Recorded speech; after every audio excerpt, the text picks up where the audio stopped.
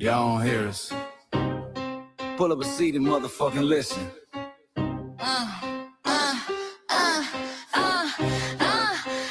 Pull up a seat and motherfucking listen.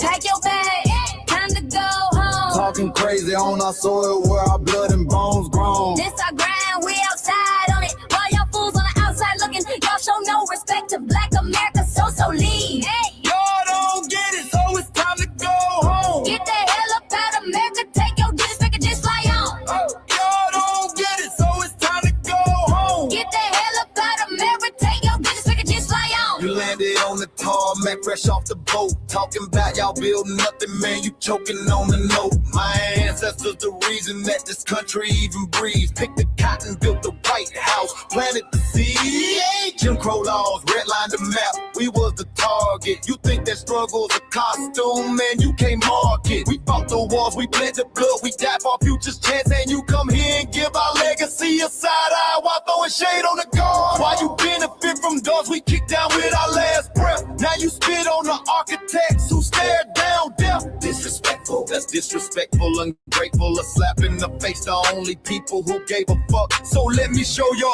ungrateful ass to the right place.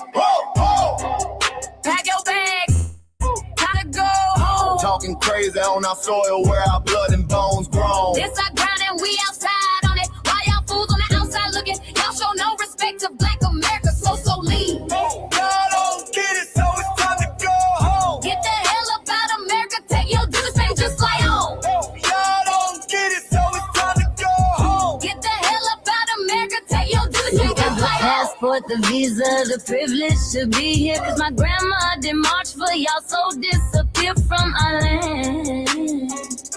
You cosplaying our pain. Think it's a trend you can borrow, but you ain't inherit the ghosts of our sorrow. We the foundation, the bedrock, the soil, and the root. You not no branch on our tree, and unproductive people always cosplaying me. Talking about we ain't do nothing, you lost your mind.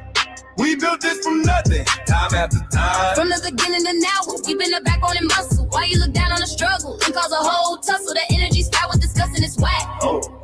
So let's make it clear, there's no turning back. This land is paid for in full. In blood, sweat, and tears, and dreams deferred. You don't get to come into a house we built from the dirt and telling Black America y'all ain't worth nothing. That's a violation. Facts.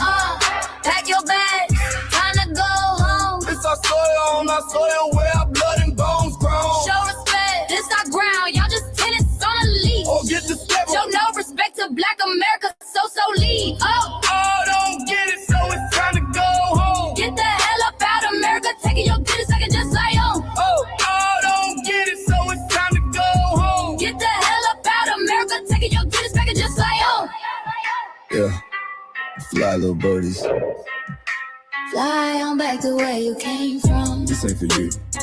This cell is sacred. We said what we said. It's time For y'all to go home. So fly a little birdies fly. So fly a little birdies fly. So fly a little birdies fly. Far, far away from here. So fly a little birdies fly. So fly a little birdies fly. So fly a little birdies fly. Far, far away from here. So fly a little birdies fly. So fly a little birdies fly. So fly a little birdies fly. Far, far away from here. So fly a little birdies fly. So fly a little birdies fly. So fly a little birdies fly. Far, far away from here.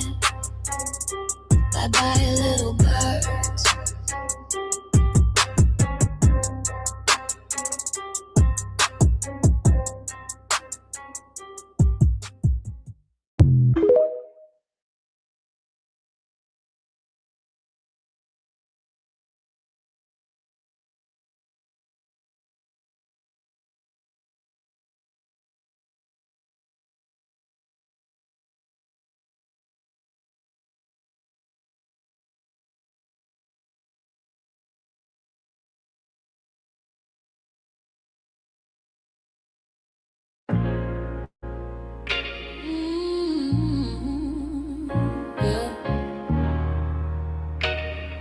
We forgot, but we never forget. This one's for the root.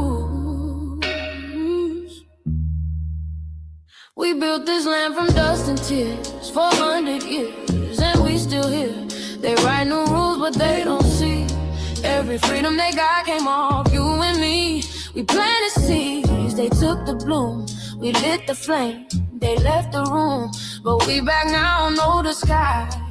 The spirit's woke, we realize all we want is what we earn. That sweat and blood, yeah, that table turn. You can't buy culture, can't fake that fight. This is our day, this is our right. We happiness. Say it loud, say it strong. We the heartbeat that's been here all along. Foundational Black Americans, stand tall. We ain't begging for nothing, we built that all. Born from pain and grace, you can see the truth written in our face. We the soul, the sound, to fight the flame. Foundational Black Americans, say our name. They love our rhythm, but they dodge our blues. Use our voice when it fits their news. They take our sound, but not our scars. We the backbone, we the stars. Now the veil is gone, the mask is clear. We see the game, we know it's here. No more silence, no more lies. We lift that flag and watch it rise.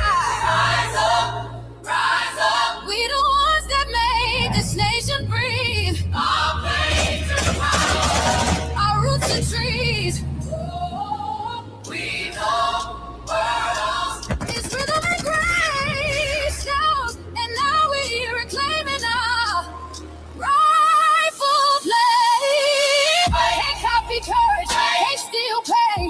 You can't inherit soul by changing names. Our story ain't done, it's the revival. We guard the gate, it's about survival. We FBA, say it proud, say it loud. The world dances on what we vow. Foundational Black Americans, still we stand, still we fight, still we demand. Every block, every song, we've been right here all along. The soul of a people strong and free. Foundational Black Americans.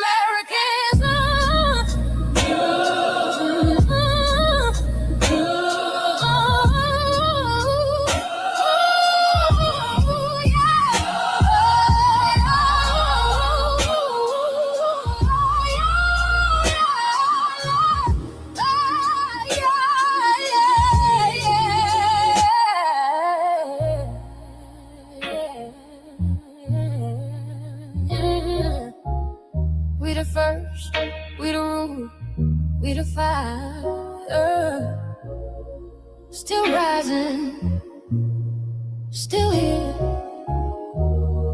Foundational Black American. We set the tone and they copy the cadence. Dance to our drums and deny the foundation. Wear the style but don't honor the source. Smile in the crowd and you distance and force. Say you not us but you rap like we breathe.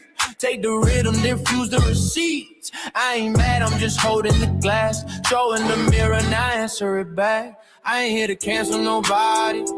Just keep it honest, keep it solid. If you eat from the table we built, don't act surprised when we guard it. Do you like that? Do you like that?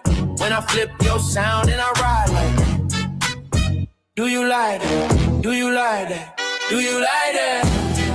Cause that's how it feel when you borrow my culture. Then act like we never mattered. Hip-hop. Mike Larry. Now this shit here is what see it is. We're not fighting your battles. We're not carrying your fear. We're not lending our history to people who erased us while we were here. Just cause you're born here, don't make you FBA. That makes you a citizen, learn the difference today. This is lineage, not a look you can wear. Not a costume you borrow when it benefits you there. You used our culture like an access card, backstage pass, a straight facade. But now the mirror's in your face, no disguise. And you're uncomfortable looking truth in the eyes. We didn't leave our land to beg for a chance. We stayed, we fought, we took every advance. That's the separation, that's the line you cross. We paid the price, you learned the cost. You waving your flag on our soil, but fighting not to go back home. Waving your flag on our soil, building comfort on a foundation you didn't know. We waving our flag, red, black, and gold. Stood our ground, never sold. You waving your flag on our soil, but scared to build what you claim you love. Our humor, our style, the way we move, the smoothness, the sound, the things we prove. Music we birth, language we shape, innovation forged under constant escape. Warrior spirit means stay and defend, not flee your land and rewrite the end. You call it success, but don't confuse the two. East came after what we went through. You abandoned your land and called it strategy. You wave that flag loud, but won't return to build your legacy. That contradiction tells the story for you.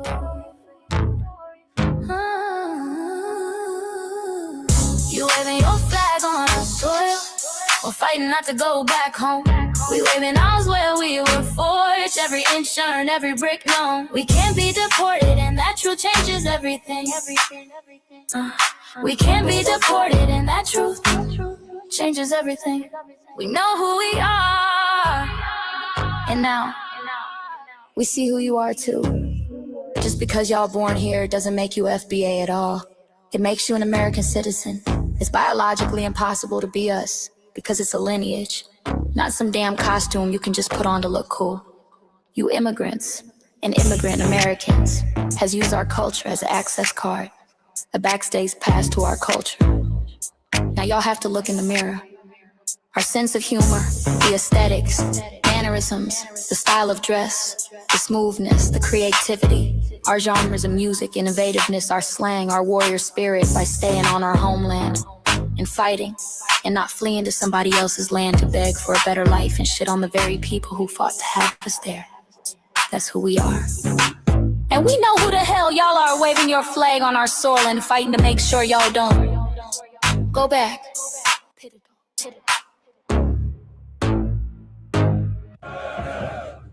You can't leech off our culture anymore. Beat it!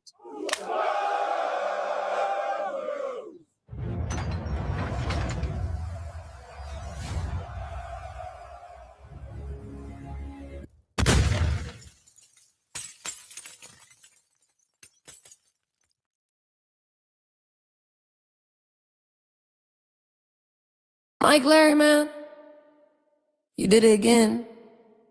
We really making history. Let's go. Do you like that? Do you like that? Flip your sound, how you like that? Do you like that?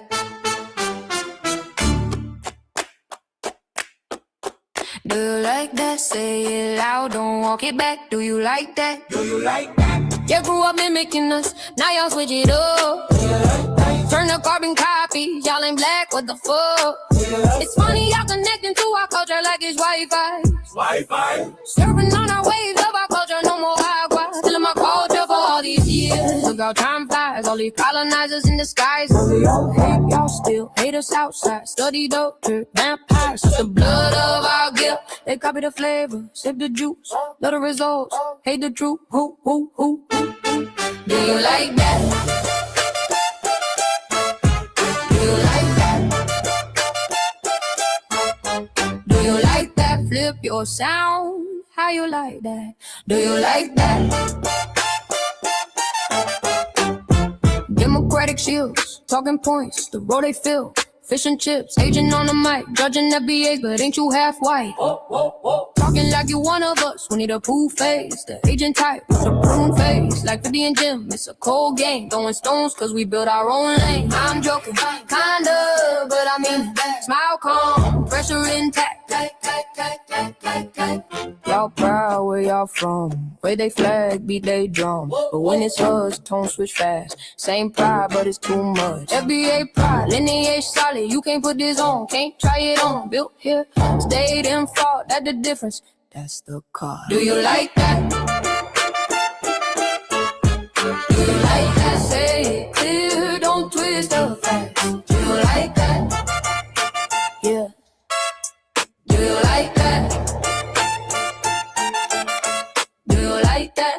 Point made, no edit, no care.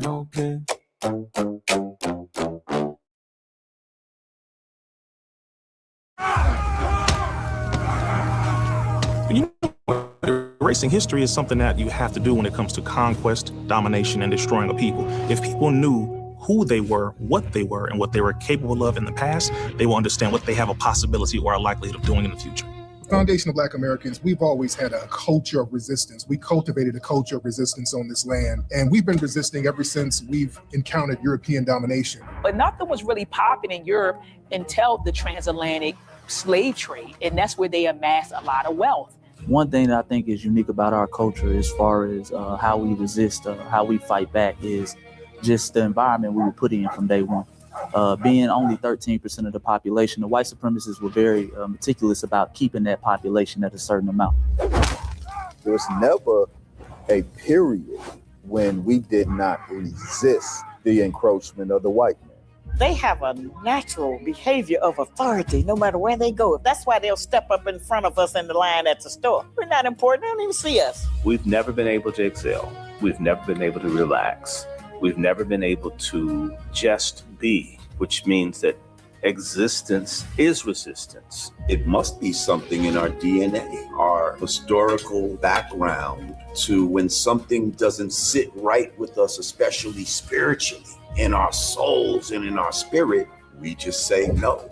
We live resistance. You know, from the moment we're born, we're in resistance. And it's handed down generation to generation. And so I think that cultural resistance is actually in our DNA, in our epigenetics, and then it blossoms out into the culture. So there's almost nothing in America that we do, from song to dance to politics to the way we talk, the way we dress, having coded languages considered to be slang today.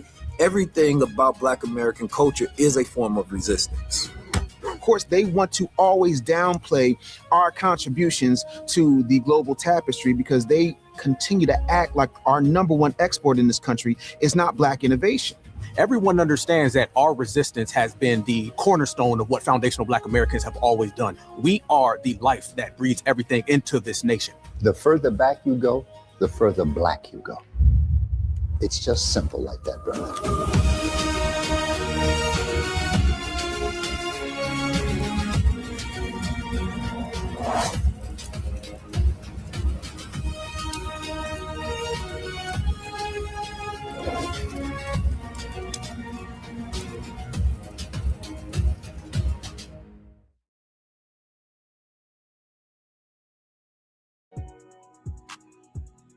Introducing the B1 Rolodex, the easiest way to search for and support FBA and B1 businesses. Hundreds of entries from the Black grassroots for the Black grassroots. Free to use, free to download, constantly updated. Trouble navigating the document? Try using the map version. Notice a business missing? Use this simple Google form to submit an FBA or B1 business. Also submit anti-Black businesses, which are now being collected in that last tab. Find resources, contact numbers, and much more using the second tab.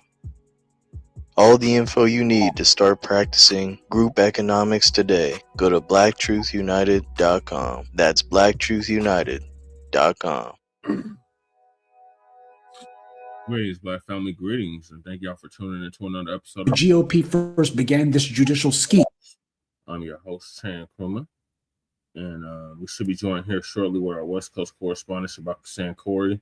Shabaka's Black Experience in here, so which I'm the co-executive producer of and co-host of. And then we might be joined with Lady Che. We'll see when she wake up from her nap. When on this season 6, episode 24, or Deuce Foe, part 2 or part Deuce of the Frontline Black News, we'll be discussing several topics. The first one is some damn Democrats. We're going in on them Democrats tonight. Just about every topic is about the Democrats. Dems have never tried to defend Voting Rights Acts, contrary to popular belief. Then Black Americans are done with old Democrats or Democrats. It's loud. Supreme Court decision puts CBC seats at risk. Will it change anything? CBC begs Black voters after new ruling.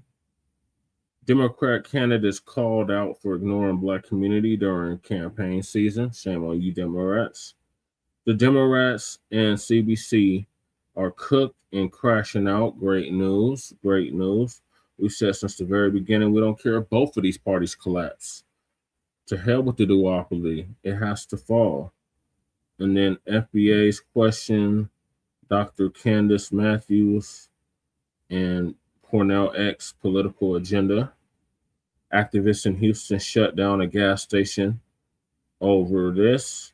Other groups are anti-Black. We're at war, Black family. Until it's time to call on FBA. Ashley Gonzalez reaction. Then Professor Black Truth's crime report, Friday crime report. Racist Latino attacks Black Mailwoman.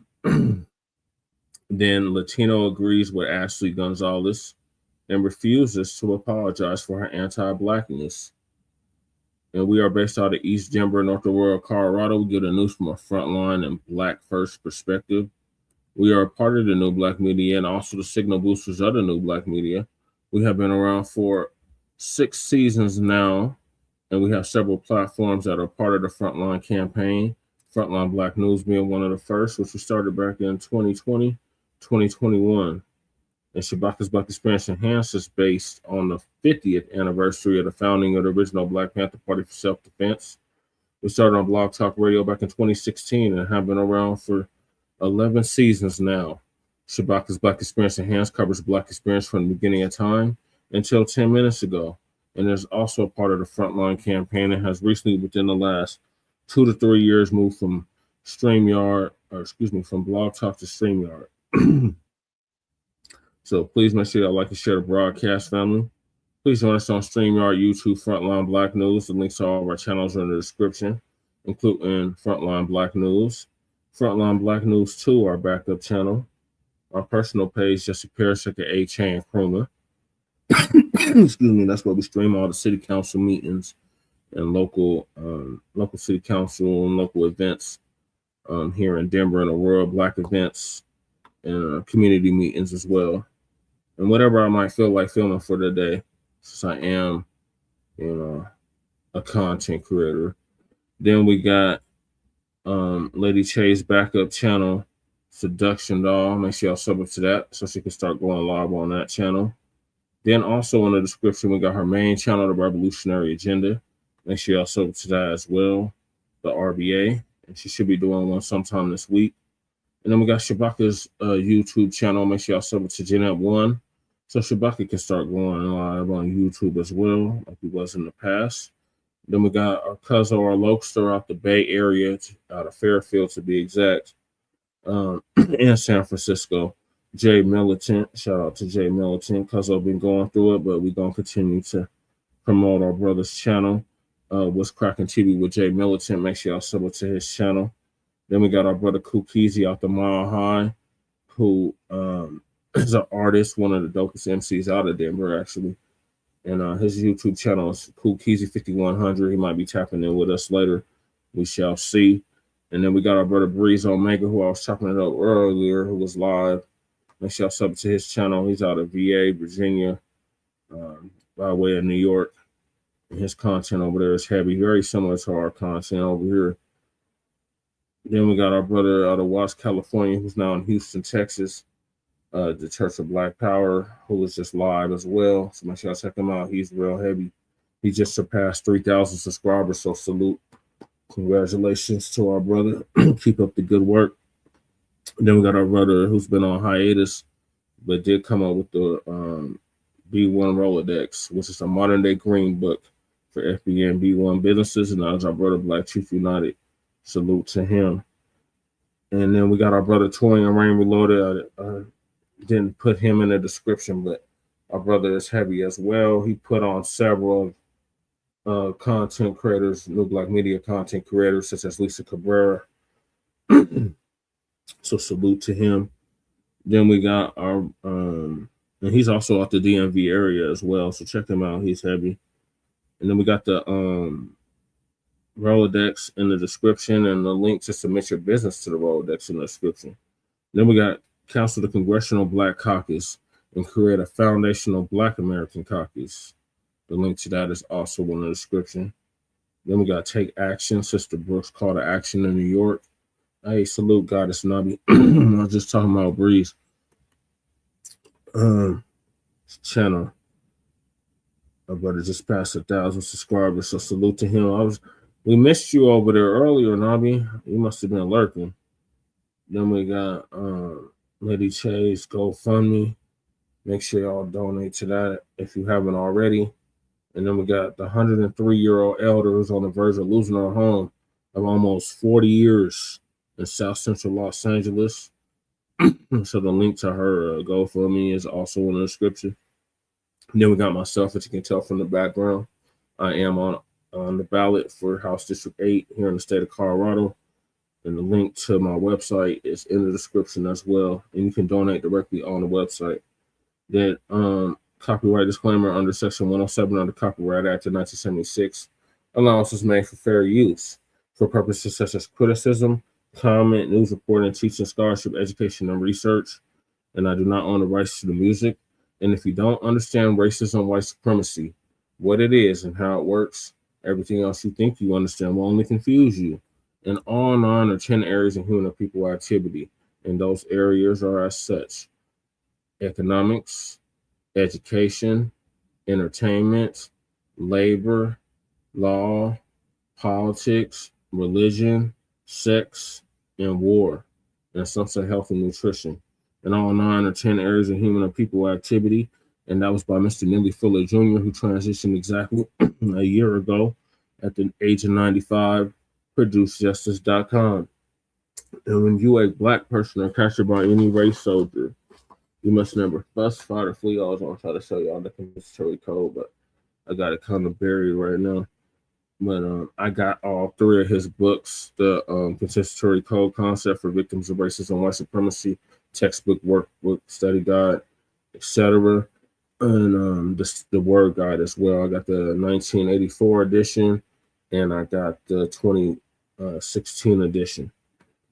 And so work on producing justice, which means replacing this evil, vile, wicked system with a system of justice, which guarantees that nobody's mistreated and those that need the most constructive help get it in a constructive manner. So that's what we actively work toward each and every day. And when you're a Black person or captured by any race soldier, you must never fuss, fight, or flee. Comply and defend yourself in court. Also by Mr. Nelly Fuller Jr., ProduceJustice.com. And last but certainly not least, we got racism and white supremacy.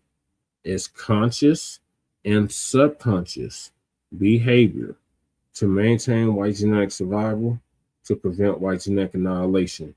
And that was by the late, great Dr. Frances Cress Welsing, the queen mother of Black psychology, FBA psychology.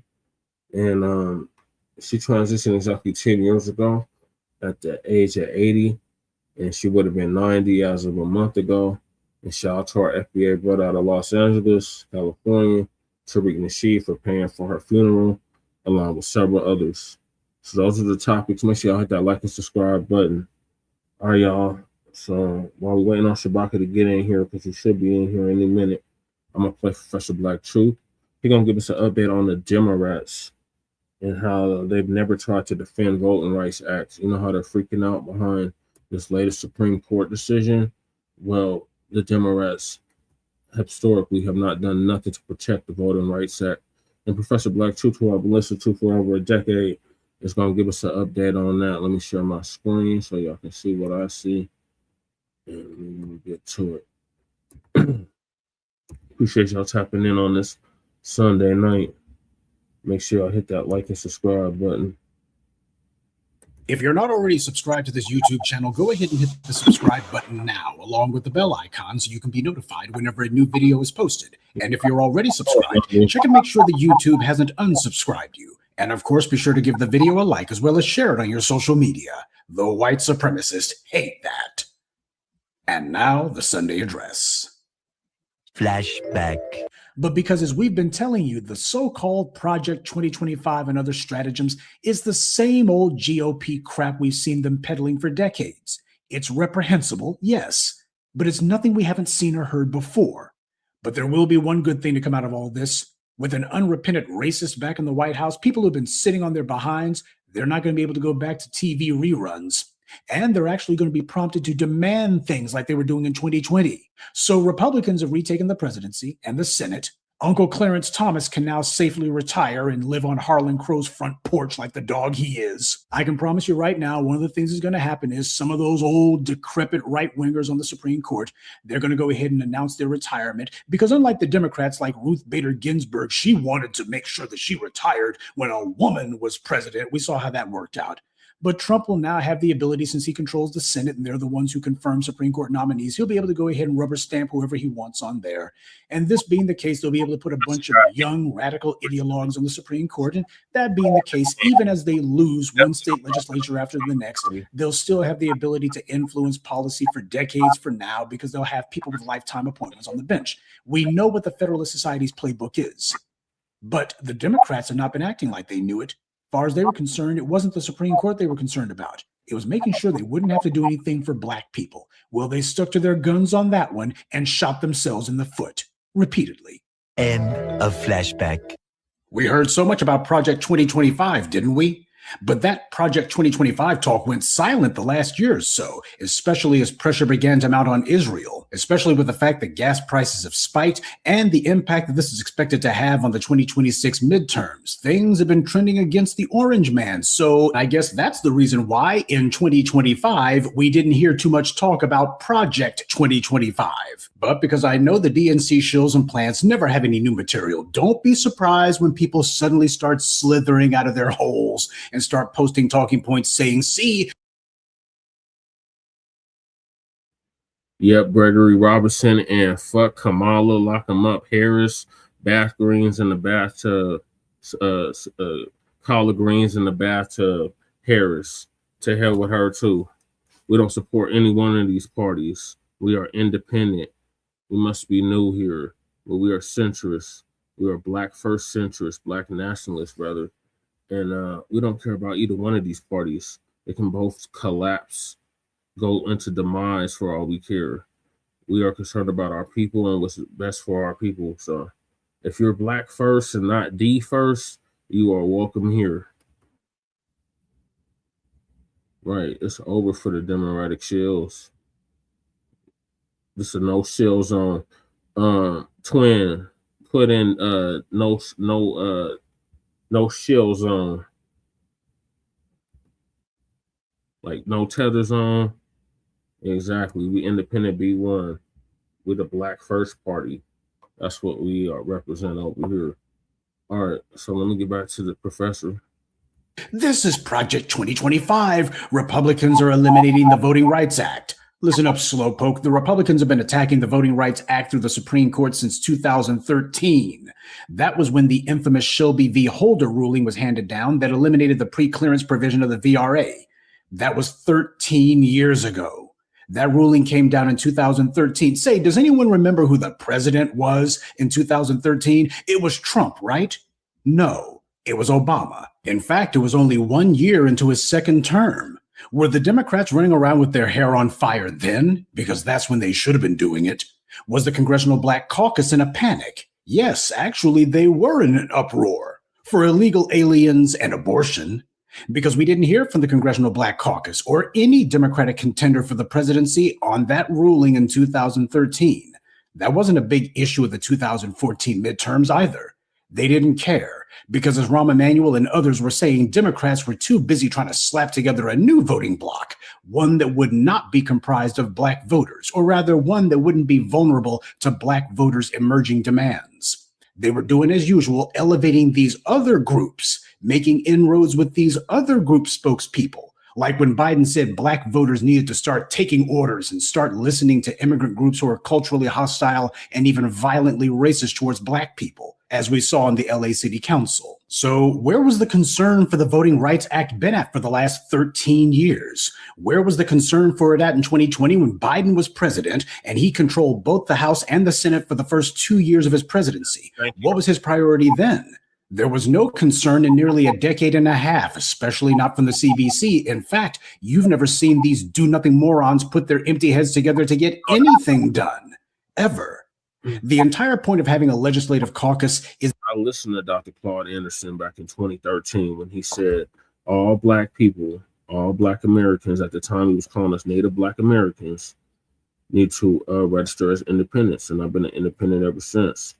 So I don't care about either one of these goddamn parties. They can both eat shit and die for all I care. I'm just concerned about what resources is coming to my people.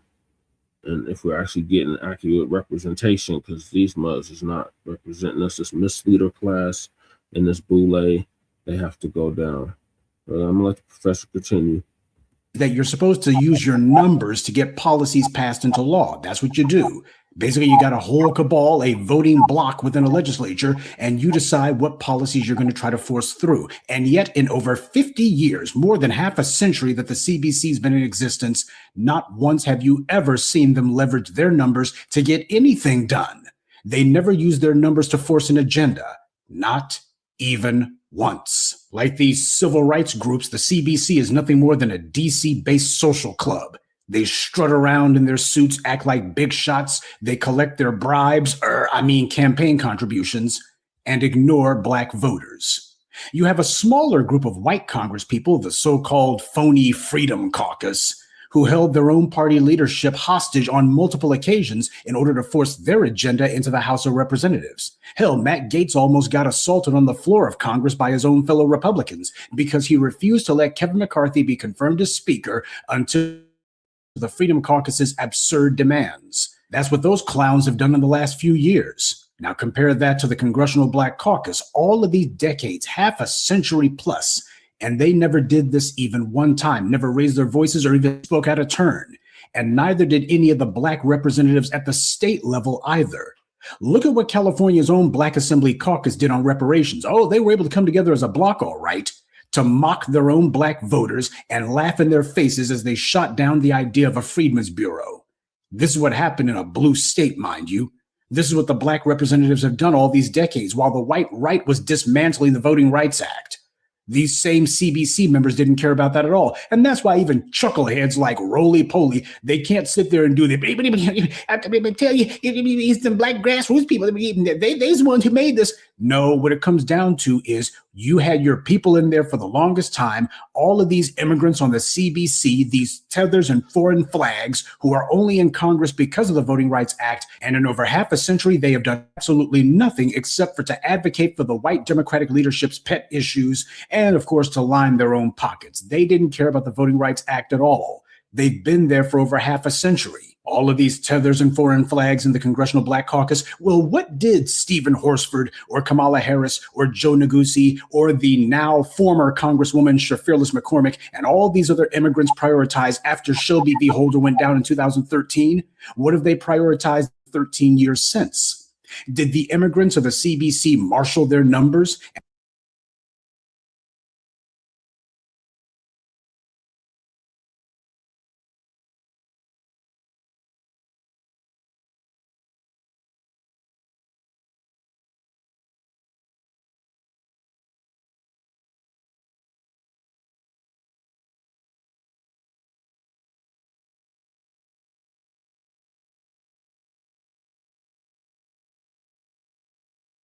and bring a halt to all business before the House until the Voting Rights Act was reinforced, or to demand that it be made permanent? Or did the Immigrant Black Caucus totally ignore all that and spend their time protecting DACA and fighting to extend TPS and fighting to shut down ICE? Is that what your Immigrant Black Caucus did? Because you heard about that from them nonstop. Other than the Blacc Media, who else was telling you about this? Who else was telling you about how the Federalist Society was going to be dismantling the Voting Rights Act? You dang sure didn't hear about it from the CBC. And when it comes to these immigrants in the Congressional Black Caucus, there's a dirty little secret that nobody's been talking about. You see, the states that are going to be most heavily affected by all of this Republican redistricting are states that these immigrant Congress people are not in. You see, the Congress people who are actually going to be most heavily affected by all of this redistricting happen to be people who aren't immigrants, people who come from FBA lineage, though they haven't been acting like it. It's no accident that the lawsuit that brought about this Supreme Court ruling originated in Louisiana. So the immigrant members of the Congressional Black Caucus, as far as they're concerned, well, that's not going to affect us anyway. And that's why you don't see the immigrants in the CBC raising hell about this. Have you noticed that if you've been paying attention? For example, Congressman Alejandro Frost of Florida, he only managed to post one pathetic little tweet about the Voting Rights Act. That's how important it was to him. Then the very next day, he posted 2 tweets about immigration. The first thing he complained about was the Supreme Court hearing a case regarding TPS. That's a Democrat policy meant to block immigrants like himself from being deported. And the second thing he posted a tweet about was complaining that the Republicans were trying to fund ICE and Border Patrol. See, that's what he did in the wake of this landmark Supreme Court ruling. He started putting the focus on immigrants like himself. Oh, and by the way, he also complained that DeSantis was trying to redraw the district map in Florida. So the young immigrant congressperson, who, by the way, is intersectional, he posts 1 measly little tweet about the Voting Rights Act, but 2 about keeping immigrants like himself from being deported. And just to show you how unserious the Immigrant Black Caucus is, while Alejandro Frost all but ignored the ruling on the Voting Rights Act, he spent the week before the ruling and days afterwards going on an orgy of tweets about a place called Sloth World. I'm not making that up. He was complaining about the treatment of wildlife, apparently, and then bragging that he helped to get Sloth World shut down. So while the right-wing zealots on the Supreme Court have been dismantling the Voting Rights Act, Congressman Alejandro Frost was concerned about the treatment of sloths. You know, given how slow, slovenly, and lazy they are, when you say Sloth World, the first thing that comes to my mind is the Congressional Black Caucus. But Alejandro Frost isn't alone. Another immigrant member of the CBC, Stephen Horsford, only bothered to post 2 measly tweets about the Voting Rights Act himself. But during that same period, predictably, he was far more concerned about gas prices, Trump's tariffs, and whether or not Trump has been doing any insider trading during the war with Iran. So in other words, he's sticking to the same old Democrat standard playbook, all the same old stale talking points. That's what he's been concerned about. And what did he say about Black people during all this? Nothing. He did make sure that he would commemorate other groups who he's hoping to get campaign donations from. This DC have been concerned about. See, Stephen Horsford's out there in Nevada. He's not concerned about redistricting there. And the same thing goes for people like Ilhan Omar. See, these people are not down there in the states of the old Confederacy where there's going to be the most vicious redistricting going on. So as far as they're concerned, well, that sounds like a you problem. That's what's happening here in the CBC. The immigrants in the CBC used all of those gains that FBA activists fought for in the 40s, 50s, and 60s in order to get themselves all of these lofty positions in government. And now that you got the Republicans who are dismantling it, those same immigrants are saying, well, let's worry about whether or not there's going to be higher gas prices, or let's worry about the sloths. That's the real constituency we should be worried about. This is what's supposed to be a Congressional Black Caucus. Even the immigrants in the CBC aren't concerned about the Voting Rights Act even now. They're not even treating it as an afterthought. The Immigrant Black Caucus is treating it as a non-event. Unless you've been in a coma the last 15 years, none of this should be a surprise. This latest attack on the Voting Rights Act was not new at all. As the Blacc Media told you, this is just a continuation of the same GOP policy that they've been pursuing for decades and that the Democrats have not been pushing back against.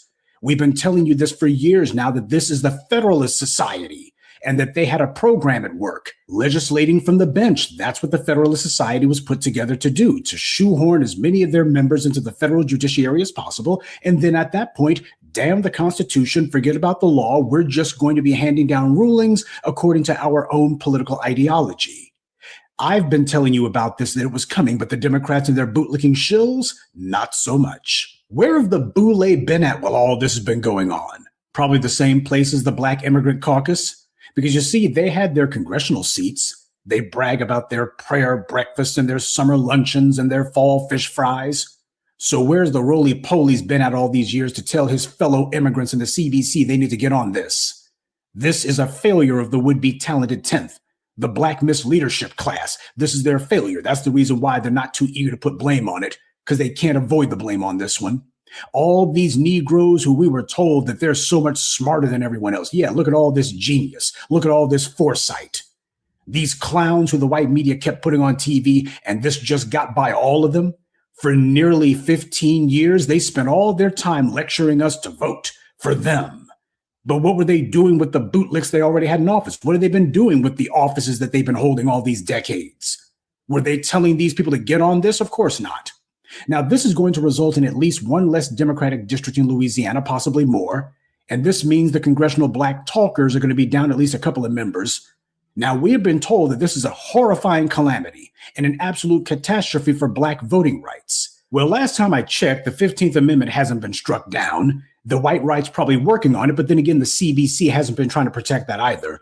Mostly, this is a catastrophe for black politicians of the Democratic bent. That seems to be the real apocalypse going on here. If you've been one of these Negroes who's been trying to find a comfortable place under the DNC, then things are going to be a little bit uncomfortable for you. But then again, what were they doing with their offices all these years? Republicans have been attacking the Voting Rights Act ever since it was passed in the 60s, and they've been promising that they would use the courts to dismantle it for at least 30 years. They've been saying all this for decades. The courts are the white right's last ditch, and Democrats have been sitting back and letting them do it. Democrats have refused to stand up for their own legislation. They've been sitting back and allowing the white right to take over the federal judiciary. They certainly haven't been trying to stop them. Why do you think the Ed Blums have suddenly been so successful with their lawsuits in the last 10 years when creeps like him couldn't get anything through the legislatures or the courts for the previous 40 years? This ruling by the Supreme Court originated in Louisiana, and that's no coincidence. Who are the black congressional representatives down there? Leo Fields. Can anyone name anything this guy has done other than be in Congress? Another congressperson from Louisiana was Cedric Richmond back in the day. Remember him? He was a congressman from Louisiana when he was going to the mat for immigrants, specifically from Asia. So he was sticking to the party line while all of this was going on. When you had Shelby v. Holder and other stuff being ramrodded through the courts, Congressman Cedric Richmond was focused on immigrants. That was his number one priority. Oh, wait, there was that one time in 2016, when Trump was running for president for the first time, when Richmond suddenly woke up from his coma and he mentioned in passing voting restrictions, which we know has more to do with immigrants than anything else. But then he talked about how it was going to hurt Black, Latino, Asian, Native American, elderly, the Martians, basically everyone. See, these bootlicks, they can't just mention Black people alone. They always got to shoehorn everybody else in there with us. Never mind that these other groups that Richmond was so concerned about, like the Asians, Hispanics, and such, they broke for Trump not once, but 3 times in a row. It was Hispanics who voted for Trump in the last election. These other groups have been helping Republicans to push their policies through. They're minorities when Democrats are putting together social policies, but when it comes to the rest of the time, especially how they vote, they want to be white supremacist adjacent. This is what Cedric Richmond was cheerleading for. He's a liar when he tries to equate Black voters with any other constituency, because those other constituencies support the policies that he complains about. But his concern for everyone except us is why he was chosen to be part of the Biden administration. And he was telling Black people, you can't go making any demands of Biden or Harris before they get into office. You have to just vote for them first and then afterwards hope that they do something for you. But you can't condition your vote on them promising you anything. That would be just wrong. That's what Cedric Richmond's been doing all these years. Congressman from Louisiana. He was repping immigrants and white Democratic politicians. And as for Black people, he was ignoring Black people. And on the rare occasion when he incidentally addressed Black people, it was always shut up and vote the way we tell you to. Did Cedric Richmond use his congressional office to demand Democrats secure the seats of Black representatives? You notice I'm not saying anything about actual Black policies like reparations or an anti-Black hate crime law or to punish hospitals for their genocide of Black citizens. I'm talking about whether or not these guys have done anything to even protect themselves. Or was Congressman Cedric Richmond just focused on climbing the political ladder, raising his own profile so he could parlay his brief time in Congress into some sort of cabinet position, or in his case, cabinet adjacent position in the White House? and then afterwards go and pursue some sort of consulting gig, the same way that all those other bootlicks and shills in the Biden administration like Simone Mammy Sanders did. This is what your quote-unquote black Congress people have been doing in the years since Shelby v. Holder. That should have been a 5-alarm fire that all of them were obsessed with, but instead, nope, business as usual, and the business ignoring black people, including themselves. They weren't hitting any alarm bells. They weren't worried about all this or even concerned. These clowns have the survival instincts of a cantaloupe. While the CBC's been obsessing about illegal aliens and sloth world, I've been warning you about the Federalist Society and how they infiltrated the Supreme Court precisely for this purpose, to legislate from the bench. If they actually cared about this issue, then instead of constantly demanding black people turn out to vote, they would actually have made stonewalling GOP nominees to the federal courts their top priority. They spent their time lecturing the base instead, finger-wagging at us. They're nowhere near as angry about this Supreme Court ruling as they were at black voters who dared to demand that the thugs in blue be punished. Don't let anyone tell you that this all came out of the blue. This is just some unforeseen shockwave that's rippled across the judicial landscape, like nobody could have seen this coming. It's been excruciatingly obvious since at least Shelby v. Holder that the Federalist Society flunkies on the Supreme Court were going for it. They were about to do an all-or-nothing push to nullify the Constitution and the progressive legislation of the 20th century in order to give the white right a new lease on life, at least a generation or so. Mitch McConnell gave the entire game away during the Obama years, when Shelby v. Holder went down. And he said the GOP's top priority in the Senate would be to ensure that Obama didn't get even one judicial nominee through, which was exactly what they did. This way, the GOP could front-load the federal courts with right-wing activists from the Federalist Society the next time that they got the presidency. The GOP wasn't even making a secret of what they were going to do. And what was the CBC doing while all this was going on? They were putting on the cape for immigrants, illegal immigrants at that. They were doing sit-ins after a mass shooting at a gay nightclub, and they were going to the mat for abortion. That was their priority, while the white right was plotting how to legislate them out of existence. So the problem wasn't that they didn't know, it's that they didn't care. They're so determined to escape being black that they ignore the dangers to themselves. They have nothing but contempt for black voters. They wish they didn't have to deal with black voters because our demands make it uncomfortable for them when they got to get in front of their white paymasters.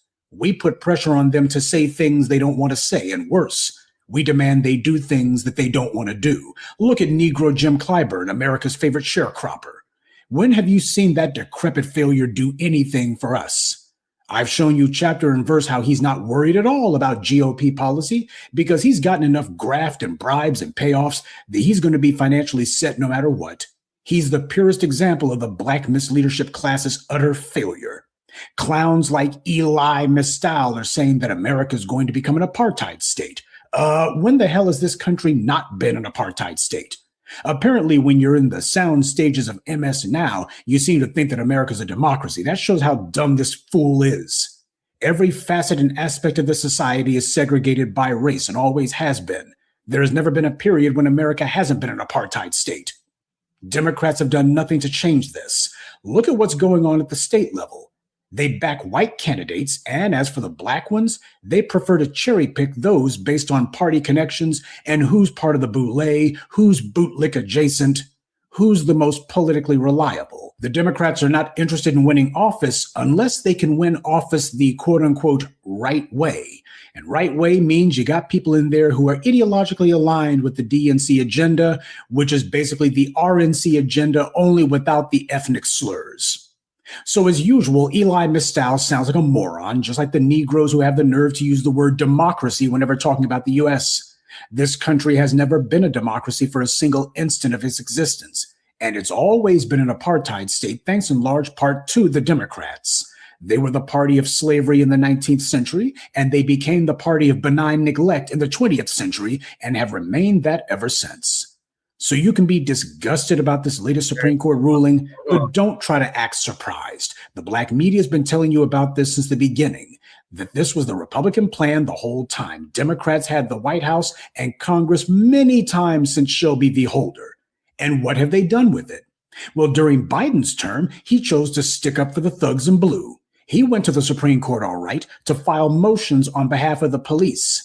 And then they gave billions of dollars of COVID money to the thugs in blue, then billions more to Ukraine, and even more billions to Israel. That's what the Democrats' top priority was during the Biden years. The only time they thought about the federal judiciary was to put Ketanji Brown on the bench, but they did that in the hopes that Black women would ignore the lack of policies from the Biden administration, that they would see a Black woman and her white husband and be eager to vote for Kamala as a result. They were hoping that Black women would just mindlessly sell the soap. That's what they were hoping for. Democrats went to the mat for abortion. They didn't need to wait 10 plus years for that either. One threat to white women's sacred cow, and the Democrats acted. Same thing for gay marriage. All it took was one threat from Clarence Thomas to revisit the Dobbs decision that legalized gay marriage, and Democrats during an election year mobilized to protect it. So they weren't concerned about a white lash. They weren't concerned about a voter backlash or the unpopularity of gay marriage. What they cared about was, as long as it's not Black, we can go ahead and stand for it. The problem isn't one of organization. Democrats are organized. The problem is they have the policies they actually are concerned about, and there are others that they don't care about at all. And any policy having to do with Black people is one that they're not concerned about.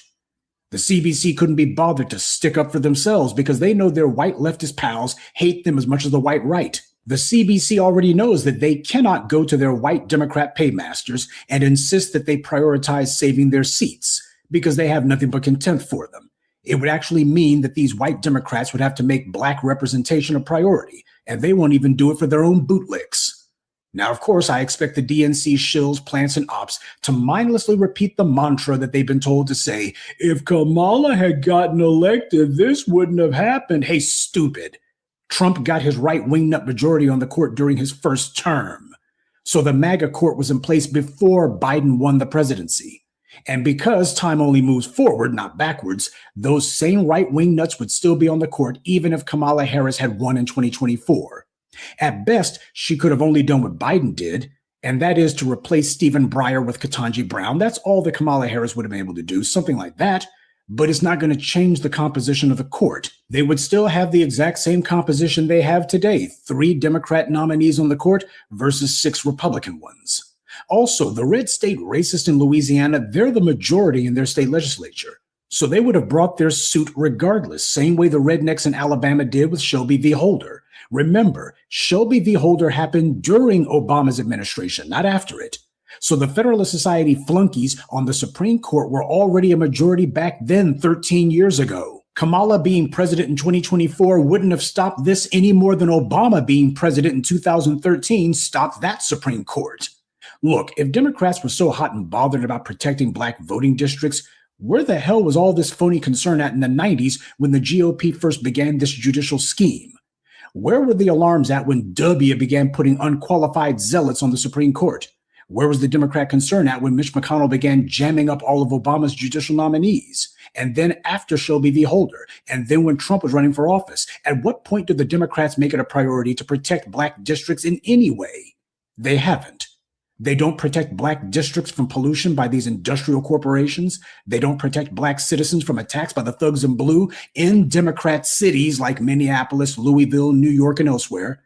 They don't protect Black students from being persecuted by racist school officials. They don't protect Black districts from redlining or any other economic discrimination. Name for me any time the Democrats have waged a legal or judicial war to protect Black people or to promote and forward our interests.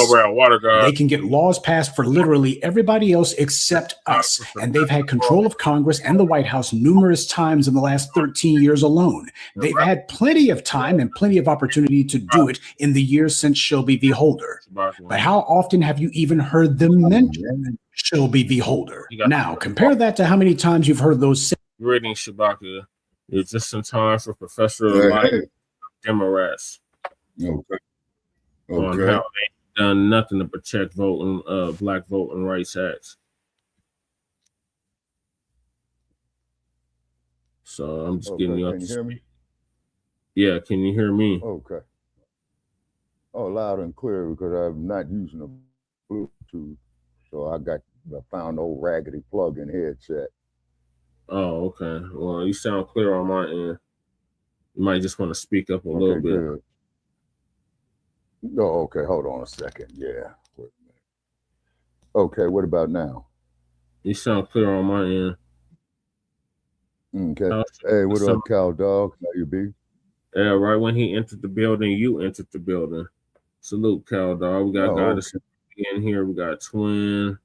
We got Mars. Okay. And whoever's speaking. Okay. We got like 20. Oh, Fresh is in here. Okay. Hey, that's beautiful. We're growing. You know what I'm saying? I cracked the code, Shabaka. You did? Yeah. Oh, okay, cool. All righty. All right. Okay. All right. And I'm just reviewing your email right here, what we're talking about. Make sure that I'm up to speed. It's all right Democrats. here. It's all Democrats tonight. We're going in on them Democrats and them anti-Black Latinos. Oh, okay. Oh, okay. All righty. Okay. Now, that's a good one. Dems have never tried to defend the Voting Rights Act. Fact. Black Americans are done with old Democrats. Fact. A fact. It's allowed. Supreme Court decision puts congressional Black caucus seats at risk. Why are we not surprised? Will it change anything? For the worse, but not for the better either. Congressional Black caucus begs Black voters after new ruling Democrat candidates ignoring Black community during campaign season. Oh, that's beautiful, man. Yeah. That's great. That's downright outstanding. Okay. And then I'm gonna share out the the YouTube link, please. It's in the email, Shabaka. Oh, okay. All righty. All righty. Sharing it out. Okay, YouTube link. Oh, y'all was in the halfway together? He said we was in the halfway. You want Buttercup halfway house? Okay. I was just he was on the platform before he came over here. Oh, okay. And then the link is shared out there on the Shabaka's Black Experience Live page. Okay. All right. We got 2,000 last night, 2,000 plus last night. Let's shoot for 3,000 tonight. Oh, okay. Good. We are coming along. Okay. All right. 15 new subscribers. Okay. Appreciate them. You know what I'm saying? Mm-hmm. All right. So therefore, man, if I may say, let's shoot for 400 tonight. 400 subscribers by the end of the night. Okay. And then also too, I've been sharing the past episodes we've been doing in my groups. You know, hopefully that's helping with numbers too. You know what I mean?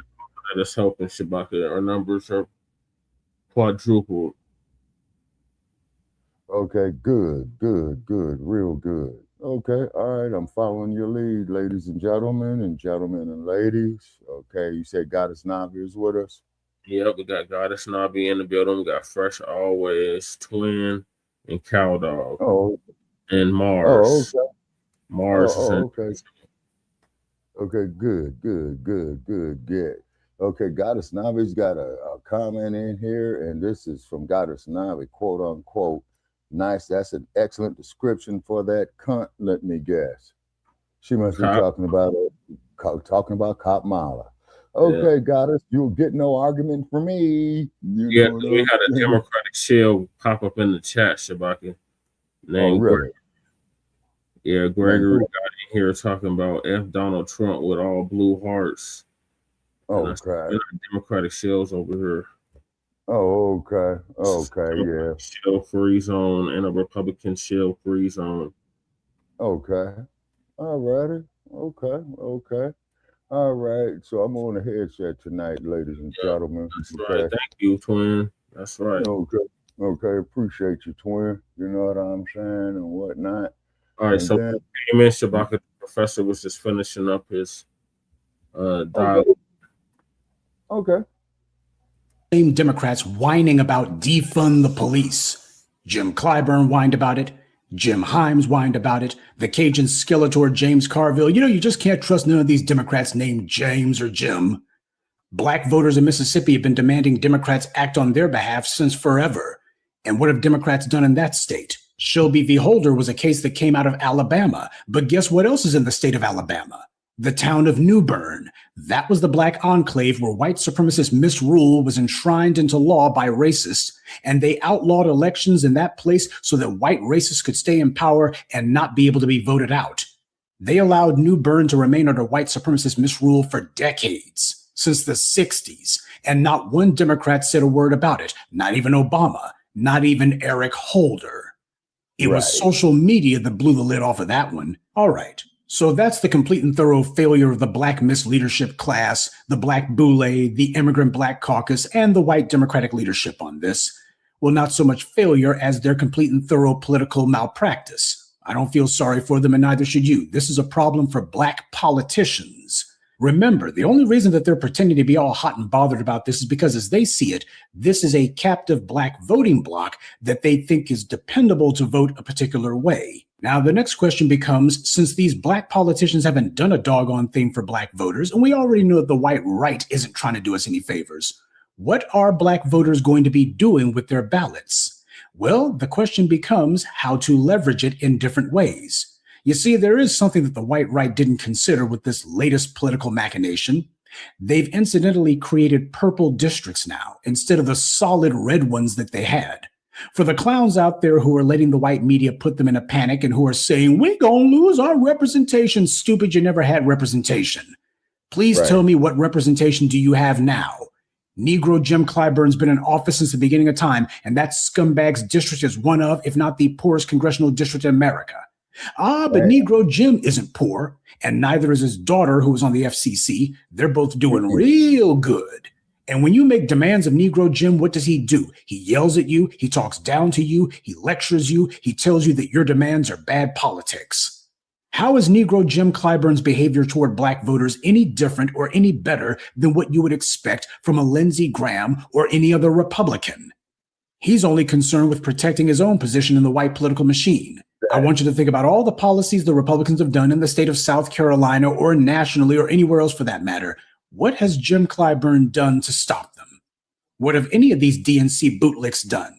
You look kind of slow panicking that this is going to be the end of Black representation when you literally can't name anything that these representatives have done for you.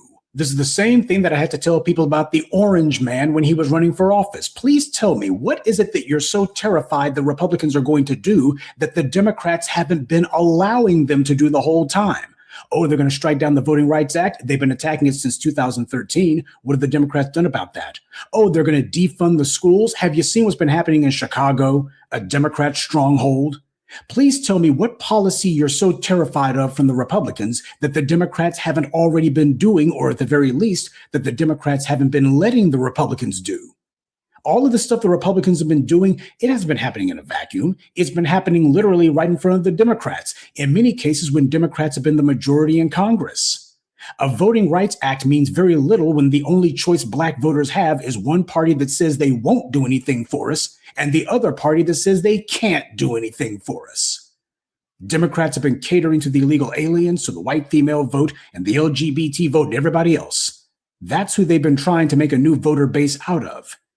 Then Black people voice our demands and Democrats are dismissive at best and blatantly disrespectful at worst.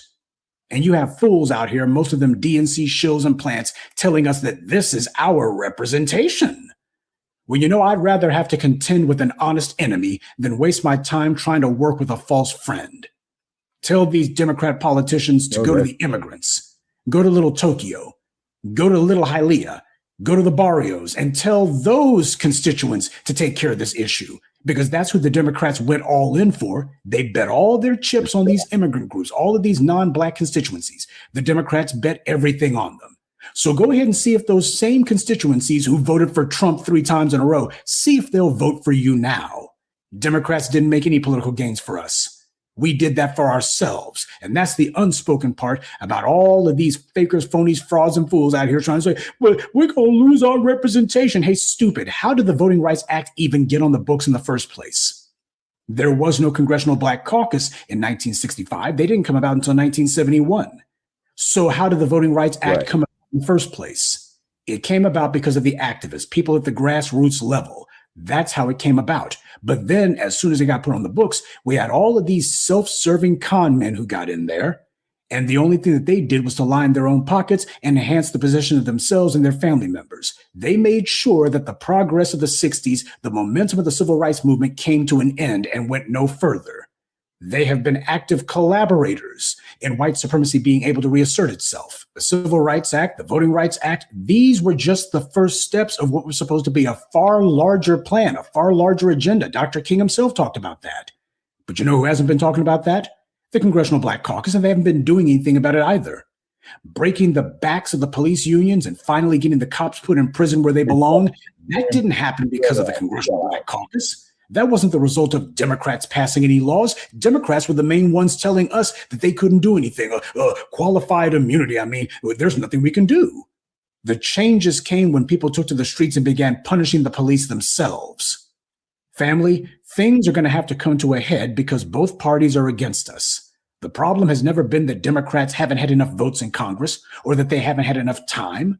The problem is they have been opposed to a black agenda. They've been opposed to anything for us. Their job was to get you on a treadmill to nowhere and to keep you on it forever through lies. Democrats have been working hand in hand with Republicans to subjugate black people since the so-called Great Compromise of 1877. You'll recall that's when Democrats and Republicans entered into a devil's bargain to get on code against us. They were burying the hatchet from the Civil War and that they would play both ends against the middle. And they've been running that political game ever since, the political equivalent of good cop, bad cop, with the Republicans being good cop in the 19th century and then switching places in the 20th and the Democrats pretending to be the good cop. That's what they've been running on us. That's the game they've been running. Democrats have been told that they must produce for black voters, and they refused. Asians got a hate crime law and didn't have to get out there and march or demonstrate. Didn't take years to do it. Nobody talking about a study or anything. They got COVID money. The LGBT lobby got their federal law. The immigrants got all kinds of goodies and giveaways in Democrat cities like Chicago, while they tell black voters, well, we can't do nothing for you. And at the exact same time, those same Democrats have been making sure that they would fund and set up and establish all of these hostile racist foreigners in black neighborhoods. Democrats have done nothing for black voters. They've done everything for non-black voters. That was their entire plan. They've been hell-bound and determined to do this, just like the Republicans have been hell-bound and determined that they would get Federalist Society flunkies on the federal bench. And this is the result. They bet everything on these non-black groups. I say let them keep all of these Democrats in office. The GOP has been on a war footing. So why haven't the Democrats? The Congressional Black Caucus has been completely casual about all this, and now they're about to become casualties. Even now, what are Democrats saying that they're going to do? What are they actually going to do? Having refused to even talk about the Voting Rights Act and not even bothering to put any legislation in place to protect it since Shelby v. Holder, Democrats are now still offering empty rhetoric. It's just the same old, look at what these mean old Republicans are doing, now vote for us. And what are the Democrats going to do about any of this? They haven't said. Now, there's one more thing that needs to be mentioned. The GOP might have outsmarted themselves on this one because everyone always underestimates or dismisses the pivotal factor in these political events, the black factor. What's happening here could very well ultimately prove to be beneficial for black voters, but not because the Democrats or the Republicans want it to be. And whatever benefit comes from it wouldn't be quick and easy. But hear me out. In order to break the policy gridlock, there needs to be a hard reset. In 2020, we saw what happened when the illusions fell from people's eyes. All the Democrat rhetoric just died before everybody's eyes, when the white right overplayed their hand. I'm not saying that there's going to be mass demonstrations or even uprisings like 6 years ago. What I'm saying is that for the longest time, Democrats and Republicans have been able to play off of each other with the lie that, oh, those mean old Republicans, they're trying to stand in the way of your rights, but Democrats, we're going to be standing up for your rights, while in truth, they didn't do a doggone thing at all. And for generations now, there's been stagnant policy by design. Things had to come to a head in the 1960s in order to break the political gridlock back then. And the same thing's going to be required now. Policy regarding punishing the police couldn't be addressed without the country being forced to confront the issue head on. And you'll recall Democrats had absolutely nothing to do with that. They were the main ones pleading helplessness and hiding behind the lie that, well, there's nothing we can do because of qualified immunity, etc. Well, qualified immunity is still on the books, but the thugs in blue are in cages without the Democrats' help. The Congressional Black Caucus didn't bring us the reforms of the 60s. The CBC didn't even exist then. They were the result of the Voting Rights Act, not the cause of it. And they've done absolutely nothing to protect it. They only exist because of the activists who fought to get that legislation passed. They were the ones who passed it. If you're really concerned about voter district maps, then you need to be concerned about the composition of these state legislatures. But the problem for the Democrats happens to be that in the last 20 years or so, it's gotten a lot harder to be finding Negroes who are going to be compliant with the DNC program. It's been harder and harder to find voters who can get enthused about turning out to vote for nothing. That's the reason why at the state level, Democrats know that they could capture a number of seats, but they're looking and going, well, we want to do it the right way with the right people. Well, what's the right way? Well, in a way that doesn't change the status quo. And who are the right people? Well, people like Cleo Fields and the rest of these do-nothing Negroes, those are the right people. You know, people who'll take orders. The white Democrat establishment, with help from the white media and their black flunkies at the local level, they caused us to take a wrong turn a few generations back. They convinced us that they were responsible for things that they had nothing to do with. And then once black people voted for them, they elevated a few self-interested puppets, people like John Lewis, Jim Clyburn, and others, who used the momentum of the civil rights movement to secure a lifestyle of comfort and wealth for themselves, while completely ignoring the black voters who it was supposed to really be about. We need a hard reset. Now, that's not going to be pleasant, any more than the uprisings of 2020 and the years prior to it were. But the reality is the Democrats used the Voting Rights Act to put hand-picked flunkies in office, and then these puppets ignored us and told us we had to either put up with them or get nothing at all, when the reality was they never gave us anything to begin with. The next phase after the civil rights movement was supposed to be to cut the check. Money was supposed to change hands.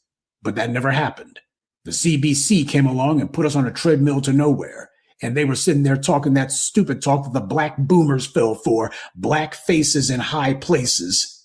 But no matter how high these Negroes got, we never got anything. Black farmers were still left with nothing for generations. Redlining continued and nobody even said anything about it.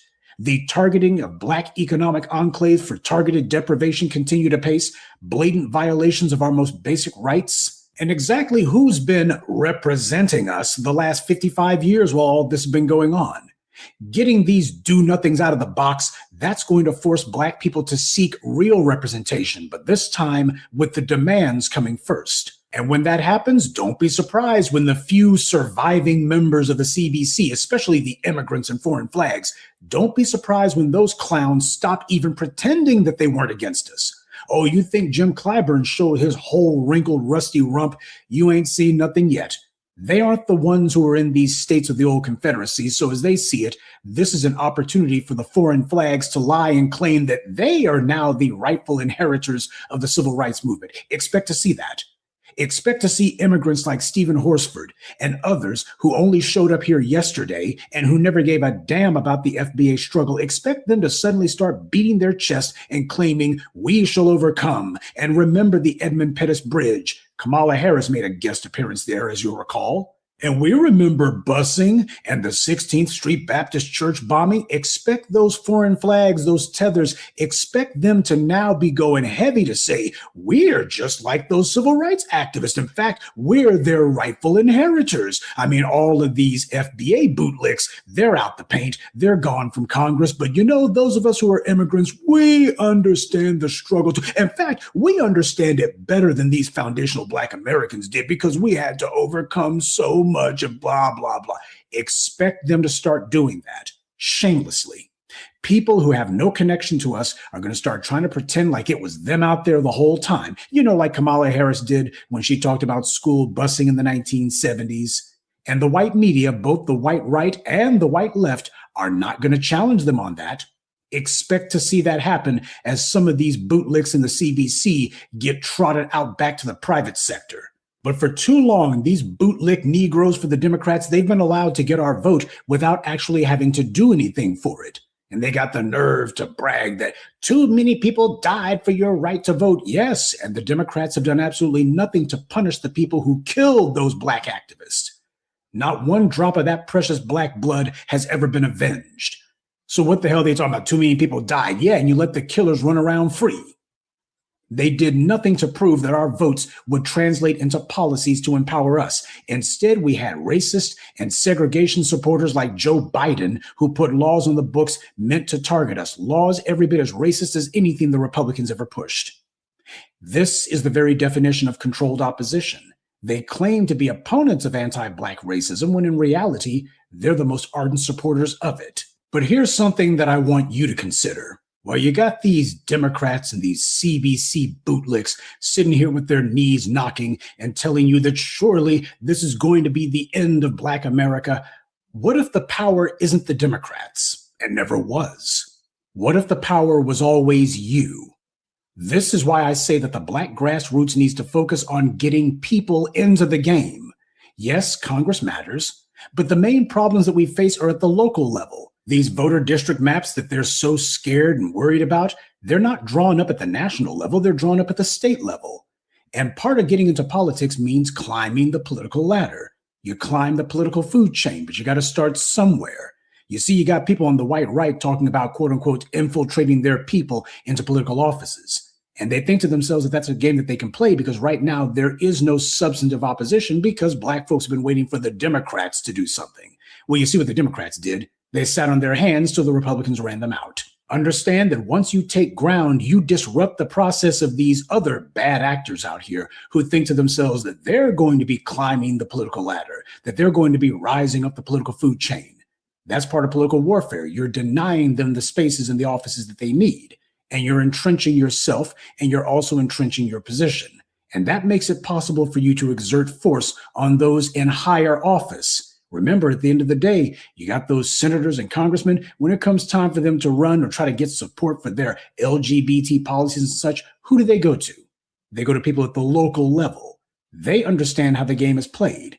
And as long as Black people have been content to sit on our hands and let them dictate to us what bootlick they're going to claim represents us, they've been allowed to get away with this. They're out here talking about how the Black voters are going to be under siege. When the hell have we not been under siege? We've been under siege for half a millennium. In the last 150 years, we've been under siege, attacked nonstop. And what the hell have these people done about it other than say, vote for us in November? It's time for that to change. So that's what I'm saying. This Supreme Court ruling is not a good thing for us. Republicans did it specifically because they're trying to target us, and the Democrats have allowed them. That's the entire point. The Democrats have had generations now to stonewall this stuff, push back against it, to entrench these laws, and they've done nothing with it. And that's deliberate. So we recognize that there's a problem here, but what I'm trying to tell you is this Democratic Party and their Negro bootlicks, they're not the answer. So believe it or not, I do at base agree with what these CBC and these leftists and all of these commentators are doing and saying, oh my God, what's happening with the Voting Rights Act? This is a crisis, I tell you. Yes, it is.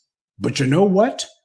As that popular political expression goes, in China, the ideogram that has to do with crisis is comprised of two symbols, danger and opportunity. Good evening and be one. I'd like to take a moment to mention some of our contributors: Cornell Sly, R. Laz, Mo Hammond, James Hampton, and Sharon Doyle. Salute to them and thank you to everyone for listening, liking, and sharing this message. Black empowerment only exists because of you. Thank you, Professor. Shout out to Professor Black True. Certified foundational. All right, Shabaka, what are your thoughts on what the good professor laid out on, which we're able to hear at least? Shabaka, you're muted. Okay. He laid down nothing but facts. You know what I'm saying? And then these Democratic shields, man, we've been following them with that bullshit, man. What's that, 161 years now? So combined. Yeah, combined. So it clearly tells us that these individuals do not have our interest at heart. So we need to turn our back on the Democratic shield. Neither one of these parties have our best interests in mind. That's why we got to create our own party, which we have done, and that is the Reparations Freedmen Party, or the Freedmen Reparations Party. Shout out to our brother church. And we got Sister Val in the building. Certified salute, Sister Val.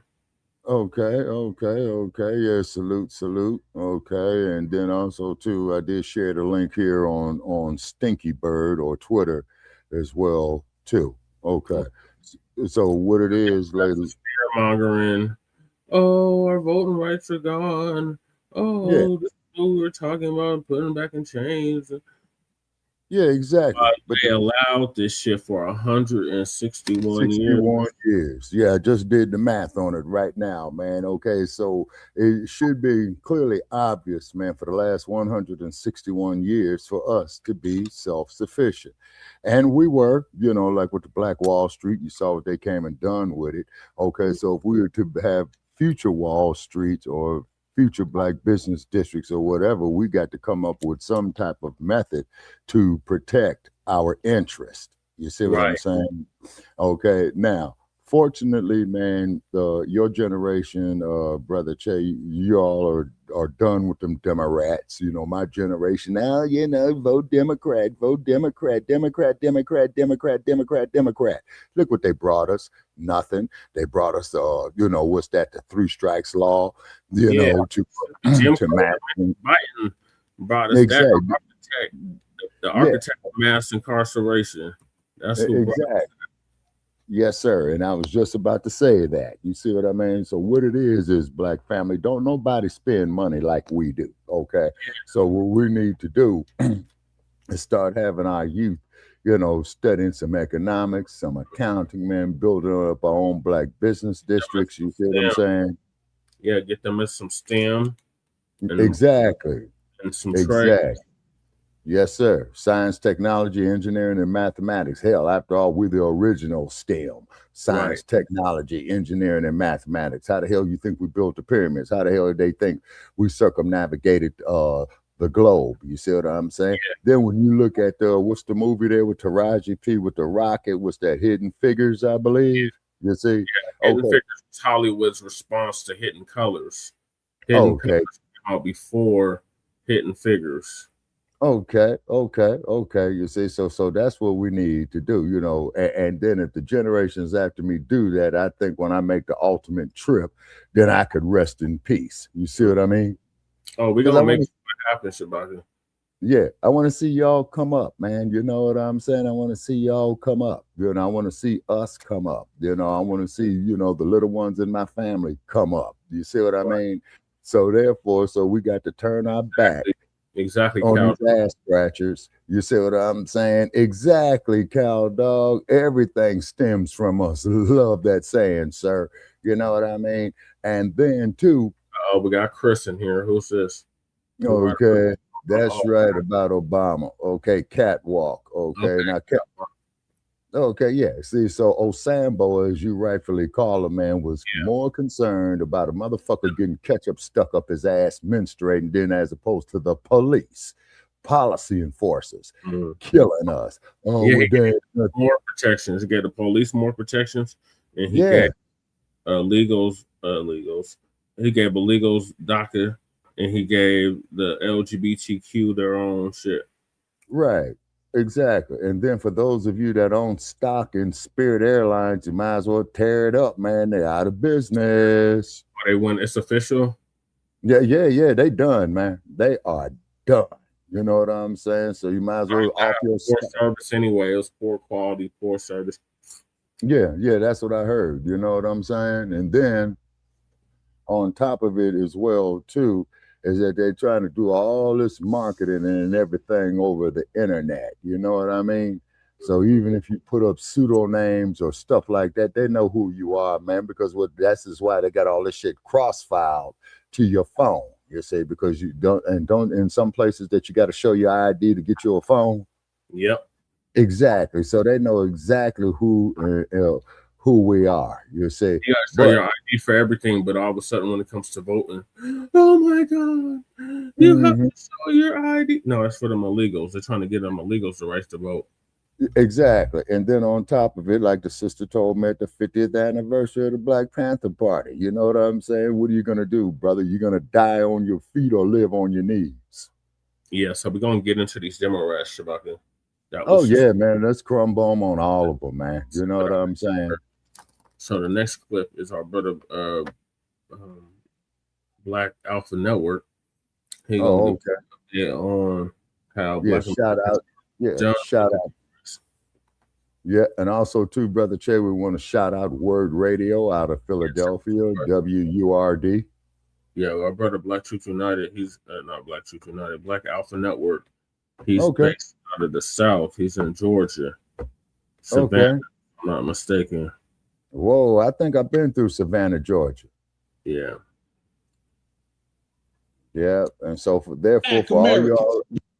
Yeah, okay, go ahead, Brother Che. I don't want to get to rambling. Go ahead, brother. Carry on. Right now, I need you to turn your speakers up because Black Alpha about to cook. Let's go. If it's vote blue, then it's F you. If it's no matter who, then it's F you. And if they don't like what we got to say, then it's F them too. All of them. And the Democratic Shield's mad as hell right now. They crashing out, melting down, embarrassing themselves. What's this one shield's name? Is it Gagatha Tweaks? Is that what it is, family? Is it Gagatha Tweaks or no? Is it Transbatha Tweaks? Y'all let me know. Help your boy Alpha out. Put it in the comment section and let me know something. Because I seen them hide their forehead. I done seen them hide their hairline, but now they hiding their throat line. Damn. So I just want to be specific. And I want to know who I'm referencing. Is it them or they, him or her, a ma'am or a sir? I think it's a sir. So, sir, listen, I came here to talk to Drew, not Drew Paul. They don't want no problems. So they was running around here saying, there's a black man who said something about Kamala and I didn't like it. And I said, yeah, you're right. Absolutely right. There is a black man that said something about Kamala. But the question is, which black man are you referring to? Me or you? Because it's apparent we both black men. I just stayed one. And isn't that indicative of the Democratic Party? The only thing the Democratic Party has right now is fish fry, bathtub collard greens, and a box of Skittles. That's it. Just like that other Democratic shield that be running around here. Y'all know the one that was taking pictures in his drawers with stains in them? What's his name? Amazing Dukas? Is that what it is, fam? You can't make this up. But I'm going to tell you what they can't make up. They can't make up the ground. They can't make up the facts. They can't make up the game. Certifieds control all that. Oh, and by the way, Kamala. They was running around here talking about something. You pronouncing her name wrong. No, I pronounced it right in my foundational Black American vernacular. We don't speak Punjabi passion and we don't eat collard greens out the bathtub. If you do that, then access denied. And you ain't black, Camilla. So collard green Kamala is collard green Kamala. And that's what it is because I'm FBA and I said so. I speak FBA and that's all goddamn day. And we don't give a damn what a Democrat got to say. So they've been sending out all these little shields left and right, and they've been mad, they've been upset, they've been crashing out, they've been melting down, and we did that. And we did that by standing on certified business. And now everybody want to say foundational. Did y'all see the little statement that Kamala Harris just put out? And she put foundational equity in it. And then right underneath that, she said black and brown. And that's why I told her, you ain't going to take our ancestors' legacy and give it to illegals. See, we check these people in broad daylight when the cameras is rolling, and then we present it to the world, and the world throws up that certified salute because everybody want to be us. And that's why these folks so upset. Remember, family, it wouldn't hurt so much if it wasn't true. And let me tell you what's true. What's true is the Democratic plantation don't exist no more. The Democratic con games don't exist no more. And eventually, the Democratic Party won't exist no more. So that means they all going to be socially, politically homeless. Now, let me get back to Mr. Gagatha, or should I say TSTB, and y'all know what the TS stand for. She talking about you paid $400 to go see Kamala. And then I dropped the receipt to show that she's about $350 wrong. Just like them Coke bottles cost about $350 and weigh about 350 pounds. $400? Kamala didn't even have 400 people in attendance. There was more people who worked security than they were in them seats because the seats were empty. The theater was empty. The building was empty. just like their policies are empty, just like that mind is empty. Democratic shields is people without thoughts, without minds, without facts, and they about to be without votes. Damn, it's terrible to be them, and it's great to be us. Don't be mad that Black Alpha is a legend. Don't be mad that the people love Black Alpha. Don't be mad that I went more viral than you in one day, than you went your whole career. Matter of fact, I went more viral in 20 seconds than she or he has went in his whole entire career. Damn, a 20-second clip through your career in a headline. Told you they ain't got no motion. We got all the motion. They ain't got no traction. We got all the traction. They ain't got no influence. We got it all. There ain't enough to share no more. What DMX said, fam, we right here. This is ours and we don't share. I mean, family, imagine being a podcaster that just talks and you're still wrong. Imagine being a podcaster and you can't get Black folks to cast votes. Imagine being an influencer and you ain't got no influence. That sounds like loss. Somebody come get their auntie. Or I'm sorry, excuse me, I apologize. Somebody come get their uncle. The drunk uncles can no longer come to the cookout. Nope, Drunk uncle, you need to put that vodka, that scotch down. Go to the Democratic plantation. Get you some vodka and some Skittles. I'm sure you love that over there, but you can't do that over here because we run it over here. What you're seeing is a prime example of the new era, the new generation, the new wave, Black Alpha. And what you saw is the old era, TSTB. Say all that in your mind, family. Enjoy the laugh. So no, sir. No, sir. You get no play over here. These folks are not going to disrespect us. They're not going to talk down to us. The plantation overseer, the plantation sheriff that runs around here and tries to cuss out Black folks because we ain't going for the con games and trick bags of the Democrats. Them days is over. It's just like a Democratic shield. They always the last ones to know. Clyburn still running around here thinking it's the old days. Roland Martin running around here still thinking it's the old days. But guess what? We put them all out of business. We putting them all out of business. And I'm talking to all my certifieds listening right now. Yes, I'm talking to you. You right now are residing over the reparations generation, and we putting them all out of business. That's why they melting down. And that's why I'm embarrassing them, because it's all easy work. But guess what? It's all good. I know McDonald's is hiring.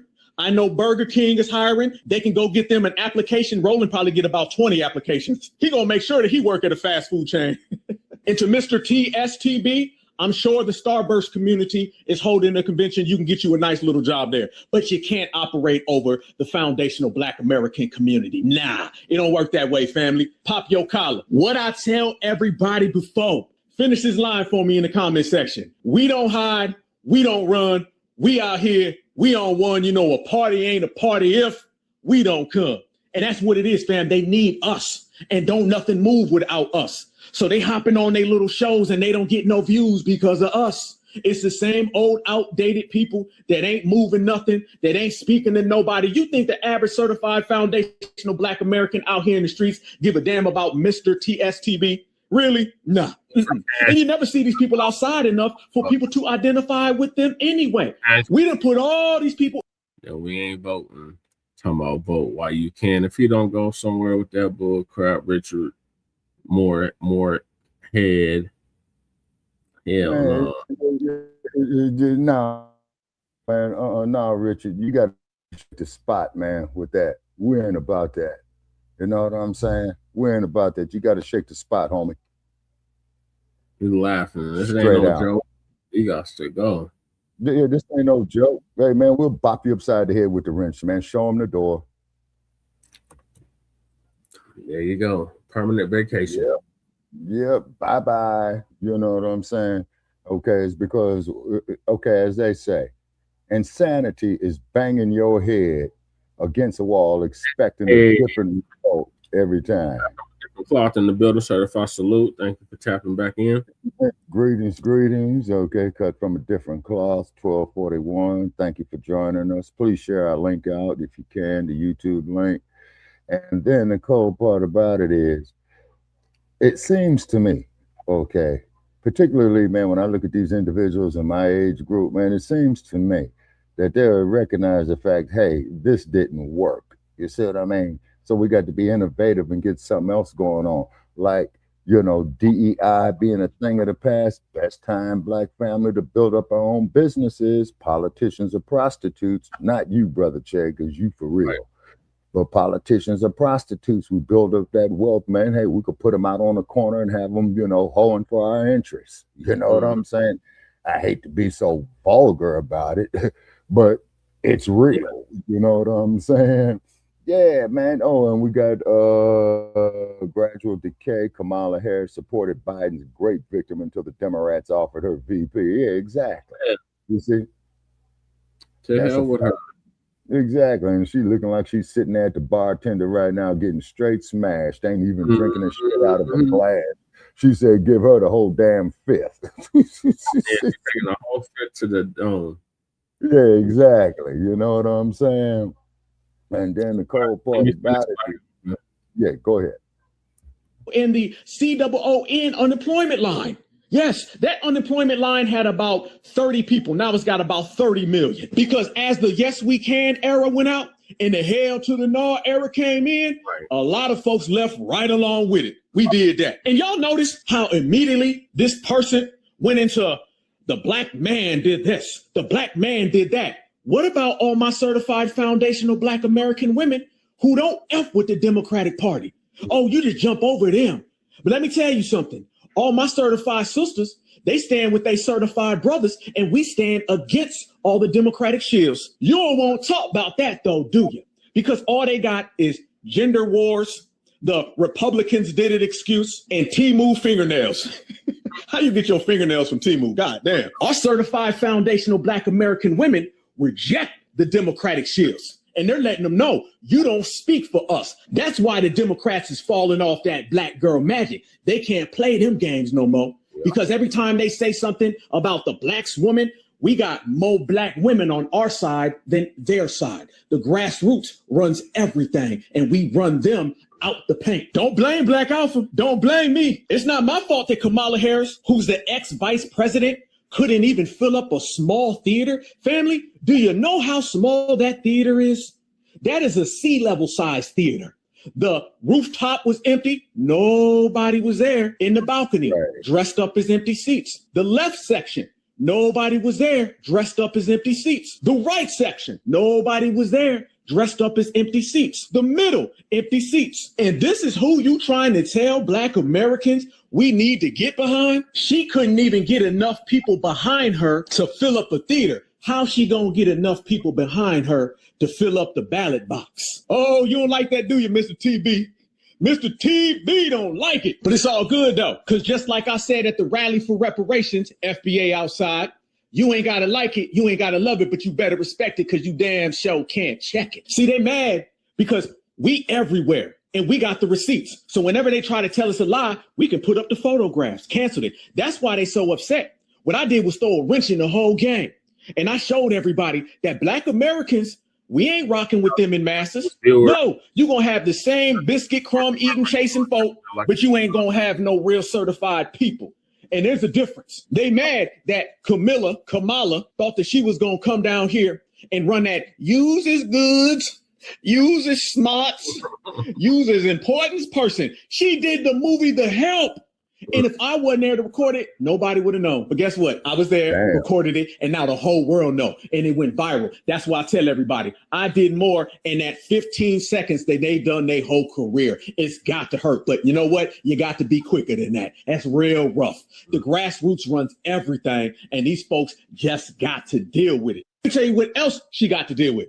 She got to deal with the fact that her career is to sit down, press play with press-on nails that look cracked, by the way, and speak plantation babble to a bunch of certified foundational Black Americans that ain't listening. Nobody's listening to a party that tells you what they can't do, what they won't do, but what we better do. Shit, they better sit down and stay down. And really, that's what they do because they sit down and they don't never go nowhere. You don't see these people anywhere outside.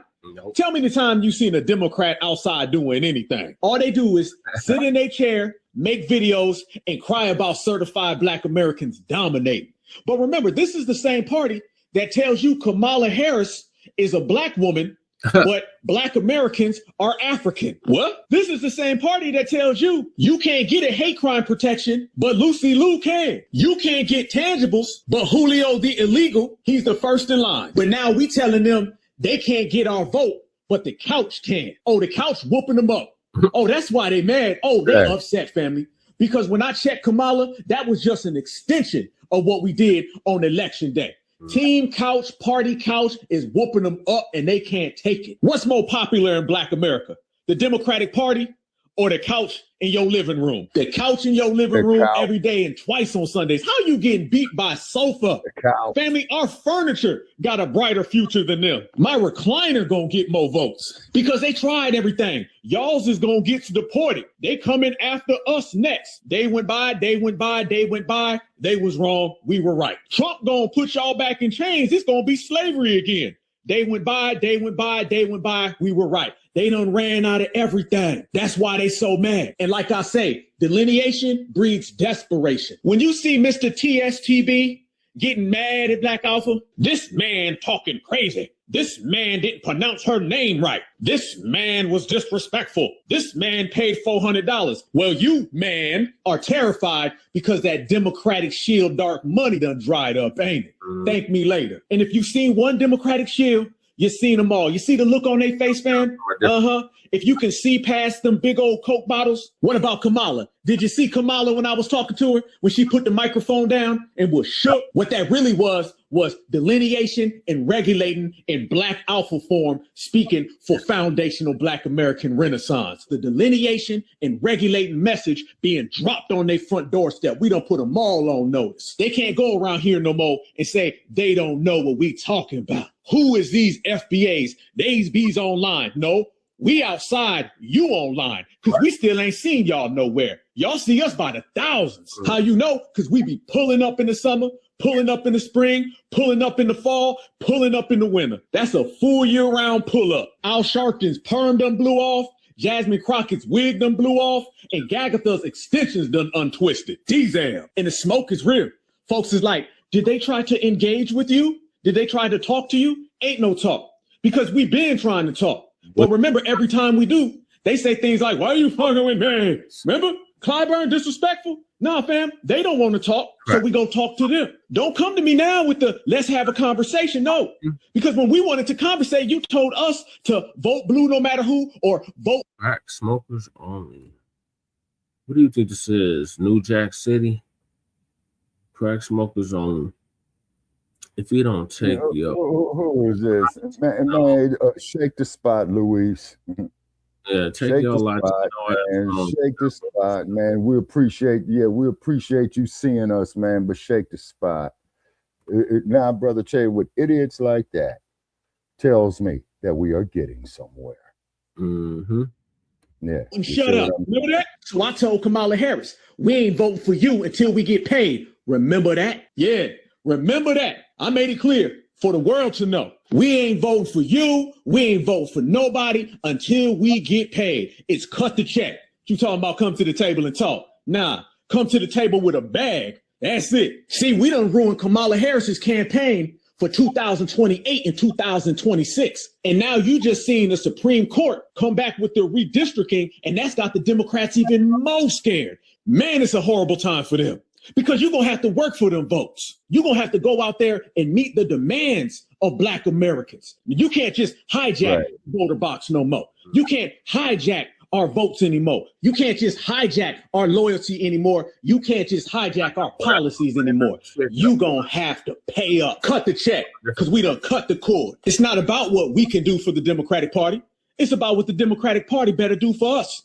You owe us. We don't owe you a damn thing. Only thing we owe the Democratic Party is an election night on the couch, eating popcorn, watching them crash and burn. I don't want to hear your Republican excuses. I don't want to hear, what about the Republicans? What about my money? What about the blacks and browns? What about my money? What about the people of color? What about my money? What about the minorities? What about my money? What about the Voter Rights Act? No, what about my money? And you better act quickly. See, we got all the power and we've been had all the power. It just took this reparations generation to flex our muscle. Now we utilizing it. This is why they sending out all the sassy shills. And you see how quick we ruin them and send them right on back to the Democratic plantation broken, the new ones, the old ones, the ones in between. All of them get this FBA work. Conscious Fleet, check. Aflini, check. Al Sharpton, check. Benjamin Trump, check. Hakeem Jeffries, check. Jasmine Crockett, check. Plies, check. Two Tooth Luke, check. Reese Colbert, check. Roland Martin, check. Ray Carr, check. Bakari Sellers, check. Van Jones, check. Barack Obama, check. Michelle Obama, check. The CBC, check.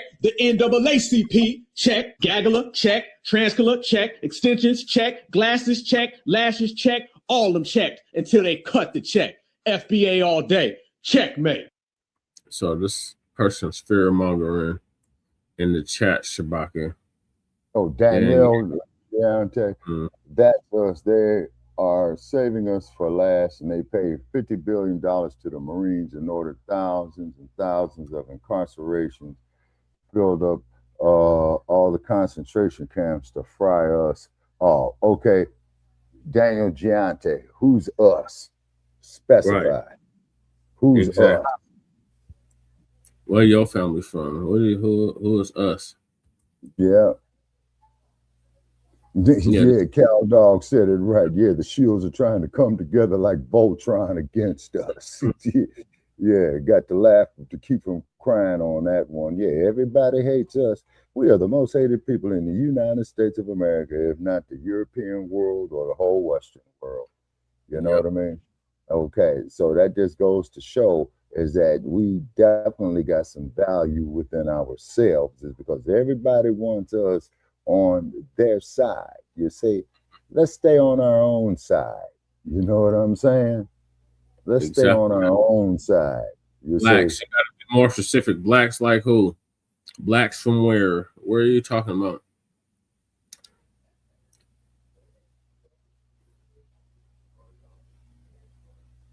All right, you have to be more specific when you say blacks in the U.S. and Europe, on the continent, all over the world.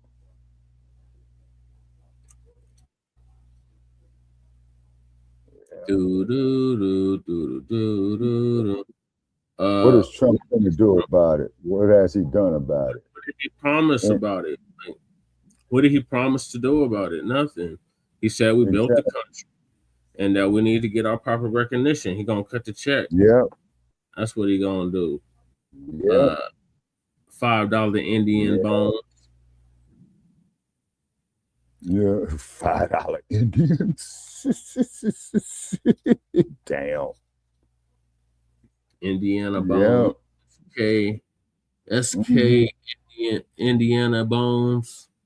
That's what he gonna do about it. Mm-hmm. He gonna cut the goddamn check. That's what he gonna do.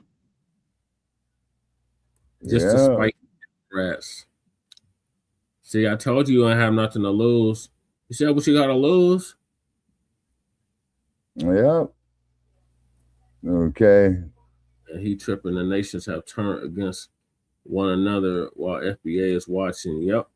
Exactly. Cut from a different cloth. Cut from a different cloth. Also, too, cut from a different cloth. How did you hear about us? Just doing some feedback, he's brother. He's from the new Blacc Media. I see him in all kinds of chats. Okay. All right. Thank you for joining us. Cut from a different cloth. Welcome. You know, so therefore, man, like I said, man, is that we got to go out here and do for ourselves. Like I said, okay, with all this Trump rhetoric, okay, he left a flank wide open for us, you know, to counterman on. You know what I mean? One of them is getting rid of the DEI. Okay, so what that means is, okay, that's the perfect opportunity right there. Okay, cut. My apologies, sister. Thank you for tapping in. I didn't know you were a sister or brother. Okay, got you. Okay, and how did you hear about us? Okay, cut from a different cloth. She's been tapped in with us for a minute, Shabaka. Oh, okay. All righty. Okay. All righty. Okay. So once again, you know, these Democratic shields. Huh? She been tapped in with us for a minute, but she ain't been around lately. Oh, okay. All righty. Okay. All right. Welcome. So therefore, so these Democratic shields, okay, you know, they got to go, and we need to put their asses on blast. You see what I mean? Yeah. And let it be known and make it perfectly clear that they do not represent us. You see? Because how long has it been, Brother Jay? We've been voting for these Democrats, man, damn near 70 years that I know of. Well, recently, 60 years, but total is 161 years. Okay, exactly. And it's the 200 Democrats that this country's been in existence. Yeah, and it's the Democrats, you know, who brought us the Ku Klux Klan, you know? Okay, now, who is this here? SK Indiana Bone, or maybe Black America gets their roses, but what actual changes will do anything about racism in the workplace, systemic racism and health disparity? Well, you see, to answer your question right there, that's why we got to become anti-FBA hate crime law. For one, we need to end the qualified immunity in all 50 states. Right. And then hold the policy enforcers accountable. You know what I'm saying? And what have you, because we all know how they originated. Okay. All right. Okay. Yeah, the slave patrol. Okay. Yeah, exactly. What actual changes will do anything about racism in the workplace, systemic racism and health disparity? Well, this is the more reason why we as a people got to become self-sufficient. We'll be able to employ ourselves, employ our people, feed ourselves, feed our people. Like, what are you talking about? We won't even have to rely on their bullcrap system. They just need to cut the damn check, and we can do our own system. We can have our own table. Like Franklin and Charlie Brown, I want my own goddamn table. I'm sick of sitting at their table begging for crumbs. We need our own goddamn table. Certified salute. Easy's in the building. Okay. Hey, Keezy. All right. How you be? All righty. Okay. He says he's tapping in Black first. Yeah, cool. Keezy's always a pleasure. Segregation was the worst thing happened to us. Okay. Cut from a different cloth. Okay. No, all right. Integration. I think you mean integration. Okay. I think you mean integration. Yeah. Because with segregation, that's how we built up the Black Wall Street. You see what I'm saying? Right. You know? How many Black people, just people of color in general, are in Trump's inner circle? Okay, we don't do people of color. Yeah, we don't use that term here. We don't use those broad, ambiguous terms. And when you talk about Black people, who are you talking about? Exactly. See, it's because it didn't work. Language over here. Okay, desegregation. Oh, desegregation. Okay, now, only thing like Malcolm X has said, okay, about desegregation is where he was right, where you could sit up there and go to the same bathroom and share a toilet with a white man. You know, that's bullshit. He said we got to be self-sufficient. You see what I mean? That's what it was. Yeah, exactly. We had our own infrastructure. We had our own factories, our own companies, our own everything. Exactly. You see what I'm saying? Exactly.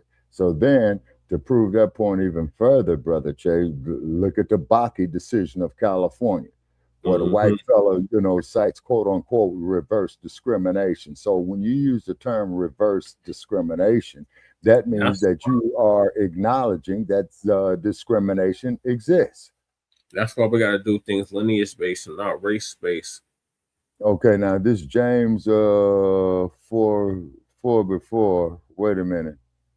Okay, Black America has had the lowest unemployment in history under Trump. That's not true. When hasn't Black unemployment been low? Yeah, that's not true. Yeah. Okay, Danielle Giante says, but completely forgotten about Doomsday Leviat. They missed trying to blow her eyes out in Venezuela. They are 59 years ahead and prepared. You don't have to specify on that, okay? All right, yeah, we did have hospitals and hotels. Yeah, we did. like the King Drew Medical Center out there in Watts. Okay. That was Murder King. That was Murder King. Yep. That was Killer King. You did not go to Yep. Mm-hmm. All right, so Professor, Uncle Phil's gonna give us an update on these Democrats losing their freaking minds over the latest Supreme Court decision, which puts CBC seats at risk. Will it change anything? Mm-hmm. And then, just like Cool Kesey says right here, what does it matter how many blacks you go along to get along with the around? Where's the and now black the system is possibly kicking you out because they don't want you around. See, this is the thing. This is what you're dealing with the Republicans right now. Exactly, the lunatic. I'm gonna go back to we got Nick Fuentes, if you know who he is, right? The anti-black Nick Fuentes member. He said something a while back. Libertarian. I'm noticing they kind of going with that. He was talking about all the bootlicks and the sellouts. He said, you know, we don't need them speaking for us. Shout out to the end. He said, they making all this money off of us. He said, we can speak for ourselves. We don't need them. And he really went hard on they don't need y'all speaking for them no more. They can speak for themselves. And I've noticed after he said that, and more of them start taking that ideology, what he said, slowly but surely, they've been pushing y'all out. Ain't that right, Candace Owens? Mm-hmm. Would you think the Congressional Black Caucus is not in the same position as Candace Owens? You want to get on? No, they didn't say the things she said, but what the purpose she served is the same as the Congressional Black Caucus. No, none of them have said incendiary things like Candace Owens has said. No. They have never said nothing like that, like she said in the past, like George Floyd or Breonna Taylor, or any black people. No, they've never done that. Say hi, Rue. But when the rubber meets the road, Candace Owens was put there to serve the interests of white supremacy. The Congressional Black Caucus have proven themselves to serve the interests of white supremacy. Look at how they vote on things. Say hi to the people. They vote on things to promote the system. They don't stand 10 toes down with us. Nope.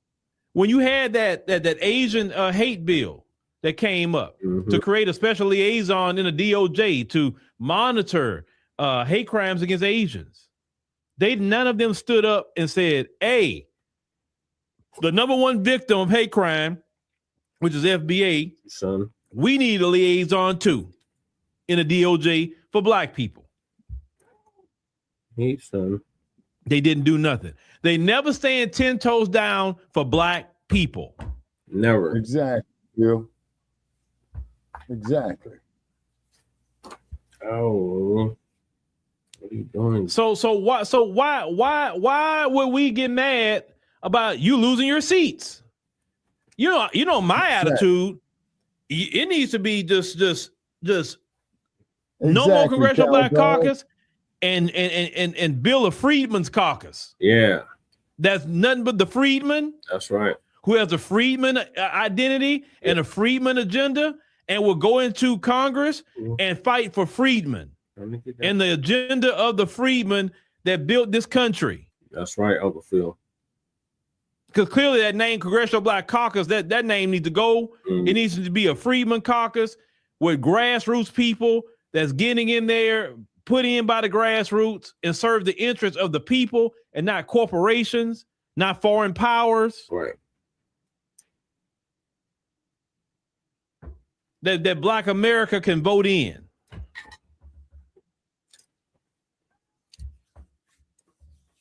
But this that's not this. Uncle Phil build up our own business. That's what I believe. All things work together for the good. Always remember that. Of those who serve the Lord and called according to his purpose. I believe in that. So even with the Supreme Court doing what they doing at the time they did it, I believe in the end, it's going to work out even better for black people. I don't think it's going to be bad for us. No. Because you know what? Before we had a Voting Rights Act and a Civil Rights Act, before we had any of that, go look at our history. Go look at before we had all that, how much we were together a lot more, And how much more businesses we created, how we stuck together as a community. Right. When we have even any of that. Magazine was a classic example of that until they sold it. Some of that lulled us to sleep, and we went from depending on the community to depending on our quote unquote representation, and our representation has been captured by corporations and special interest groups. So they don't serve the community. They may look like the community. They may sound like the community. They may even come from the same neighborhoods as the community, but they're not there to serve the community. They're there to serve corporations, special interest groups, foreign powers, etc. That's it. They don't stand for nothing as a caucus. They don't vote as a block. But the dog is psycho. It's sad to watch. What was that Jennifer Welsh, that particular podcast? Lady Chase. She's asking Hakeem Jeffries about AIPAC, and you should have watched how he was dancing about that, answering that. No. It wasn't Hakeem Jeffries. Wrong person. Sorry. Cory Booker. Right. She's asking Cory Booker about AIPAC and the way he was dancing around the question, scared. I say, see, that shouldn't even be a question for him. He should be serving black people in his particular community. Now, I know as a senator, you got more than just black people, but one of the things you should be serving is black people, not special interest groups, not foreign powers. That's why how I feel, all of them can go. Because what have we been getting as a community with the Congressional Black Caucus being in that place? And then I saw what you said, Kellen. Boulay Martin say they don't even call him back. Listen, it lets you know how they won't even call Boulay Martin back. They won't even answer him, and he's the top Democrat promoter. They won't even call him back. You know why, Boulay Martin, they won't call you back? Because they only need you around election time, sir. Dog, nummy. So they'll come around that time, and then after that they'll disappear. They don't talk to you because they got their votes. They getting their checks to help train the dog. They getting their set asides. Because listen, what job do you know? And this is just about all of them, so I can't say it's one or two of them. What job do you know you get? And let's say if your job paid you $50,000 a year, and let's say that's what they get paid. But I'm gonna give you an average, something small. You start your job, the salary of $50,000 a year. Everybody knows that. Then we look up in about 4 years, you're worth $1 million. And you're like, how you worth $1 million after having that job for 4 years? You didn't even get no raises to get up to that high. Then you look up another 4 years, you worth $10 million. It's like, hold on, bro. Hold on. 8 years ago, you were struggling. Yeah. And this job pays you $50,000. I'm looking up 8 years later, and you got $10 million. Did you hit the lottery? Like, what happened? How are you getting all this money with a $50,000 a year job? That don't make sense. You don't have enough money to invest like that. And even if you did invest everything you own and you lived on ramen noodles or whatever, right? What was the dog's name? And then slept on an air mattress, you want to invest all your money. That is not even most time that's not going to happen unless you hit the Powerball. Right. But everybody don't hit the Powerball, right? Like a majority of them people in Congress they become mega rich when they in there. Because it's corruption. And the black ones are corrupt too. Maybe some more than others, but the black ones are just as corrupt. And my main thing is, you haven't done nothing for black people. No. Where's the bills you have passed for black people? You people, that's 19 of you who's scared that your seat may be gone. What bills have you passed for black people? Which one of y'all have promoted reparations in the form of cash payments? Zero. Not a study, because you'll support a study because your white liberal Democrats say they support a study. Yeah. Right. No, well, that's pacification there, Uncle Phil. No, that's a pacifier, like Malcolm X said. Stalling. What'd you say? You say just permanent. You say, oh yeah, no permanent friends, no permanent interest. Right. Yeah, we know about insider trading. Now, what time it is? With that being said, real quick, when we come back, we're gonna get into what the Republicans are doing now. Right after this, what they've been doing, they're probably gonna do this in every Republican state, including the one I live in, Texas. I definitely see that coming. I'd be shocked if they didn't do this. But let's go ahead on and we got less than 30 days now, less than 30 days. And we will be at the Ohio Black Expo in Columbus, Ohio, ladies and gentlemen. Come on out. We'll be out there on the 23rd on the empowerment stage. Make sure you bring your friends and family out there. You can go to OhioBlackExpo.com to get all the information. But let's cue this up if you didn't know about it. The Unity Reunion Parade, Cookout, Line Dance Party, Backyard, Barbecue, Fish Fry, Vegan Soul, Black Business, Food Truck, Networking, Outdoor, Concert, Music, Festival, Celebration of the Year. Big boy wants to be on camera again. Say hi, Amaru.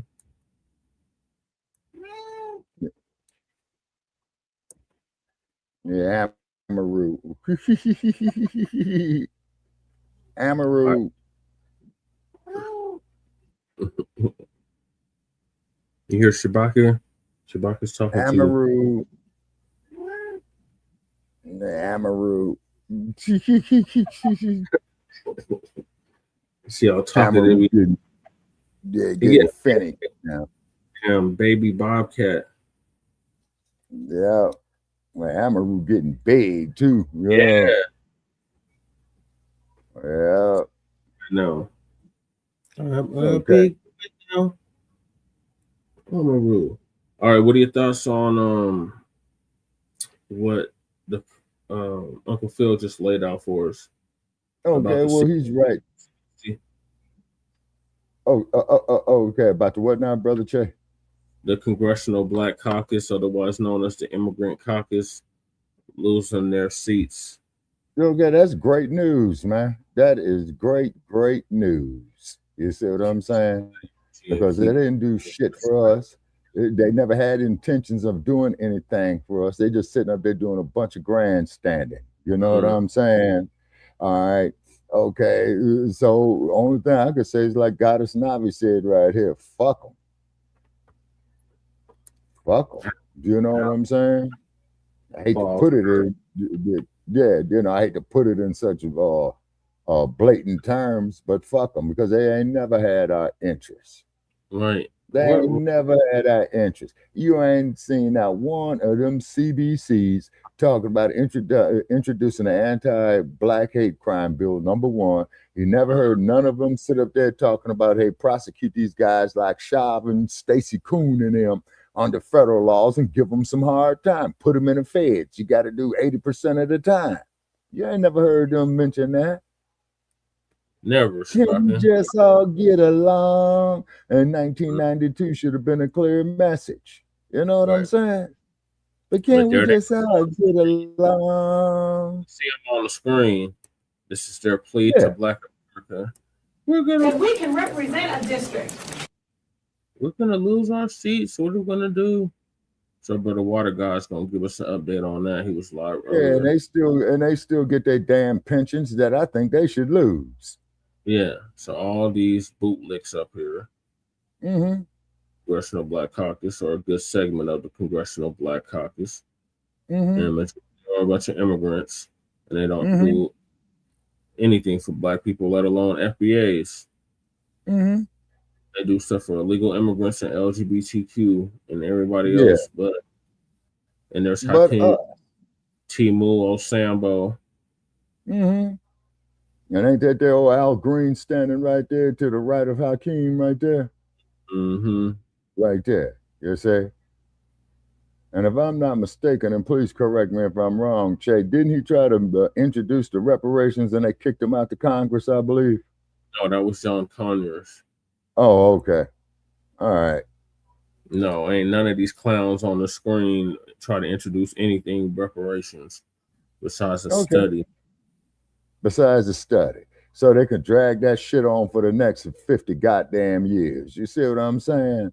And then, like Sister was saying, it was all done by design. 1992 was the best example of to not fuck around and find out. You see what I mean? Mm-hmm. Brother Water Guy's going to give an update on these CBC members begging Black voters after the new Supreme Court ruling. Damn cow dog, they look like a cast from Tyler Perry play. Yeah. Damn. That is not majority Yeah, they black. do. Absolutely. So let's not have a binary conversation about only black people can represent black seats. Because when we do represent a district, the entirety of the district rises. This is a larger Then issue. that's where the This is a goddamn larger issue problem about is snatching right there. democracy Well, from the you already hands said it, of lady, voters that across you're this going to sit up country. there and work And and work for continuing everybody to else to step demoralize and on marginalize at the the black vote. expense So of this is a call to action. If you are black, if lady, you love yeah, it's a anything call that to is black, bullshit. you need to be working to get everybody registered to vote. Because your vote's on the line next. Might have to drop a dime on this. Sure. You know what I'm saying? Stop. I don't like that shit. For sure, bro. I don't like that shit. Exactly. Shutting us down the damn tree. Now let me see. I saw Ali Little with the Tab Calloway. All right, y'all know how we do. Always pushing health, wealth, and to better understand the self. So check this out. The Congressional Black Caucus just had a little conference. I ain't hear the word reparations one time.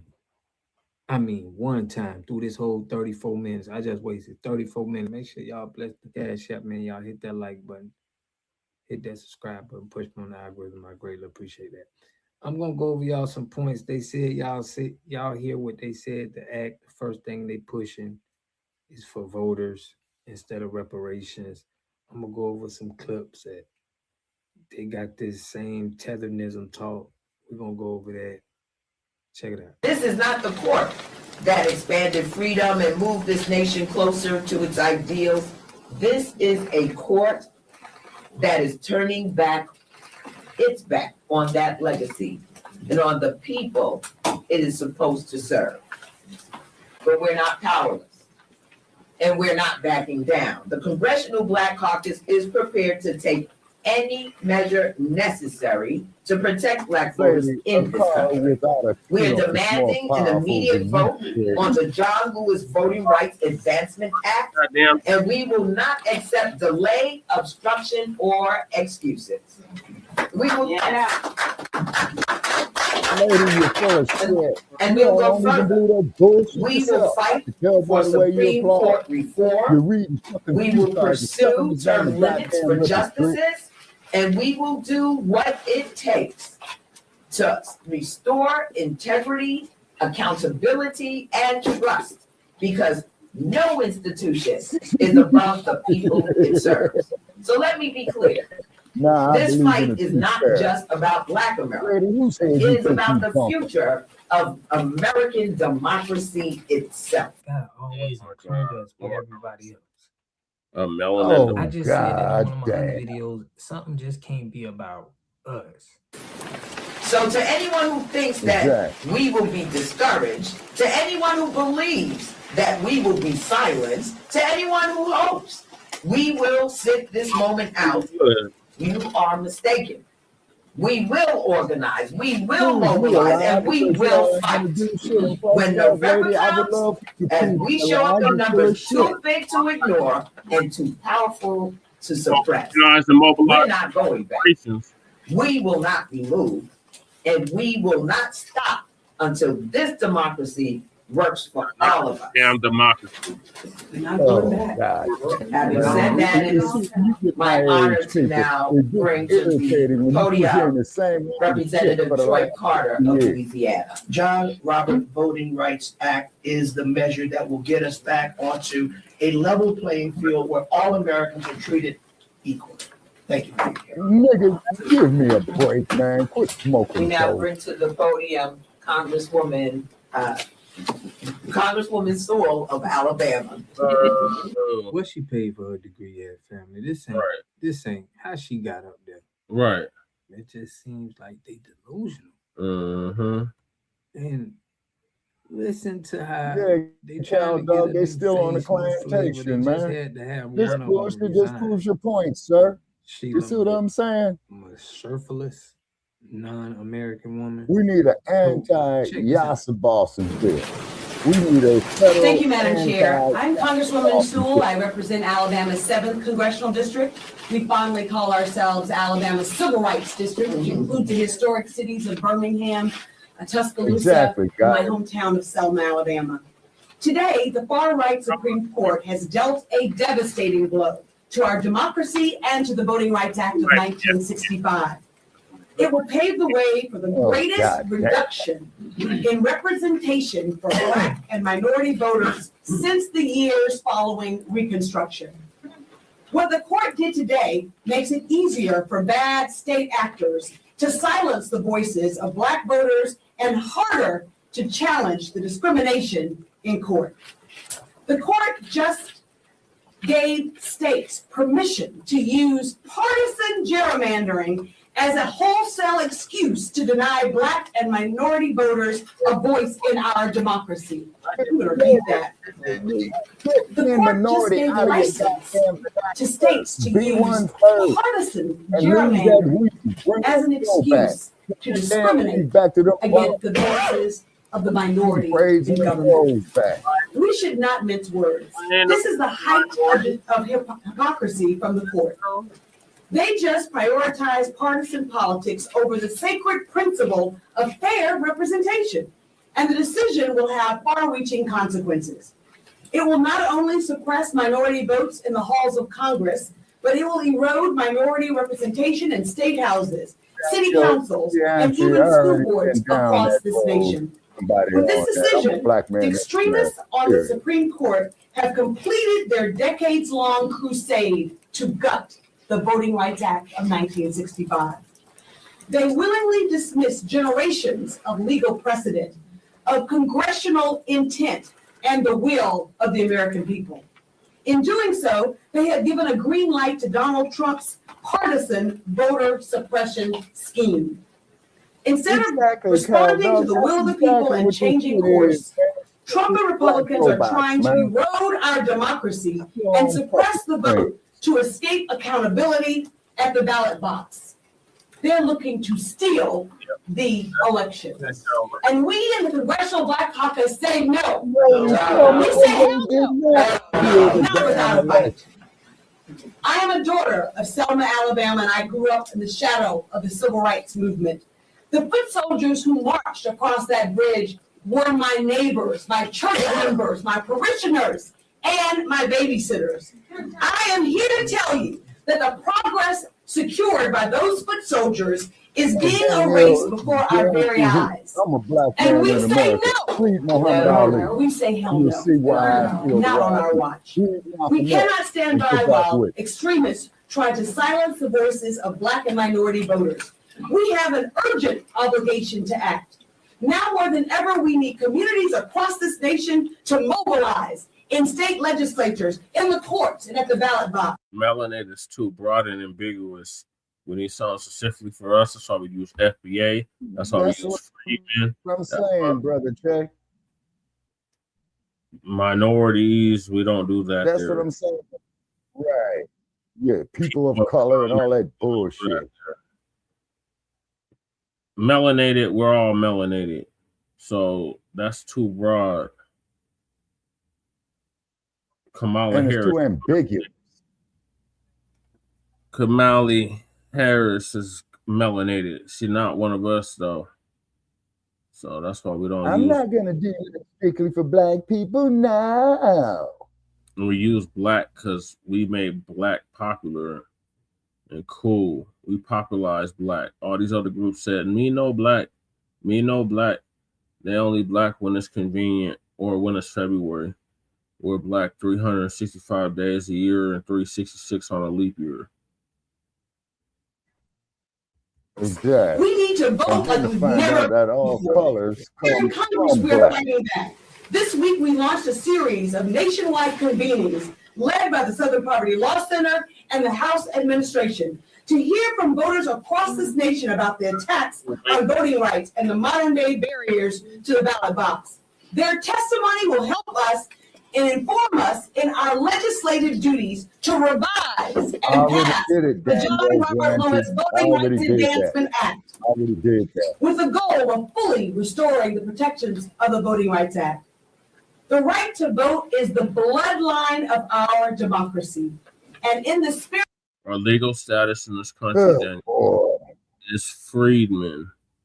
That's why we use freedmen as well. Right. That is our legal status.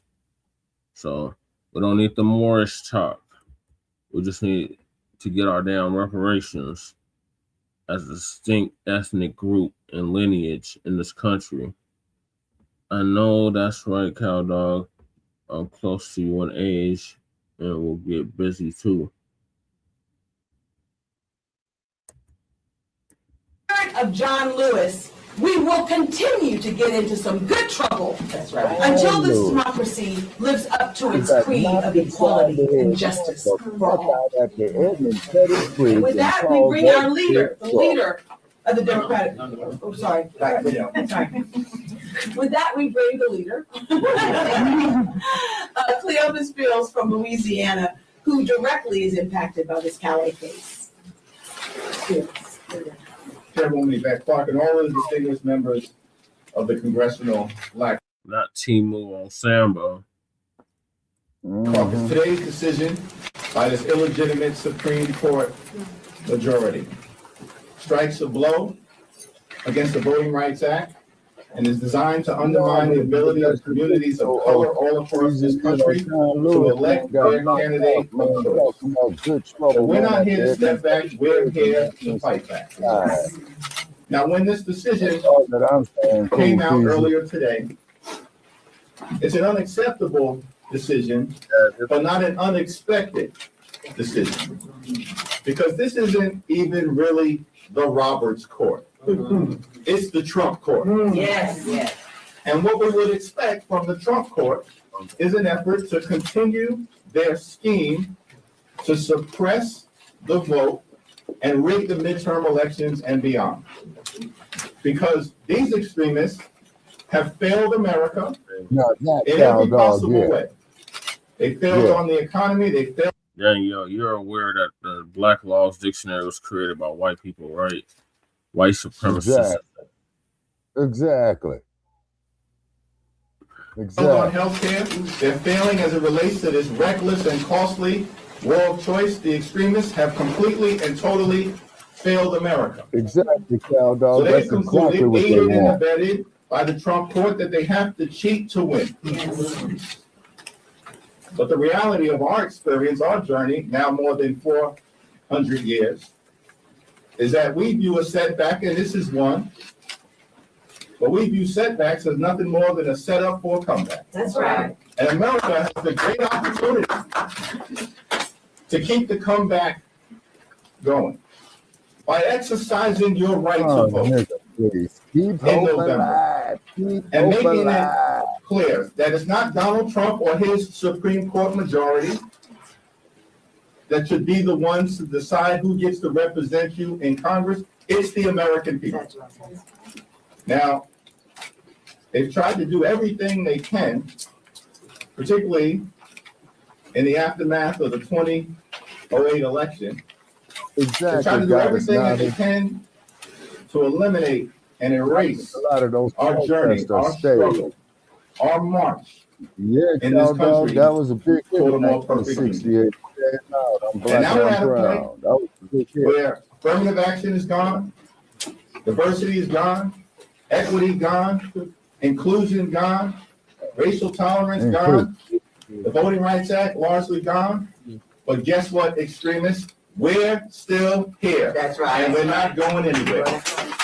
No, And we believe in this you country. cats need to go Not a retire perfect and get country, off that dope but and we alcohol, recognize man. that what we've been given is a march toward a more Damn perfect full of union. fucking ass. And at full this of moment in shit, time, man. we're urging everyone to summon the courage, the character, and the conviction of those heroes like John Lewis and Rosa Parks and so many others upon whose shoulders we stand. They had to fight through moments of turbulence, trials and tribulations.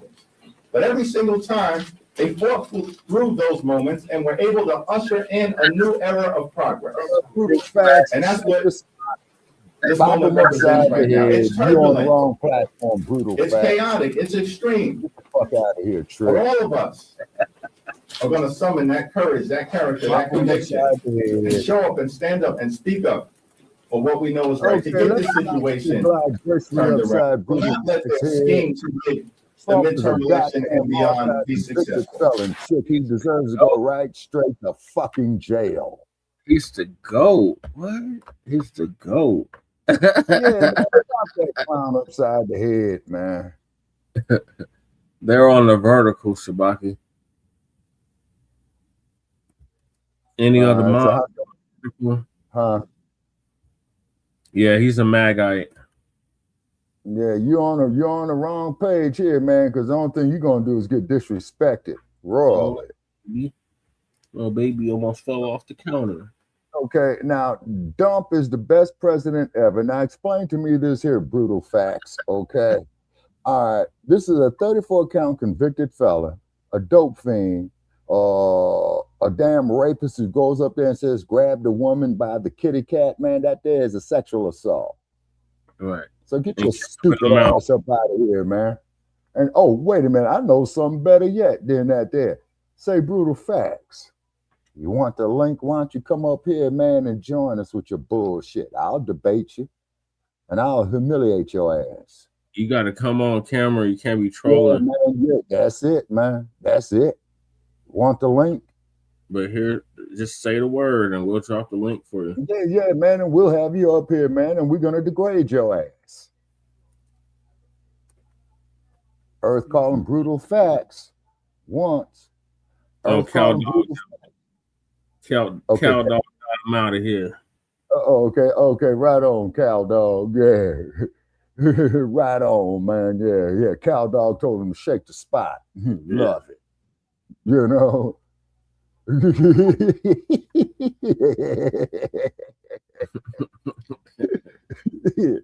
Right on, Cal Dog. Appreciate you, brother. Now, the cold part about it is here, people, putting all nonsense aside. Okay, I went out there and voted. I've been to jail registering people to vote. I've been assaulted registering people to vote. I had to defend myself for registering people to vote. But what did I gain? Except a damn jail record and bruised knuckles. Yep. What did I gain? What did I gain? And the only person I see voting for is Jesse Paris. Okay. That's the only person I see worth taking your time, getting registered, and go cast your vote for him. Kamala Harris, you're garbage. Gruesome Newsom, you belong in jail. All you politicians in California, you know, particularly you black ones, you guys need to go up there and go to Hollywood. Play politician, you know what I'm saying? And then also too, for the brother who we was talking about there, Brother Che, about Culver City, MGM, MGM Pictures, you owe reparations too for that bullshit movie you made, Gone with the Wind, where Clark Gable said that famous line to Vivian Lee: you got a broken down wagon and a crippled old man and a simple-minded dark. Now, when I said that there on Facebook, they suspended me for about 30 days, you know? So, but they were stating how they honestly feel, you see? Yeah. You know, so MGM out there in Culver City, you owe reparations too. Oh, and wait a minute. I just thought about something, Brother Che. So does Paramount. Didn't they bring us D.W. Griffith's Birth of a Nation? Yep. That was aired at the White House. Yeah. I forgot about that way back in 1915. Yeah. By what's his damn name? Monroe. Yeah. What was his name? Yeah. Was it Monroe? That was the president at the time. James.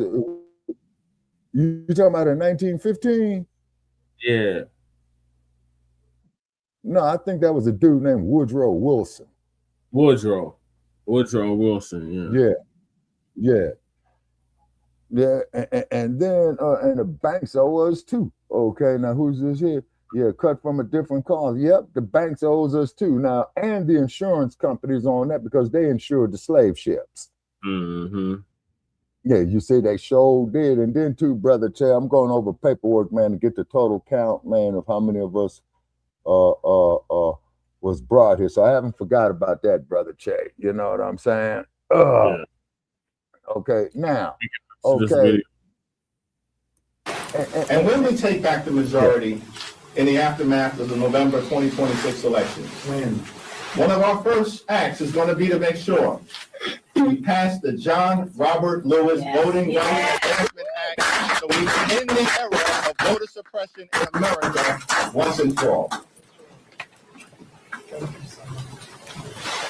Thank you so much, Mr. Lee. Let me thank all of my colleagues standing here shoulder to shoulder. More would have been here had we not just heard this decision. But I want to open up now for any questions from the press. Yes, could you state your name and your outlet? Cheyenne Daniels with Politico. 2 questions, if that's okay. I'm hearing lots about the John Lewis Voting Rights Advancement Act, potentially revisions to it.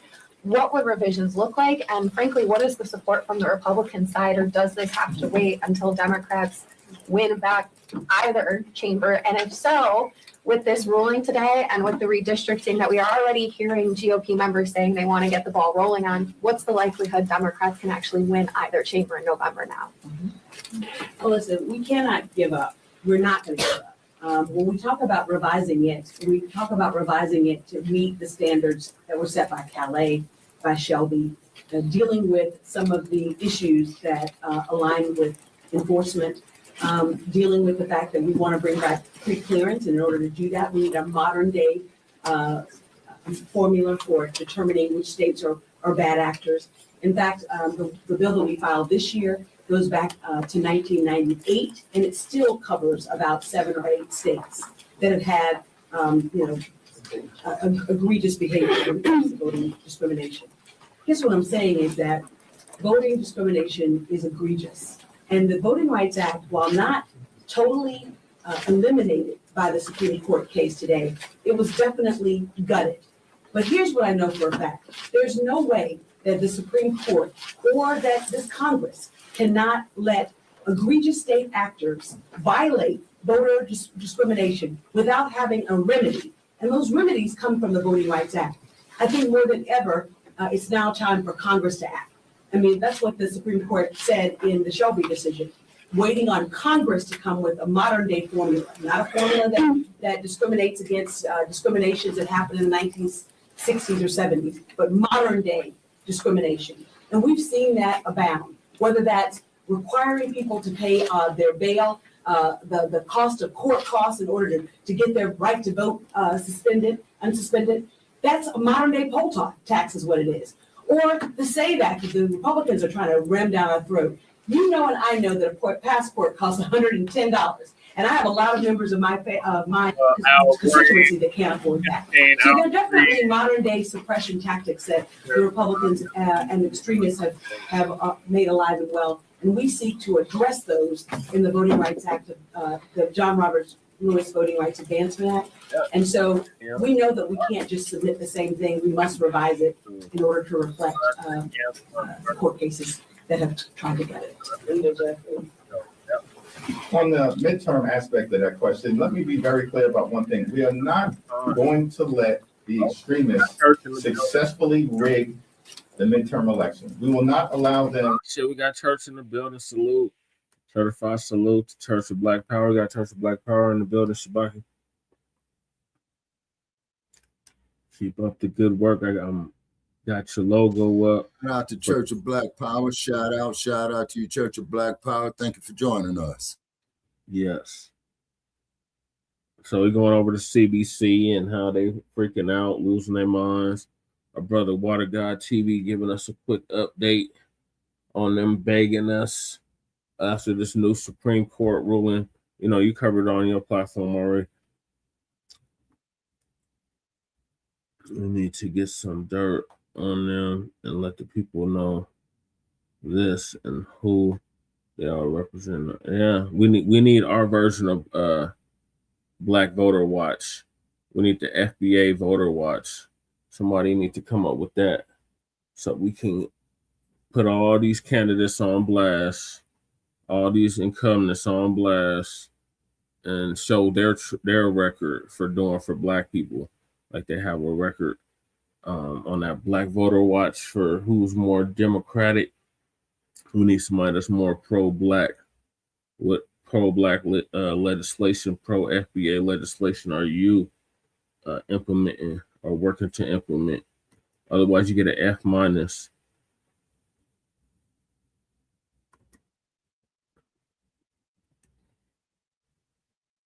So our brothers working on our own independent party called the Freedmen Reparations Party. So I have the logo. This is what the logo is right here. So salute to church. Let me get back to Water God and the Congressional Black Caucus.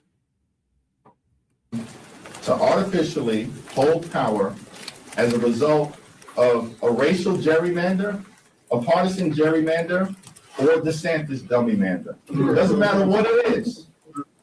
We're not going to let them prevail. And we're not just talking about that.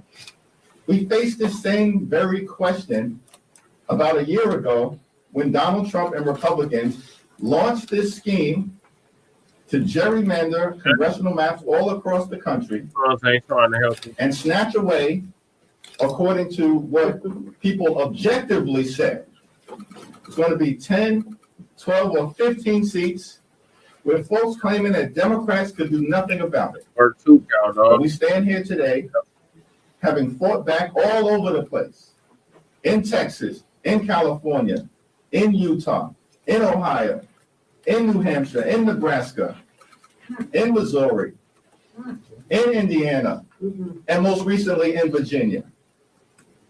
And Democrats haven't lost the gerrymandering battle, we're winning it. And everybody understands that. Regardless of what they do in Florida, well, we'll continue to push back.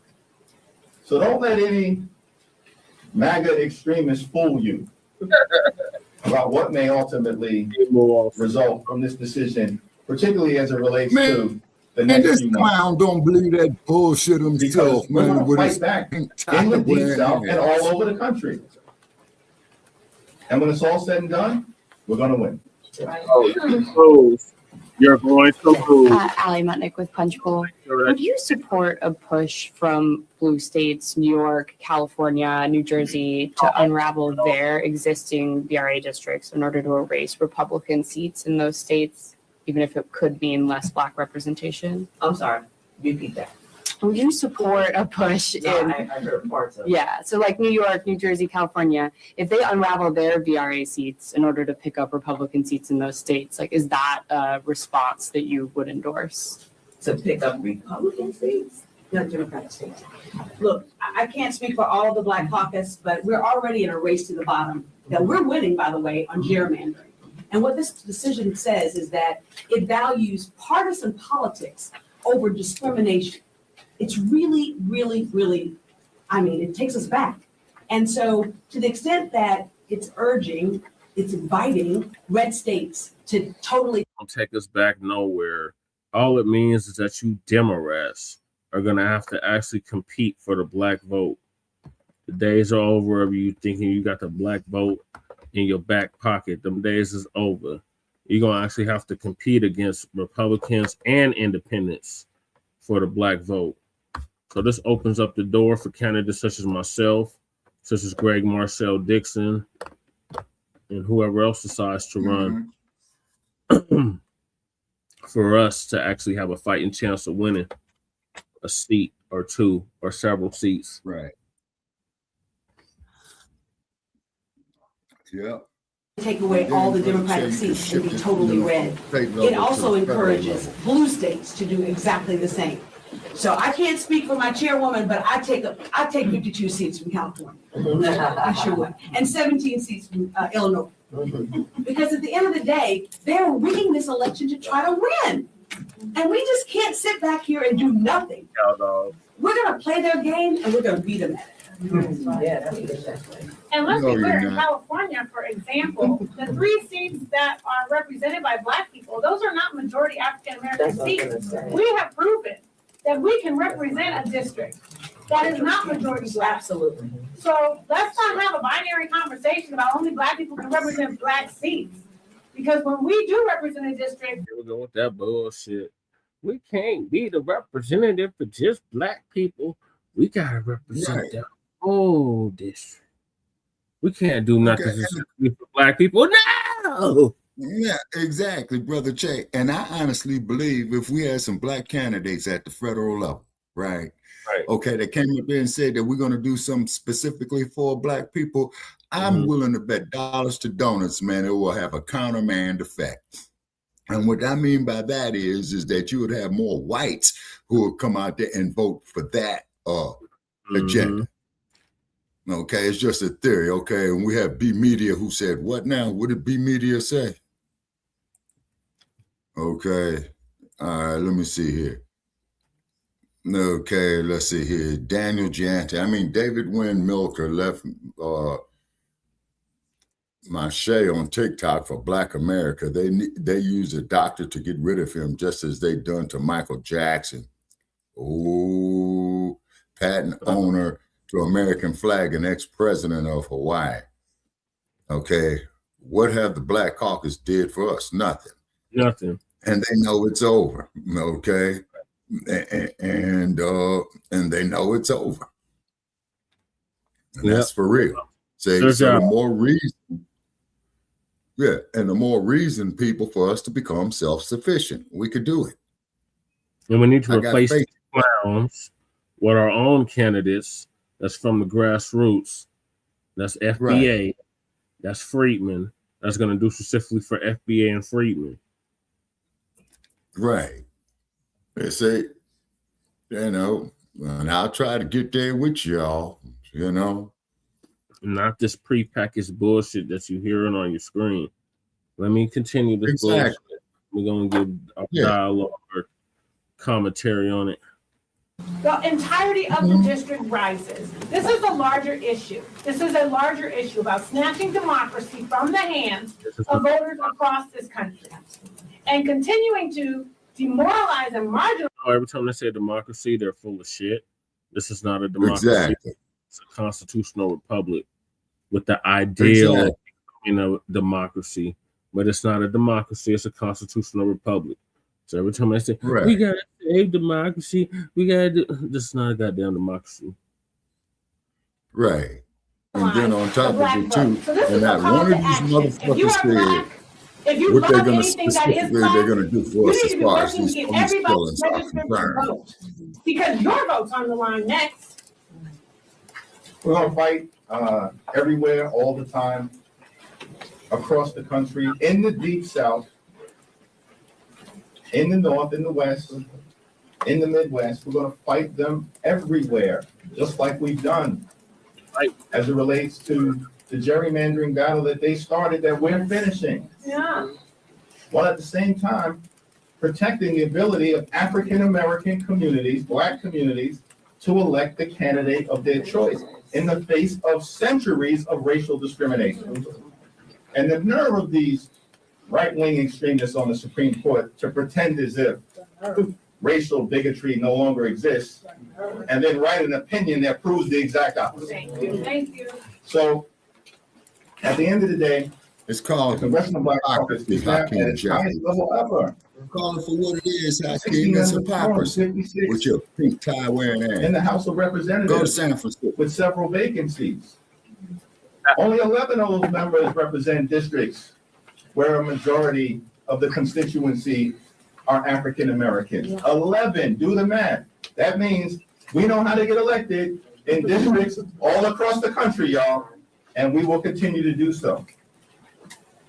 We also recognize that in the Deep South, there's a long history of intentional discrimination from a different cloth against Black communities to try to suppress their ability to elect their candidate of choice. It's irrefutable, unmistakable, and ongoing. That's exactly in many instances. Now, this Supreme Court decision spoke to the Voting Rights Act, and they're trying to gut it. But we still have an intentional discrimination claim always available to us under the 14th Amendment. That's right. And we'll continue to use it. I just wanted to, for the press purposes, that was Sidney Kamlaga, Los Angeles, California, that set the record straight.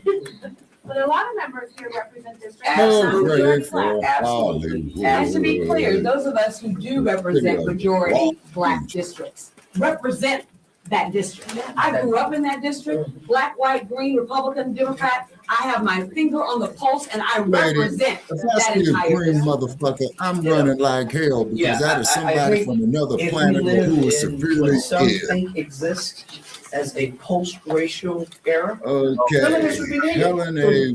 But we don't. Blackley, Jeffries is Particularly in the Deep South. and all we realize out of things now, has never they're had funded the an African-American statewide elected KKK official create more since legacy. Reconstruction. Well, that is The a very fact. seat that I hold They in the did United fund the States Congress KKK. was elected It was by the Democrats that John invented the KKK. Willis Menard, but never seated in the United States Congress 150 years ago. And 150 years later, we still have yet to have an African-American elected statewide. Listen, as Terry just said, Congressmember Sewell just said very eloquently, I represent white Is folk, he black talking folk, about- Democrats, Republicans. I represent everyone that falls But within yeah. my district. That's not always reciprocated. The biggest miseducated Tom Bond. I'm assuming is that who he's mentioning? And an opportunity. I think so, Shabaki. My God. Exactly. Bamadla, if I'm saying the name right, Bamadla, but you're in there now and have not represented us in 30 years. That is a fact. Okay, Church of Black Power, greetings to you, Church of Black Power. Thank you for joining us. For people that fair elections. Are there any further questions? Yes. Thank you, Chair Clark. Michael Jones with Once Upon a Hill. One of the other challenges that some of you all have expressed is the media environment. We need somebody in there from the new Blacc Media. And what are your thoughts on reparations, direct lineage cash payments for this foundational Black Americans descendants of Merck's Health Slavery Freedmen? What are your thoughts on that? We needed somebody in there to ask that very question. Right. That we're in, given the fact that, Elon Musk controls X, Republican allies control TikTok, some of the channels that you all are trying to use to reach, low propensity voters. I'm curious how you all are thinking about kind of messaging and organizing, given the current media environment that we're in. How will you all go about reaching folks who, may not be, watching your live streams, reading your press releases, or maybe not always reading the publications we represent? So much of the future of you all success will be reaching voters and turning them out in ways that maybe you haven't been able to in the past. So I'm curious how you all are approaching that. Yeah, absolutely. We have a lot of partners on the ground. The conversations have been fast and furious today. The extending of our arms into grassroots organizations on the ground and communities across this nation is inevitable. Our clergy connections are deep and run deep. This is a massively devastating decision. Everyone understands the assignment. We are all ready and willing to mobilize and be on the ground in communities across this nation. Many have already completed their primary elections. They're ready to go and gear up. We've got to get voters out. We understand the assignment. Our partners and allies understand the assignment, and we're ready to go, and we're mobilized. Leah Breedenbrett with Gray Television. Ready to go. You ready to go to the unemployment office. That's where you're ready to go. I wonder what your message is to some members on the other side of the aisle who sort of celebrate some of the civil rights leaders that you've talked about. But for example, Speaker Johnson, who often celebrates MLK today, this morning, he said this was, quote, obviously the right result. What is your message to some members who maybe don't see the connect that they should? Yeah, well, we will continue to make it plain to them. That I think they're acting like they're pretending not to know. They know exactly what this means, and they know exactly what they've been assigned to do by Donald Trump.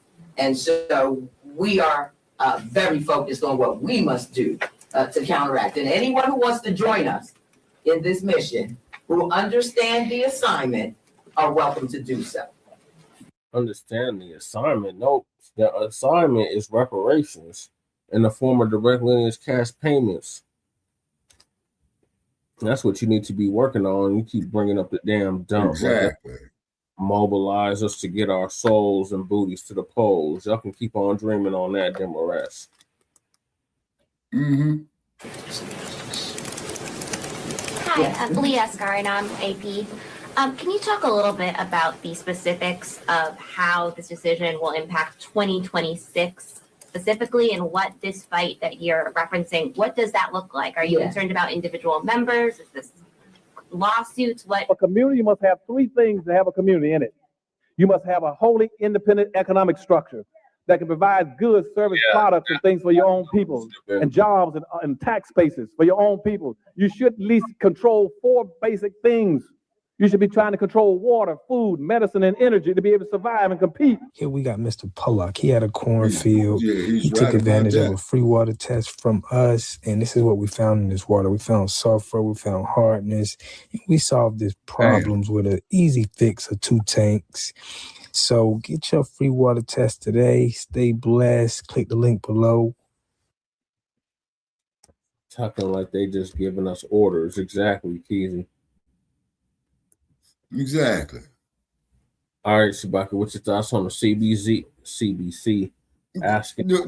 They all belong in jail. They all need to quit smoking dope. They need a huge reality check, selling us down the fucking toilet like they've been doing for the last 60 goddamn years. And I hate to have to put it like that, man, but that's essentially the facts. They want us to keep them in office. Or what? Okay. But Madla says, why would I join you or any other Democrat? They all lie.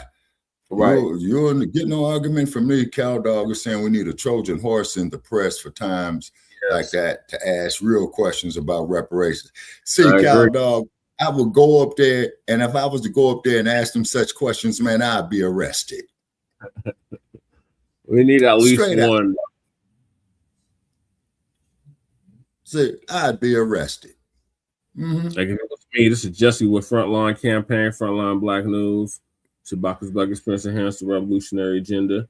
What are you going to do specifically for Black people in your district, specifically for foundational Black Americans? All this Trump talk is not getting us anywhere. What are you going to do specifically for us? You want to stay in office?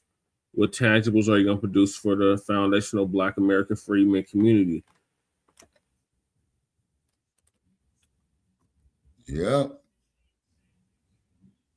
Yeah, they pulling our legs as usual, Daniel. Yeah, that's for sure. You know what I'm saying? That's for sure. Selling us a bunch of bill of goods, selling us molded cheese, selling us fried ice cream and boiled ice cubes. Right. Yeah, they're talking to illegals. Well, let have them illegals vote for them. Oh, they can't vote. Mm-hmm.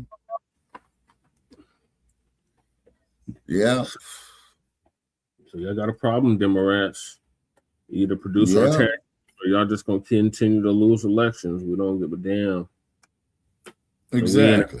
Y'all can lose the next 4 election cycles for all we care. We don't give a damn. Exactly. I'm talking about, because I made it clear y'all don't give a damn about our demands. You don't care about our reparations. You want to give illegal immigrant reparations over us, and you think we're gonna go out and vote for you? Hell no. Hell to the no. Anthony Flint 2608 says it's oval, not over. What? No, it's over. It's over for the Democrats. Yeah, let them crash and burn. Entertainment. Exactly, Cool Keezy. We ain't taking any more wood nickels. Exactly. Daniel Giante. Entertainment what? Wait a minute. Okay, Daniel Giante says entertain MRNT. I don't know what he means by that. While keep entertainment, it's a sister. She said entertainment while keeping us distracted, still for more mere surprise and disappointments. Okay. Yeah, but Madla, yeah, we's waking up. Like the Four Tops say, shake me, wake me when it's over. We's awoke. Awoke. Not to be confused with woke, even though woke just means black. So moving along, Sister Demetria K gonna give us an update on these Democrat candidates being called out for ignoring the black community campaign season. A brother wants to know, why are Texas Democratic candidates missing in the black community? Check it out. Y'all not gonna tell me James Tallarico and his team do not see the online chatter. Like, do they care?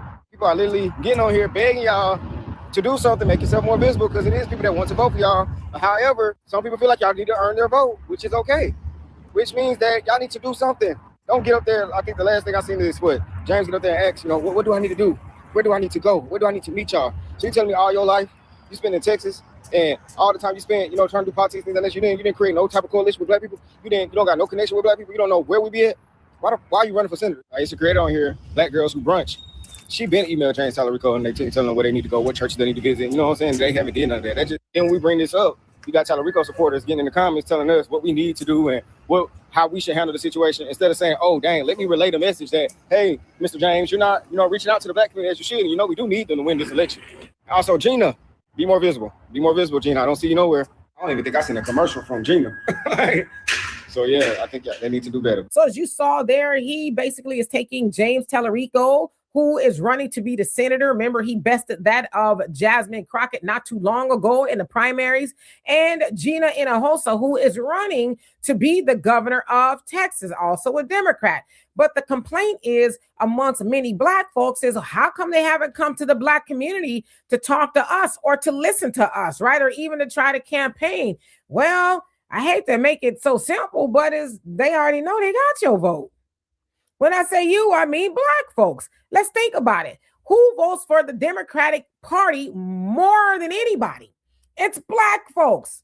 I'm saying collectively. Now, maybe not you as a black person or you, but black people in general vote the most for the Democratic Party. So why am I, think about it. Okay, if I'm a Democratic candidate, why do I need to spend money in the black community or even go talk to them when I know they're going to vote for me anyway, right? That's the vote blue no matter who crowd, because my mama did it, my daddy did it, my grandmama did it, and everybody did it. I'm gonna do it too, just for absolutely no reason at all. I'm gonna vote all the way down the ballot, blue, blue, blue, blue, blue, blue, blue. If it's a Democrat, I'm a vote for it. Why do they need to spend money to do that? They've already assumed your vote. We are the only community that they say, hey, you know what? The black voters a sure thing.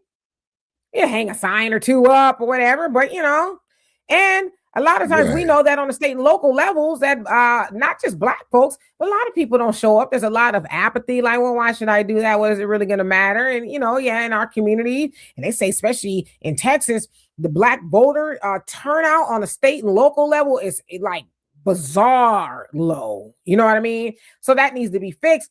But I just imagine it's low because a lot of black folks are like, well, what is it going to benefit me to do that? Especially now, you see like the Democratic Party, they're romping and stomping for illegal immigration and a whole host of things. Oftentimes in the black community, it is one of the worst communities for a whole host of reasons, right?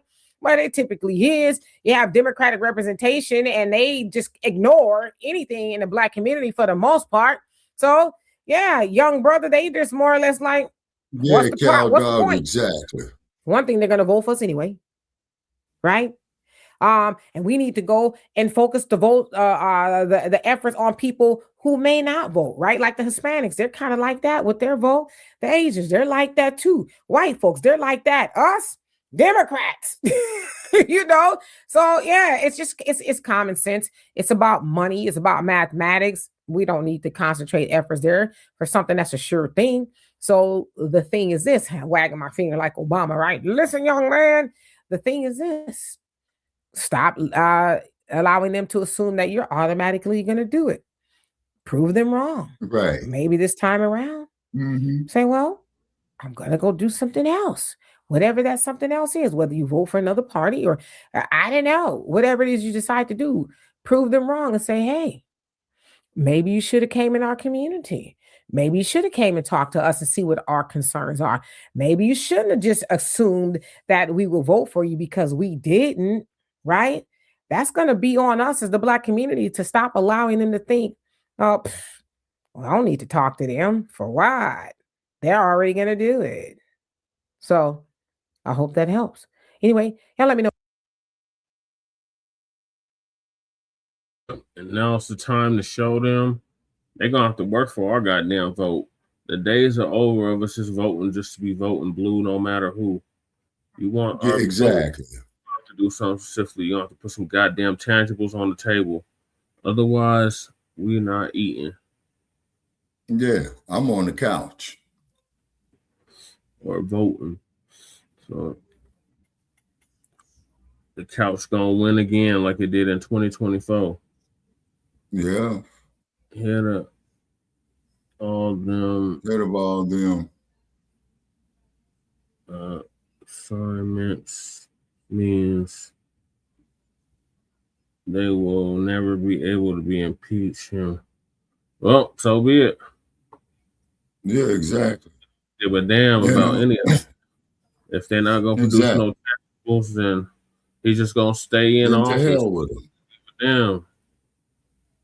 Yeah. We don't care if they regain the House or the Senate. They just need to get the memo.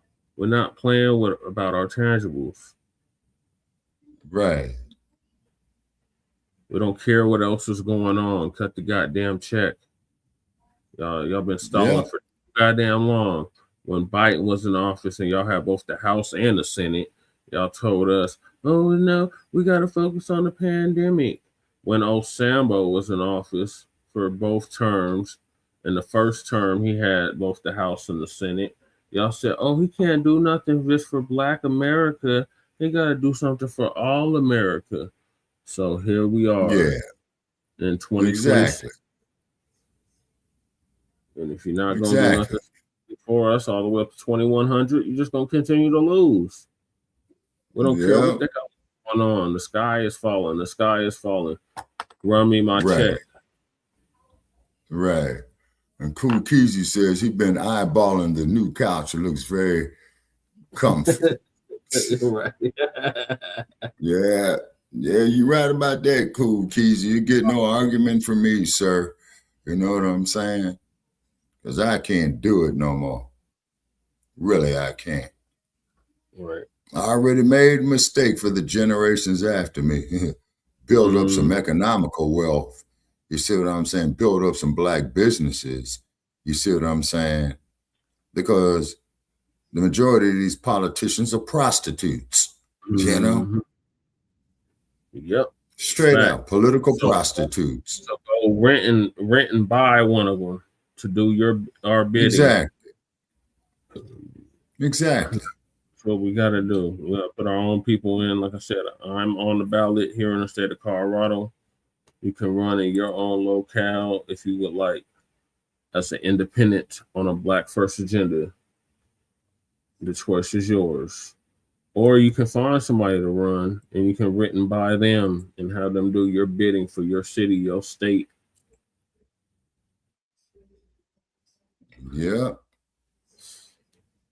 So moving along, we got the Democrats and the CBC are cooked and crashing out. So Brother Water God gonna give us an update on that.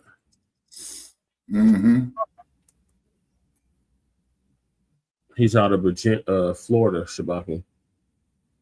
Oh, okay. Well, I appreciate the relationship that I've had with AIPAC from the very beginning of my congressional journey. Pro-Israel community fully embraced me. AIPAC played a very important role in my political campaign. I think it really helped it take off.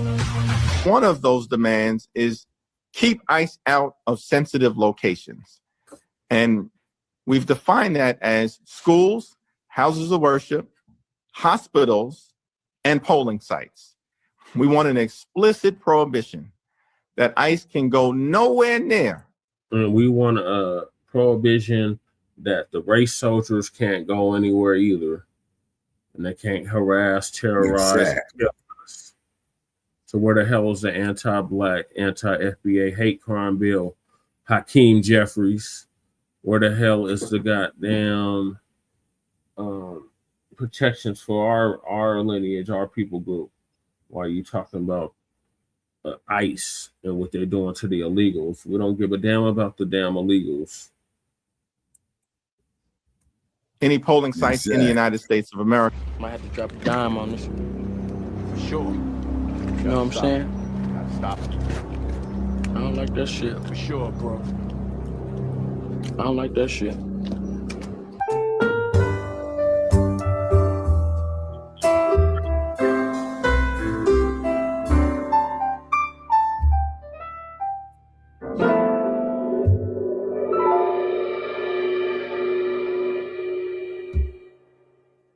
All right, y'all, we back with another video. Y'all know how we do. Always pushing health, wealth, and to better understand the self.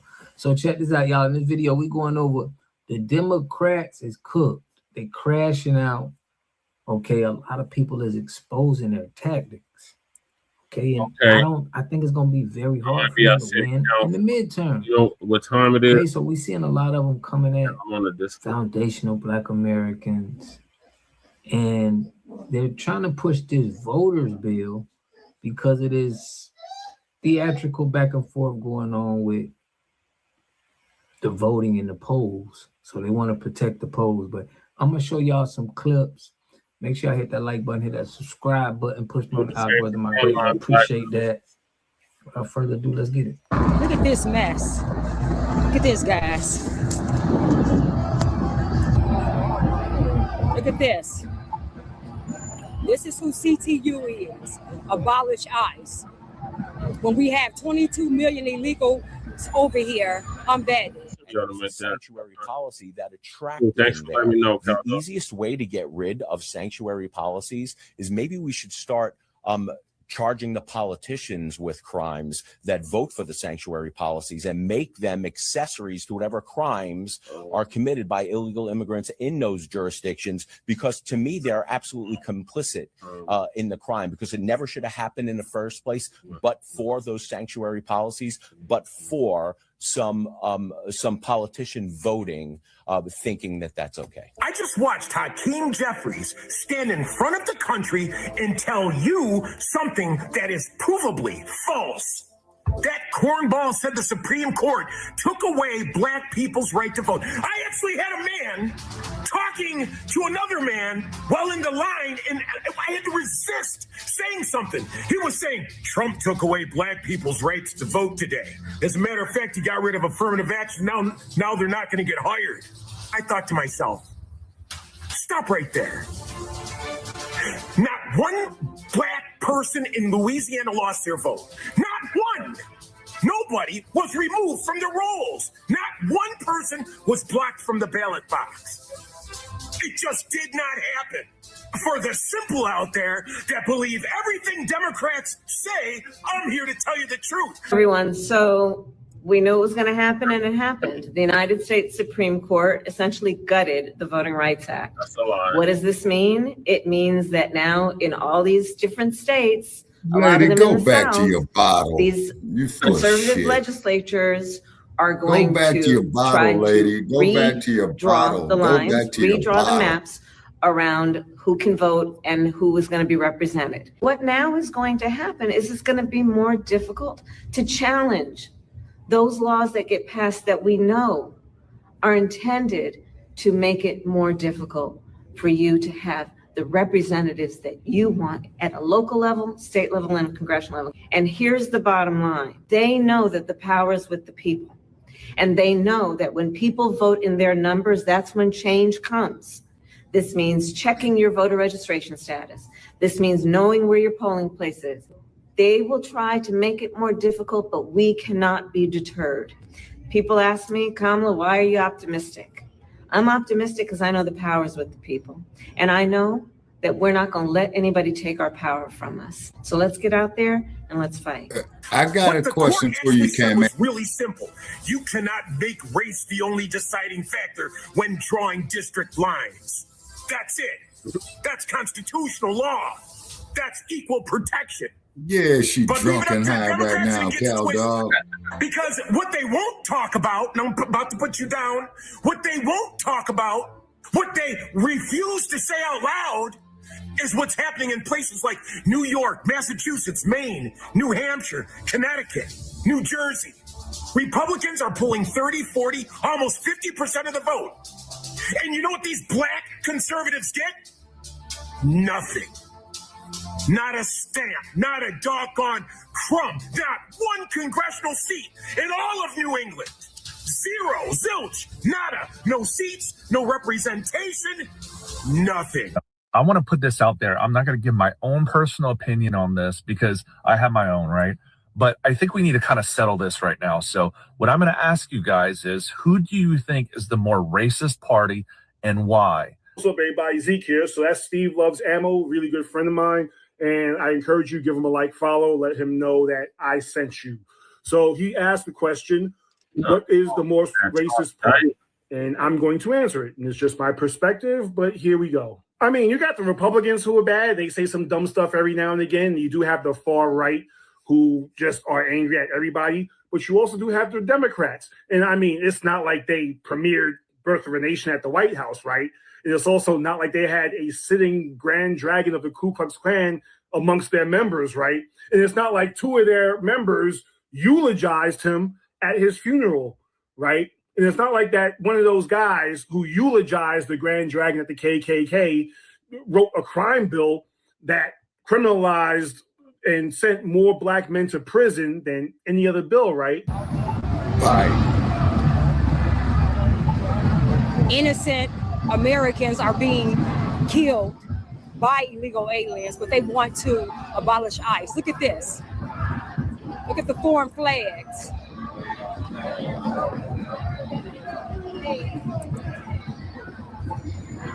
This is your modern day progressive, communist, anti-American Democratic Party. Every American citizen should rise up and make sure we never vote for the Democratic Party again. And it's not like the person who signed the bill is married to another Democrat who said that black men were super predators, right? I mean, and it's not like, you know, one of the sitting presidents in the Democrat Party said that if you don't know if you're going to vote for him, that you ain't black. He also said that black folks don't know how to use the computer, use the internet, and can't pick up IDs, right? Yeah, but then you say, Zeke, why are you bringing up old stuff? Except that there's a Democrat governor right now in New York who said that black kids in the Bronx don't know the word computer. And she also said that black folks, while in church, addressing them, said that don't spend their stimulus money at the liquor store, because she would totally say that to a white congregation, right? Right. Also talk down to black folks a whole lot, the Democrats. You know, they code switch. They feel the need to gangster it up and ghetto it up when they talk to black folks. And they'll get rappers to go and talk to black folks because policy is just was policy, right? And they also say that black folks can't score as well on tests and can't pass the bar.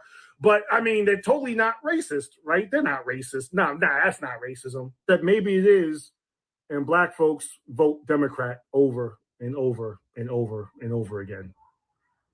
Sounds really stupid to me.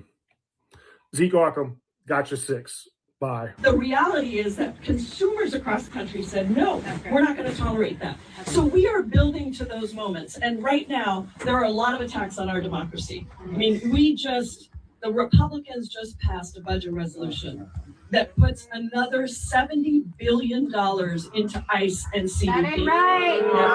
And that is just wrong. That ain't right. That's on top of the $170 billion that they put in with their big bad betrayal bill last year, which is why we, the movement, Democrats in the House, Democrats in the Senate, and all of us on the outside said not a dime more for ICE and CBP without massive reforms, because those agencies don't even need to exist. They need to be completely dismantled. Yes. And Yes. we're successful with that, right? We just funded all of DHS except for ICE and CBP. Yes. Right. That's right. So that would not have happened without this movement. So today, as we march, let's just count all the ways in our head as we go through, all the ways that we have power. We have power individually, with the decisions we make, with the places we go, with the shops that we frequent, but we also have power as human beings with our networks to bring more people in, to train more people in what it looks like to have effective nonviolent resistance. And that's why I do Resistance Lab. We have our next session Sunday at 11 o'clock. Please sign up, resistancelab.us. We've trained 30,000 people across the country. This is what it's going to take. Ongoing, dedicated, organizing work that lifts other people up, that brings new people in, and that says, when the people fight, we win. When the people fight, we win. And we, the people, are the most powerful institution of any. Because that's what we are. So thank you all so much for being here. Se puede. Si se puede. Almost half of the states vote one way. That's the bitch that want to get the illegals reparations too. Oh yeah, fuck her, man. And that entire Wants to give the illegals reparations.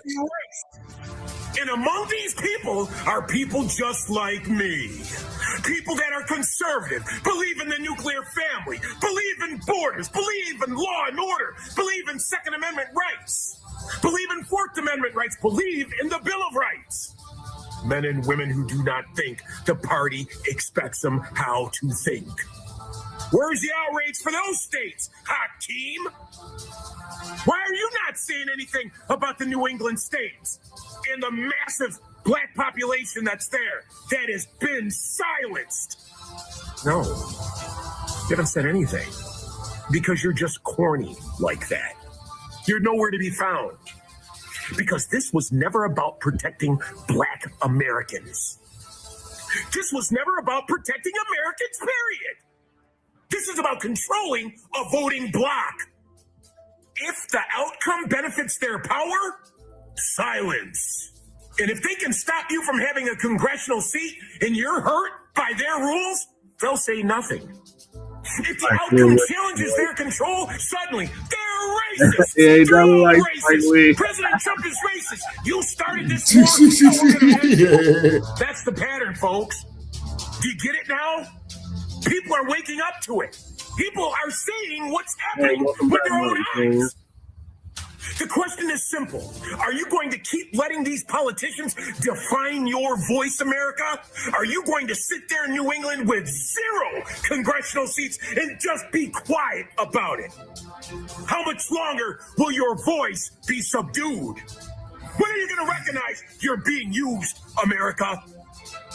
They race bait, they race hustle, they stir up dissent in America nonstop. No, just keep losing. I'm tired of This is a shame. Our kids should be in school. They shouldn't have had their kids out. Yeah, no. That's a shame.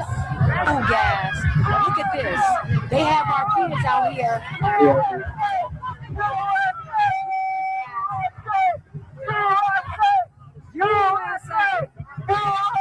Look how sad this is. We have our kids out here protesting for their own demise, carrying signs that they have no knowledge about.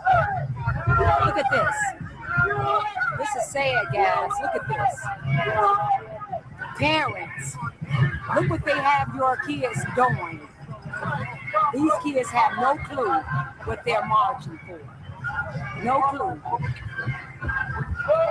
They're marching for all the policies that destroy their communities. You're a modern day Democratic Party. Look, they do not represent Americans. Look at this. Look at this. Chaos. This is what the Progressive Democratic Party represents. Foreigners, foreign flags, anti-Americans. Look at this. No American flags. You don't see no American flags. All you see is foreign flags. Wake up, Americans. The Democratic Party do not represent you. Look at this. Look at this.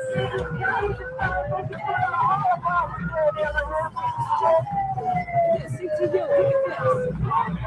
Indoctrination. Okay, Cal Dog, thank you for joining us, brother. Thank you for joining us.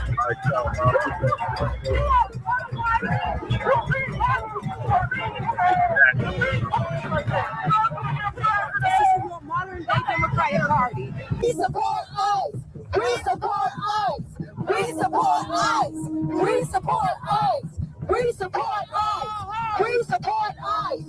We support ICE. Illegals go home. Illegals go home. Illegals go home. Illegals go home. Illegals go home. Illegals go home.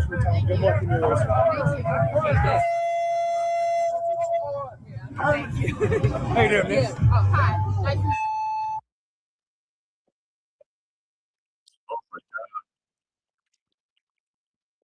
That's on his end. Sad. A community must have three things to have a community in it. You must have a wholly independent economic structure that can provide goods, service, products, and things for your own people, and jobs and tax bases for your own people. You should at least control four basic things. You should be trying to control water, food, medicine, and energy to be able to survive and compete. Here we got Mr. Pollock. He had a cornfield. He took advantage of a free water test from us, and this is what we found in this water. We found sulfur, we found hardness, and we solved this problem with an easy fix of 2 tanks. So get your free water test today. Stay blessed. Click the link below. All his videos. Okay. All right, we're the Democrats being cooked. Blackout. Hey, man, glad to see it happen, man. You know what I'm saying? Glad to see it happen. Go on and let them crash and burn, man. You know what I mean? Because they've been taking us for granted for too damn long. Okay. And as you say, tangibles, they never offer any tangibles for Black people in America. Never. Vote blue, no matter who. Look at Screwsome. Look at Kamami. Look at old Sambo. You know what I'm saying? They didn't do shit for Black people. And not one of these motherfucking Democratic politicians, and I'm saying this here to the whole damn Democratic Party, you ain't did shit about nothing about the unarmed killings of Black people who are unarmed. You never addressed that issue. No way, form, or fashion. And what was that old Sambo said that Trayvon would look like him? Yeah, if he had a son, he would look like Trayvon. Yeah, you see. So, I mean, man, voting for these buster-ass motherfuckers, man, is a waste of our goddamn time, man. Like I said, that couch is looking real good to me. Right. I agree. And then J.D. Vance, he's already going to be the next president after the dumpster, you know. And I'm willing to bet dollars to donuts that the dumpster is going to run as a congressman, maybe a U.S. senator. You see what I'm saying? Because didn't we have a few presidents, man, that wound up being elected to Congress, I believe? Yeah. Yeah, you see. So that's what Dumpster's going to do. So he can keep his influence in there. You see what I'm saying? Mm-hmm. You know? And we got a comment here in the chat, new comments in the chat. Okay, Mountain Planet says, I'm on the couch with my popcorn. I know that's right. Right. And then Danielle says, once again, we are their food chain and always have. How you tell the fallen, this our land, think about what big time, that's what they do not tell us all, okay? All right, then the Church of Black Power. JD won't get the nomination, in my opinion. Okay, Church of Black Power, how come he won't get the nomination? Oh, wait a minute. Hold on. You know who the nomination would go to, Chad? I forgot about that. It's going to be Dump Jr. Oh, yeah, Donald Jr. Yeah, it's going to be Dump Jr. It's going to be the Junior Dump. Okay. Yeah. Okay. All righty. So I see how they got that rigged. Okay. Or it'll the be panties. Dump Jr. It's either going to be or the panties. Marco Rubio or the panties. Right. Yeah. Yeah. But Dump Jr. is going to have his hand in it. Okay, the Church of Black Power says that Asian wife of his, it'll likely be Rubio. Yep. Marco. Okay, you know, that Church of Black Power, you know, that just might be a safe bet. Yeah. But regardless, though, of who these damn repubs select, you could best believe Dump is going to have his hands in it. Rather directly or indirectly. Yeah, that's what we seen last time. Yeah, exactly. You see? And then the cold part about it is this fervor that's coming across the nation, and all these other fucking groups are coming to us telling us why we need to support them, but they don't want to support our reparations. Well, that happened so long ago. And this is to this stupid motherfucker who was on my like page talking about that. If your sorry ass is up here, Trick, if it wasn't for the free labor, okay, that we gave, okay, that contributed greatly to the gross national product off the shit like cotton we picked, alcohol through sugar cane. You see what I'm saying? And like Malcolm said, and every time you crack that seal on that government, there's a government seal you crack on that bottle. So that there goes to show that they owe us the reparations just on that. They owe us the goddamn reparations on everything. All the intellectual property they stole. And then, okay, we got Signal Corps 8Z in here. How did you hear about a Signal Corps? They're on the vertical. They're on the vertical. They're on okay. Okay. So people can on the phone, they can run right into us. Oh, okay. All righty. Okay. All righty. Now we got another comment right here. Daniel Giante says, she says the Antichrist Dump Jr., head of the fallen drunk. Why did you all believe he had all the left crying tears for? They all fear him. He's assigned to do his role. Okay. All righty. Okay. And then, of course, Jared Kushner. All I want to know is when he going to cut the goddamn check. That's it. Yeah, exactly. You see what I'm saying? The Antichrist Dump Jr., head of the fallen drunk. Why did you all believe he had all the left crying tears for? They all fear him all. He's assigned to do his role. Okay, so everything with this person is saying is indirectly is for us to become economically self-sufficient. You see, that's what we have to do, Black families, to become economically self-sufficient. You see what I mean? Yeah. That's what they really fear, is us becoming economically self-sufficient, is because they still view us as their slaves. You see what I'm saying? And then for you Irish assholes out there, well, what about the Irish? Fuck y'all. You motherfuckers own black slaves too. All right. All right, so moving along. So that's what I'm going to say about you. Yeah, moving right along. Okay. Town, Houston to be exact. Okay. We have a situation down in Houston where an Arab store owner It's very racist to his black customers. So, Sister Dr. Matthews and Quanell X decided to pay him a visit. Oh, Quanell X. Yeah, I remember when Quanell X went and paid that white racist white boy a visit and had him pissing his pants. That was funny as hell. Yeah, so my brother Water God and others in the new Blacc Media want to know, what is their political agenda? Shortstop. We shouldn't be having these issues. Y'all should be telling our people in Houston, hey man, we need to be going to our people stuff.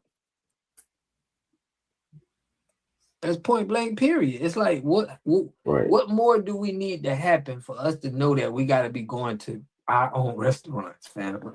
Might have to drop a dime on this. For sure. You know what I'm saying? Stop. I don't like that shit. For sure, bro. I don't like that shit.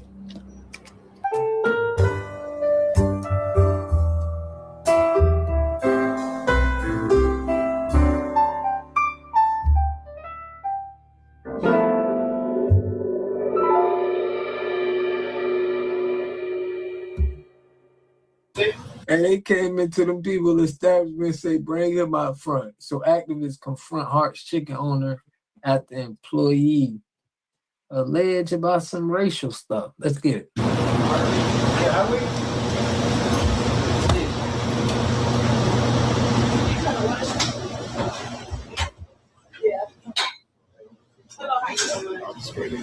already prepared it.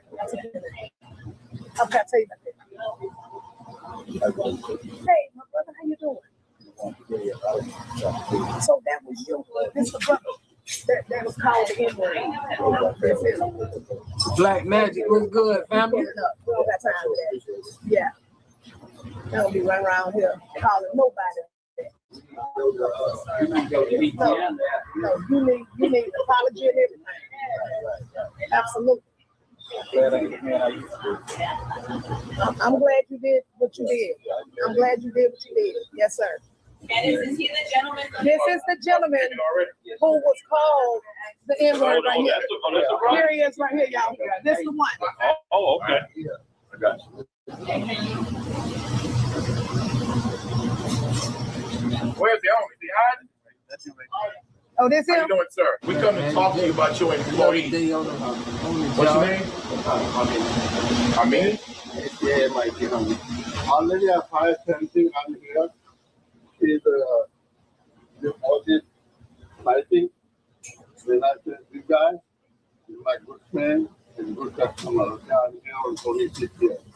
And when we go there, I tell her, no, I tell her, go, I don't want it. Did you fire her? Yeah, same time. So she's fired. Yeah, fired the same day. She will not be working here. She's done. No, I don't. I don't like her. I'm here 2000. I'm living here 1985. So you assure me, Wallahi, Wallahi, I'm not that she is fired. No, there's too many customers, too many employees coming every day. I hire somebody else. Okay. He's coming for This is the gentleman right here that she called the N-word. She called him the N-word right here. This is your customer who she called the N-word. I'm here, sir. How long you know me? After this, how long he's coming here? I'm here 26 years. And I never had problem with my customer. I live homestead, love my neighbor. Okay, I got a question for you. So when she was calling him the N-word, because we seen the video. I'm not here. That was you. No, you was here. No, Yes, you no, I was. come. No, you was here. And my question is, why didn't you de-escalate that right there? No, yeah, I did it. No, you did it after the fact. No. You ain't do it right there because see, if I was working here, you're not gonna call nobody no N-word in front of me. Both people is talking and fighting like this. He pulled the gun and shoot it. So why you say you went here? Whoa. Who pulled the gun? I said, guy, there is too many directions. Some other guy? I said, hold on. Now, on our video, y'all, we did a live Yeah, that's when what we I'm was getting talking from it about too, Church. this lady. Now, she could be, I don't know, but she connected to Roland Martin. She was on Willie D. Two people that we put on the cancellation list for crossing us. And she's tied to them. Now, it looks like she's, you know, trying to stand on the business, but it could be not right. It could be for other intentions. And that's why we really been scrutinizing her. A lot of people have been in the comment section trying to say, nah, she really boots on the ground. We see her out there, but her connection got us thinking otherwise. You go, I tell this guy, I tell you make a video, but you know I take care. Dog. I take care of this one. So you're saying to us, guy, what's good? You're man? saying to the entire country today that on the day of that incident, you terminated that employee. Yeah, same time. Okay. I worked yesterday. I worked before yesterday. All I care about is, did you fire her that day? Yeah. Okay. Secondly, do we have an apology from you for the behavior of your customer and your business? No, I am my neighbor and my customer. Well, you need to look to the camera to apologize to black people. right now. Apologize to black people for what happened here. Y'all see how they do it? Yeah. Y'all see how they doing that, man? Man, y'all need to be telling them, listen, it don't even matter. Your ass shouldn't have been in there anyway spending our money. Right. If you ask me. That part. It's too much going on in the country right now. Why are you spending your dollars? Y'all should be knowing that we doing Operation Blackout Shortstop. Right. Man, chill. Started watching the Michael Jackson movie and seeing you was on. Salute, fam. Yeah, man. We just talking we talking our talk tonight. But my point is, y'all, they saying this man apologize to the camera. Do all of this instead of saying, you know what? We're not spending our money here. Right. That one brother was good, bro. Yeah, salute to that Brother from another mother, man. Shout out to Oakland, family. Yeah, Panther turn. Yeah, but let's let them go. But we need real action steps. We don't let man say sorry to the camera to all the black people. I don't give a damn about they sorries. Right. We don't care about these people being sorry for what they did. We care about resources, money, finances that's gonna help us. Right. Yeah. You a damn finance, land, capital. No, you. Risk management. Tell them right now. I apologize. Everybody, she did anything wrong. I don't accept it. But And still boycott his ass. Fresh always. My friend. My guy, Quanell. She talking about tell him you sorry. It's like, bro, what y'all doing this for? Clicks and likes, bro? Yep. They got a YouTube channel too. Like, I'm with y'all. But it's like, why we ain't standing on real business? Houston Slanger or something. It should be like these people say sorry, so we supposed to be like, okay, everything cool. No, we supposed to have a plan, an action plan. What are you even doing coming up here spending your money? That's what I would have asked to do. They N-word, because you shouldn't have been up here spending your money. Look fishy to me, huh, Tania? That's what I'm saying. Y'all too old for this. Y'all should be telling people that. Y'all should be telling our people, bruh, go spend your money somewhere else. Right. I'm with you too. Tania, I get them checking, buddy, but it's like they going overboard with it, bro. It's like we don't care about spending money in these places, bro. We at things is crazy for us right now. So y'all just making him say sorry in the camera and then everything good. It's like, bro, what the heck? So she was fired, that she was done. About one of his employees, bro. He doesn't go live. He does short videos. I appreciate that. Okay. Why I need them? I need my business. Okay. I don't need it. People is coming and fight. Yes. Especially made on me here. I don't say nothing. I don't say. Now I want to say this to you. How is this helping us, family? This is theatrical, like you said, Carl Dog. Like, mm-hmm. Blackout, shortstop. we shouldn't be having these issues. Y'all should be telling our people in Houston, hey man, we need to be going to our people stuff. Right. Right. That's point blank, period. Oh, It's like, yeah, Che just told me, what Cool more do Keezy. we need to happen for us to know that we got to be going to our own restaurants, fam? Don't want none of they chicken. My chicken tastes better. And man, you got people that, bro, they don't even know how to cook the dish. They cooking chicken and stuff that we make. They ain't even got that culture. It's like, I'm tired of our people just going and spending our money wherever, anywhere. It don't matter. It's like, those days to me is over with, fam. I don't co-sign to that. I don't either. Old scary belt tag. That's her belt. Yeah, she got a belt. Don't tell me she got a belt in her hand, family. This is theatrical. I'm gonna say this to you, Wallahi. If I find out that she's back, She got a belt in her hand. You fire me. I'll fire you. Yes. I have your word. That if she gets a job, Man, they probably paid this man. Man, ain't no goddamn. Ain't no way. You're really laughing. Y'all see this? He What is said he this? gonna fire The you. man. Popeye done fell off hard in Cali. It's full of Mexicans in the back. Y'all grilling them and sizing the man up. we can fire you. One time I fired, every time I don't So I have your word. He said we gonna fire you. Yep. Just don't patronize that motherfucker's business. He'll crash and burn just off the economical Tell you fact. all you need to know. She's another opportunist. I'm telling you. Paid actors, huh?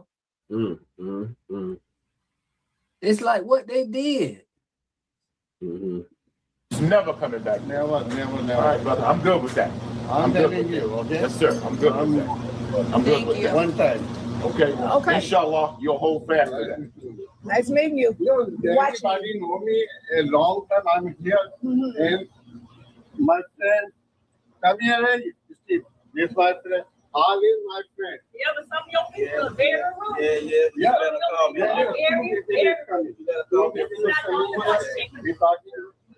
I work at 4 o'clock.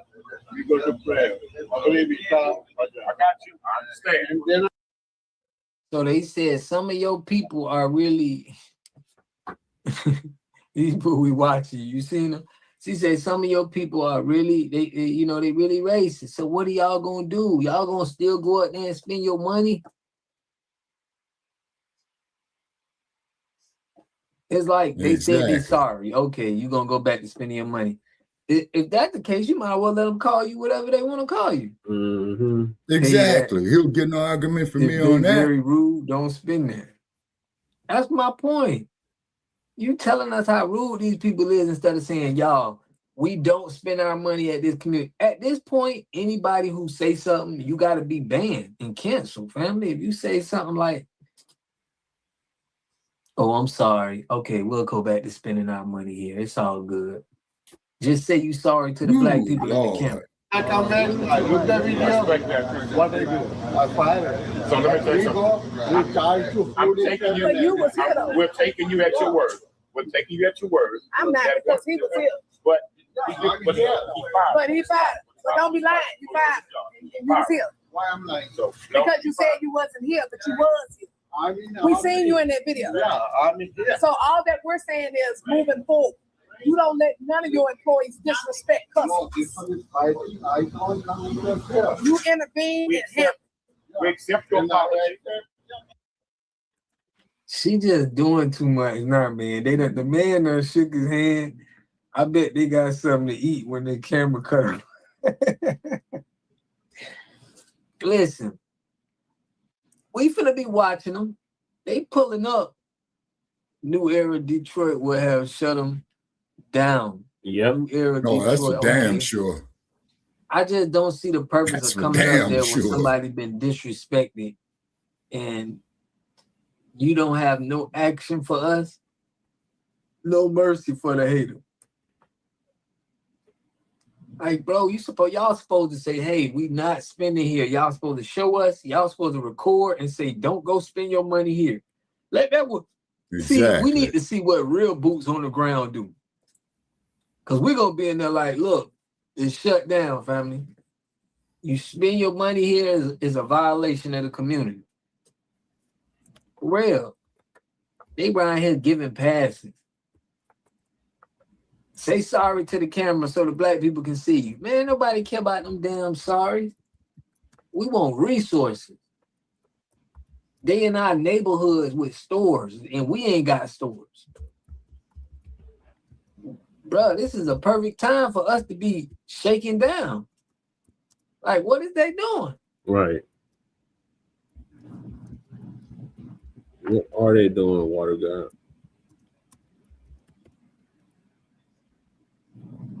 They being all sold. We accept, 1 second, we accept your apology.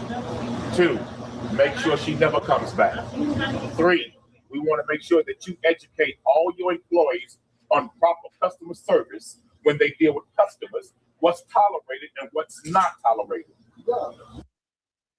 Yeah, see, I would have been up there telling them to boycott this motherfucker. Shit, that's what I'd be telling the people. Boycott the motherfucker. Shut them down. You doing all for this the black like business this gonna benefit us, family. I want you to talk to your employees and tell them how to treat customers. If you don't know how to treat customers at this, if I gotta train you how to treat black customers, fam, black people shouldn't even be spending their money there. Right. Right. This man probably got he probably got another corner store right down the street in the same plaza. He's selling food. It's in his best interest to be like, yeah, man, whatever y'all need. Yeah. Lala Brown, what's good, family?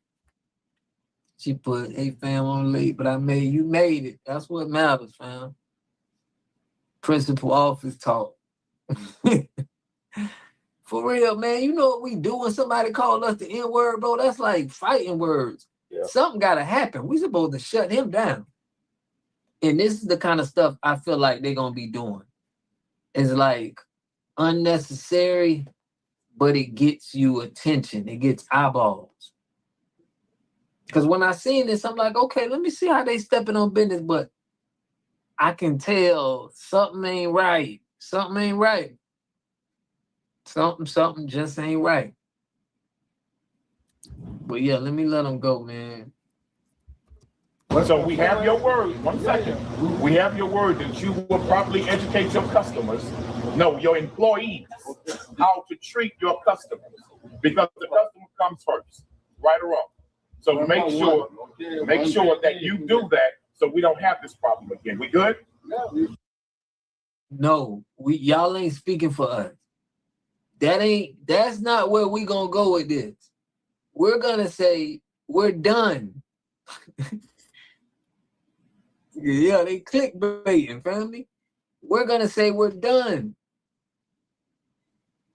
We don't want no apologies no more, fam. We ain't got no allies. We ain't on this right now. You violate, it's consequences and repercussions. The money's gone. Breeze, what up, family? Oh, Breeze is over there too. Salute, fam. Caught up with the channel for a live tonight. S-Biz, okay, guess I need the schedule. Glad to tap. Yeah, I'm gonna put the schedule. Shout out to Shakina. She told me to put the schedule in the chat. I mean in the descriptions. I'm gonna start that. But it's Tuesday, Thursday, Friday, and Sunday. But I'm about to start going on live. You know, my team, like I need to be on here every day. So we may have to put that in there. We are buying, not begging. Y'all kids, I appreciate you, all the support you give. It's true, y'all. Like, look, I'm just being honest with them. I like that our people is standing on business, but this looks fishy to me. Yeah. I've been preaching blackout shortstop for the past 2 months. Now we got them on here talking about just say you sorry. Just say you sorry. They trying to get us to unify with the anti-black burritos and tethers. Breeze, put hella fish.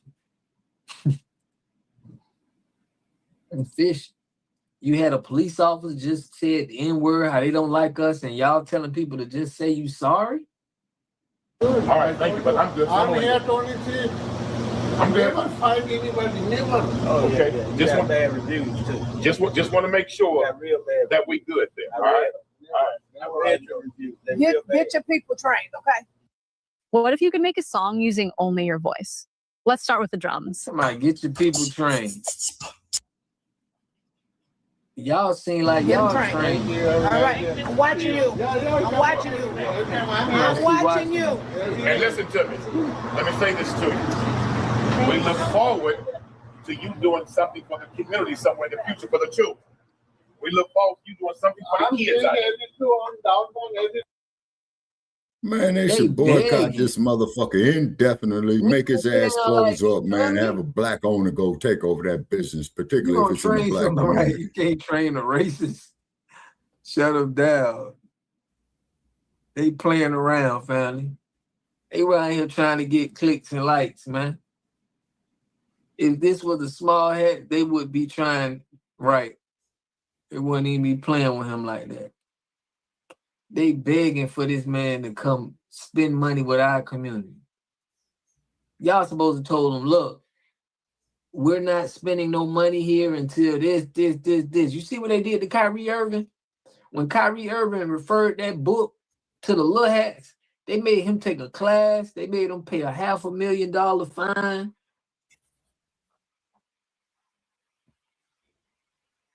Fam, like, no. You begging these people like we gotta spend our money with these people. You're right. That's what I'm saying. And that's bullshit, big homie. Well, if you do boycott that motherfucker, and that son bitch will be out of business in less than 60 days, and then go on there, take over the shop and establish a black-owned business in there. Or apology.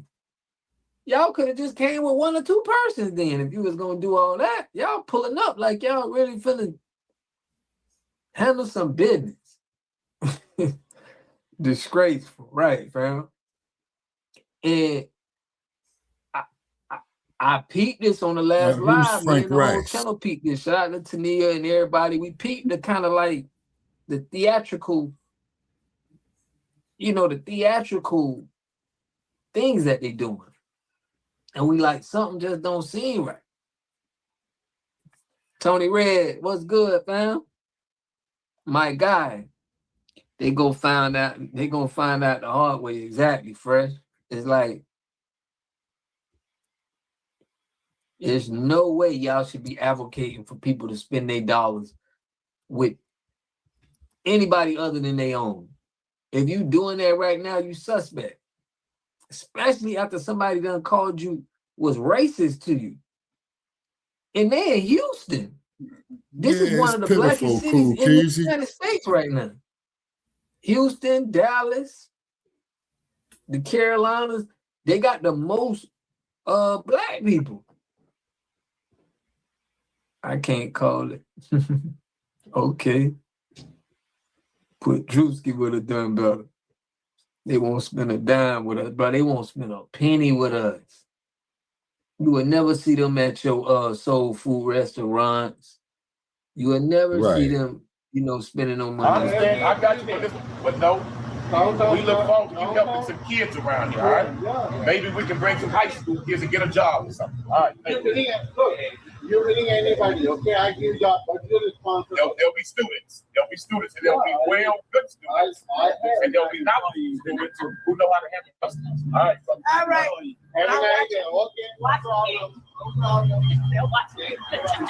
Okay, Frank Rice, 9520. Good. Thank you for joining us. Dr. Candace Matthews, national renowned human civil rights activist, advocate, and author, and also the National Minister of Politics for the New Black Panther Nation. We were here today because we seen Now, hold on. She said the New Black Panther Nation. Now, y'all remember when, what's that dude named Don't see no kids in there. Trying to be the head of the New Black Panther Party? Not the New Black, the Black Panther Party. Now we got this lady claiming the new Black Panther Nation.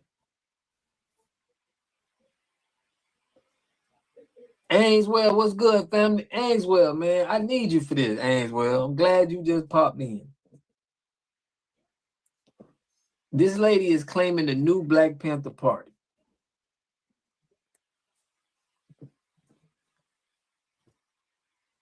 They the Lions or something now, ain't it? Yeah, they the Lions now because Exactly, they failed. Church of Black Power.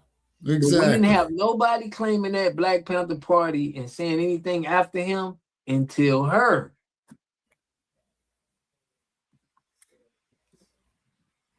She claiming she's a book author, you know, in this whole speech. Hey, I'm a book, you know, I'm a new Black Panther Party. She an activist. I'm with you, Jill. It's too much. But I want to get what Ainsworth think, man, because look, could this have some ties? Where's the big lady, Big Shirley, her name? The Black Panther Party. Yeah, that's what she claiming right now. She claiming the new Black Panther Party. Shirley, her name. But man, Ainsworth was critical on this lady too, though. And if all of us feel the same way, yeah, Tania, Ainsworth, Carl Dog, it was some other people. If we all feel the same about that, it's true.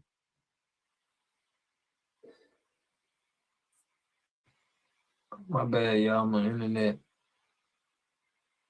Damn, man.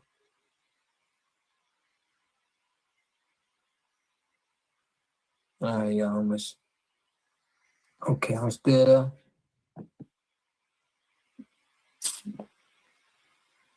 All right, y'all. I'm gonna put this up. I'm back. Put Crystal. Okay, they were Answell put it could be Connect Crystal was the face of the new Black Panther down there in Texas. You think it would be hard to get in contact with her? Nah. Long as you got a check, long as you got a couple $100. Video that was racist in nature in regards to an employee that we just found that no longer works here to this young man here. Now, mind you, we are at a sensitive time in our country for us to even be dealing with. And Pops look like a granddad. So we're not going to normalize nobody calling none of our people the N-word.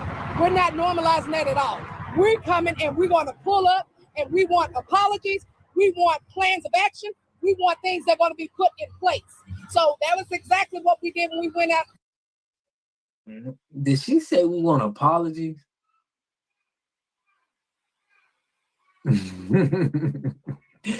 Did she say she want apologies? Y'all heard her, fam? They pulling up for apologies. When we went inside. So, and I'd like to thank this man for bringing it to light for us to be able to see this, because otherwise, if we did not have that, this will still be going on. She will still be frying chicken. She'll still be over here disrespecting people that come to patronize this business. We're not normalizing it, and we're not having it in our city, period. This gentleman came into this restaurant and was absolutely disrespected. But we did what needed to be done. Not lip service, but action, a plan of action. We demanded the immediate Quanell, termination. with all due respect, man, boycott the motherfucking definitely, man. That son of a bitch is shut down just off the law of economics. Don't spend your money there. Them a lot. I salute them. Don't spend your money with that They motherfucker. be standing on business. But now that I see the connection, the Willie D, the Roland Martin, and they want to get apologies, I know it ain't no real movement like that. You feel me? A community must have three things to have a community in it. You must have a wholly independent economic structure that can provide goods, service, products, and things for your own people, and jobs and tax bases for your own people. You should at least control four basic things You should be trying to control water, food, medicine, and energy to be able to survive and compete. Here we got Mr. Pollock. He had a cornfield. He took advantage of a free water test from us, and this is what we found in this water. We found sulfur, we found hardness, and we solved these problems with an easy fix of 2 tanks. So get your free water test today. Stay blessed. Click the link below.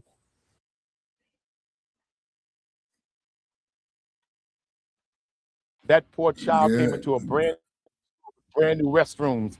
He told him you can't use the restroom, then took the recording, told him to go around the back and take a poop, recorded the kid taking a poop. Then when the kids got out of school, from Addicts Middle School right here, he was showing them the video laughing. Then he took a picture, still picture, and put it on the front door of this baby naked, making fun of his genitalia.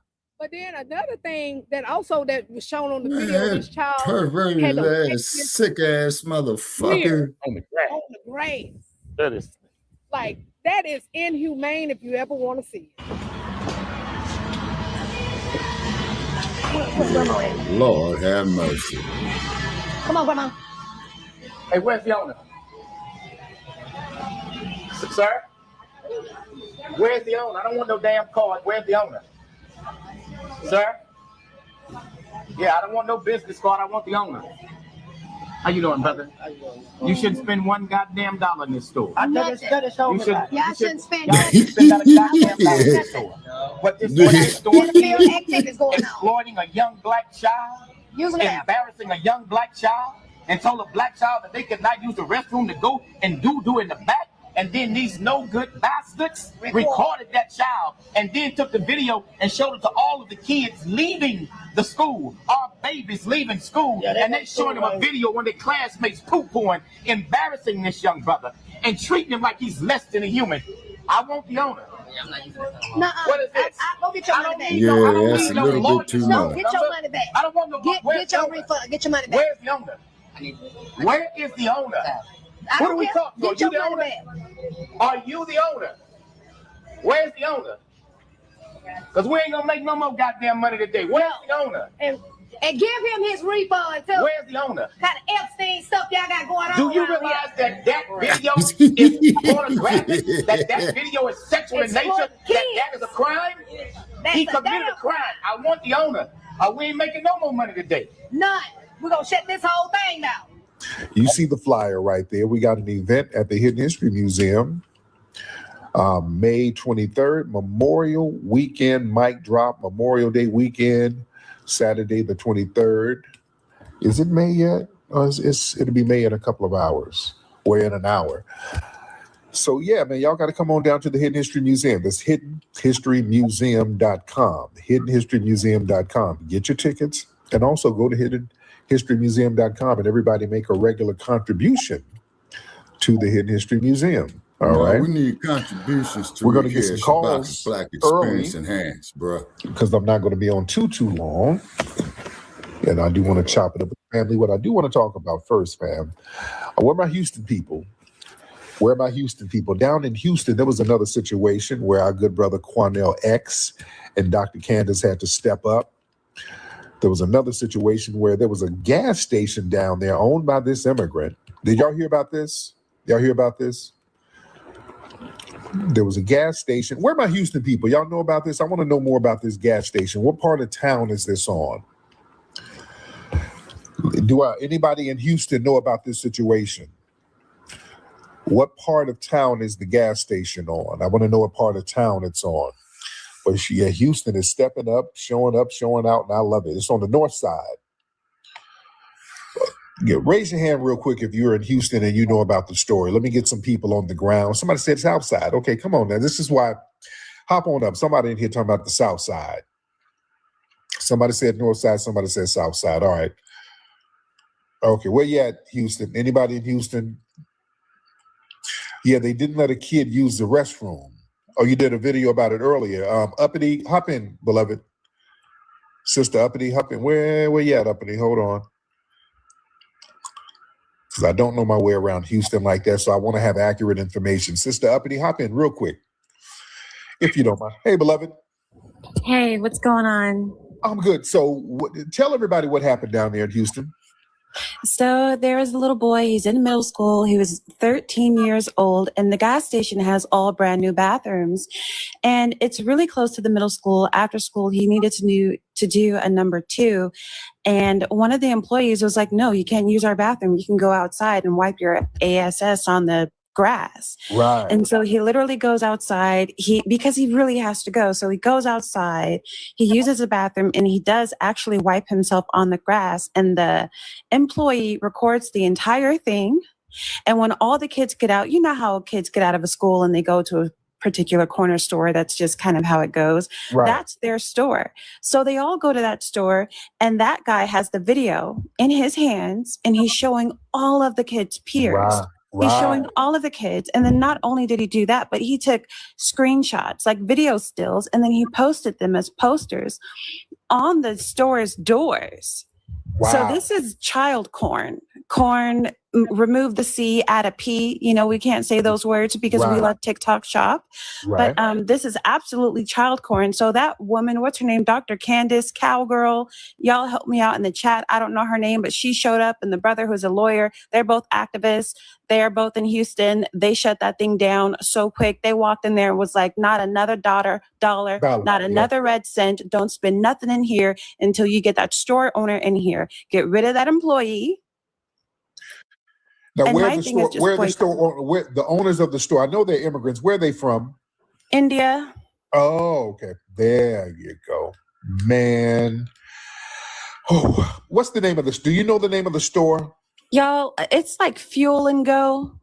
Okay. Some kind of fuel and something thing, but I'm gonna pop out of here. But Tariq, I love when you with the sing. owner being Today's my from birthday, and I India, used to that come up with explains me everything.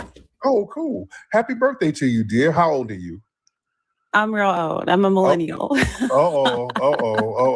I'm there. Are you like old sugar mama old or? No. Okay. You're old enough to still have kids? Yes. All right, you ain't that old. Yeah, that womb's still working. You ain't It that works. old. Well, happy birthday to you, dear. Thank you so much. Thank you. I appreciate it. Oh man, hold on. Destiny, what's up, Destiny, the model? She that old. Tariq, I'm gonna speak for me and those who think like me. I'm getting a little frustrated. Where do people like me fit? What should we do in these times to not only protect ourselves, but to elevate ourselves? This landmass in this country is not necessarily geared towards helping and securing our well-being. So where do we go? Where do we fit? Is it that we stay or is it that we leave? Where's your family from, Des? I'm from Georgia. My family, I have obviously two sides. So one side is from America, one side is from USVI in the Caribbean. I would love to go to St. Croix USVI, but I don't even want to be in no proximity to the US. So I'm asking to hear what you have to say, because at this point, I don't want to deal with Caucasians and I don't want to deal with Negroids. I'm getting frustrated. It's too much because it's not any movement going on for my community, and I don't have time to waste. Well, here's the thing, Destiny. There is nowhere to go to escape white tea supremacy. That's everywhere. It's in the U.S. Virgin Islands. It's all in the other Virgin Islands. It's all over. It's all over Africa. Where are you going to go? That's the thing. Where are you going to go? That's the point. And so since we have nowhere to go, do I turn on the people who are uplifting the Caucasoid and feeding into the system and online talking shit, but in real life they just a part of white supremacy as the next person? What do I do? Now, what do you want to do? What's your objective? What's I would your goal? love to jump ship to China. Anybody. Oh, you don't want that Chinese anti-blackness. It's just as bad. The only at thing this worse point, than what do we do? all right, let me bring. The only thing worse than a white supremacist is a wannabe. You don't want to get around them wannabes. They're the worst. So we are in the belly of the beast. This is our homeland. We deal with them here. I have no problem dealing with them here and getting them straight here. Are we really dealing with them though? Yeah, nobody else is dealing with them. That's why everybody's coming here. Everybody's coming here. The white supremacists, they've decimated all these other groups. Hop on camera. What you doing hiding? Hop on camera. I'm on camera. Are we I dealing with them enough? I got my afro today. There you go. All right. right. Let me see. I want to put Soldier Boy up there. There Soldier Boy ain't coming up. Are we dealing with them? I got my afro today because I'm really feeling it today. Yes, indeed. Are we dealing with them enough? Oh yeah, we're dealing with them best as we can. Is best as we can enough? Well, there is no other place to go. You understand? No, we can't go to Africa. There's nothing happening there. We're going to run into them running here.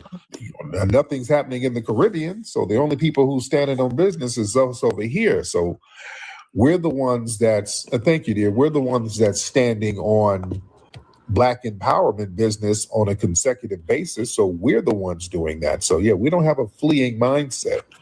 One thing you don't do is just all that running. You got to stand where you are. You got to deal with it. Yeah.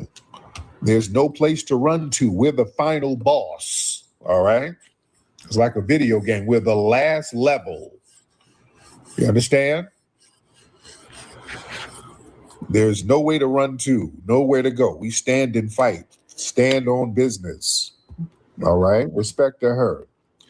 But again, going back into the situation, again, this is what I'm saying. She said, go to China. You don't want to go to them Asian countries?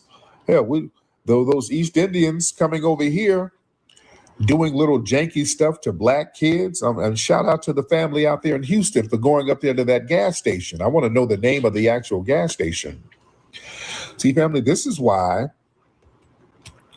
when we deal with white supremacy, we got to deal with that hostile wannabe white supremacy class, like those East Indians. Like I said, they are worse because they're trying to get in the club. You understand? Which is a club they can never fully get into. That's the thing. They're trying to get into the white supremacy club that they can never get into. So they got to go hard body to just be honorary Aryans. They got to go real extra hard body. This is why we as foundational Black Americans, we have not been on that immigration thing or immigration support like that.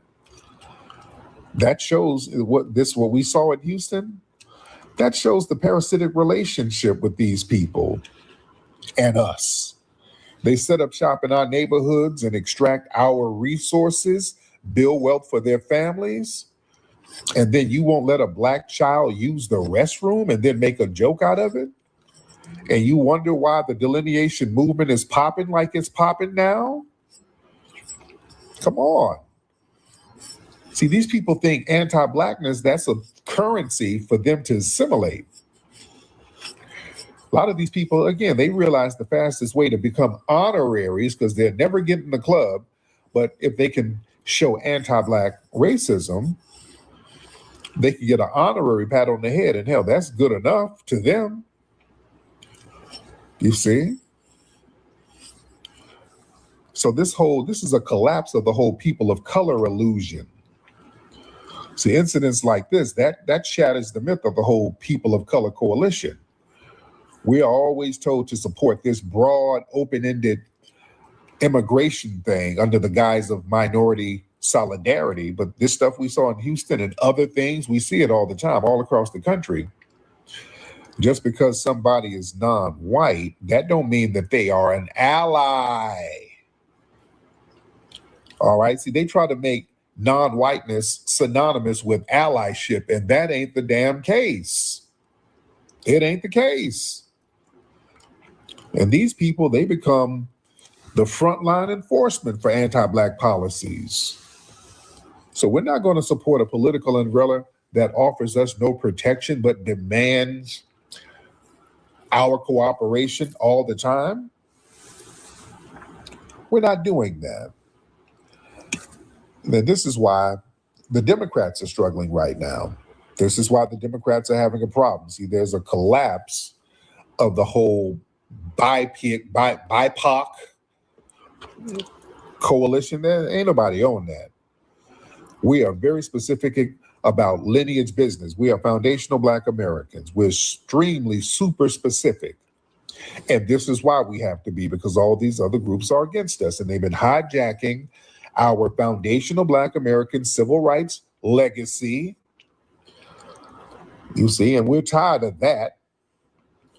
These folks come over here and have full hostility towards us, yet co-opt our civil rights struggles that our foundational Black American family and ancestors fought for, and try to apply it to foreign nationals.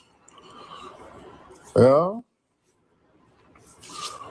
We were talking about the Freedmen's Bank, and did y'all see that time Kamala started talking about the Freedmen's Bank and how the Freedmen's Bank, there should be some kind of compensation, and then she did this weird pivot to immigrants? She was talking about the history of the Freedmen banks and then started talking about how immigrants need some money. I'm like, how the hell does that, how did you make that correlation? The hell? I was so offended. The hell? What kind of correlation is that? Man, these people are out of their mind with the damn disrespect. They are insane with the disrespect. We ain't on that. Listen, in that whole lesser of two evils strategy, the Democrats are losing a grip on the Black vote because their strategy has been fear-mongering, telling Black people, you got to vote Democrat because the other side is worse. But when we look at the direct, tangible harm occurring in our communities right now, shit, a lot of these immigrants, it's these people doing the dirty work for the white supremacists. So that fear-mongering loses its power. And now when you got these foreign nationals trying to humiliate our children, oh, no. We don't owe loyalty to these people. We don't owe nobody no loyalty to some fake minority coalition. Everybody can get the work. Everybody. And that when we start checking these non-white people on their nonsense, people want to try to play the whole game. Well, y'all sound like the alt-right. Y'all ain't supposed to be checking us. Yeah, we are. If you're doing degrading things to people in our community, you will absolutely get checked. We don't owe you anything. We don't owe nobody nothing. Let's be very clear.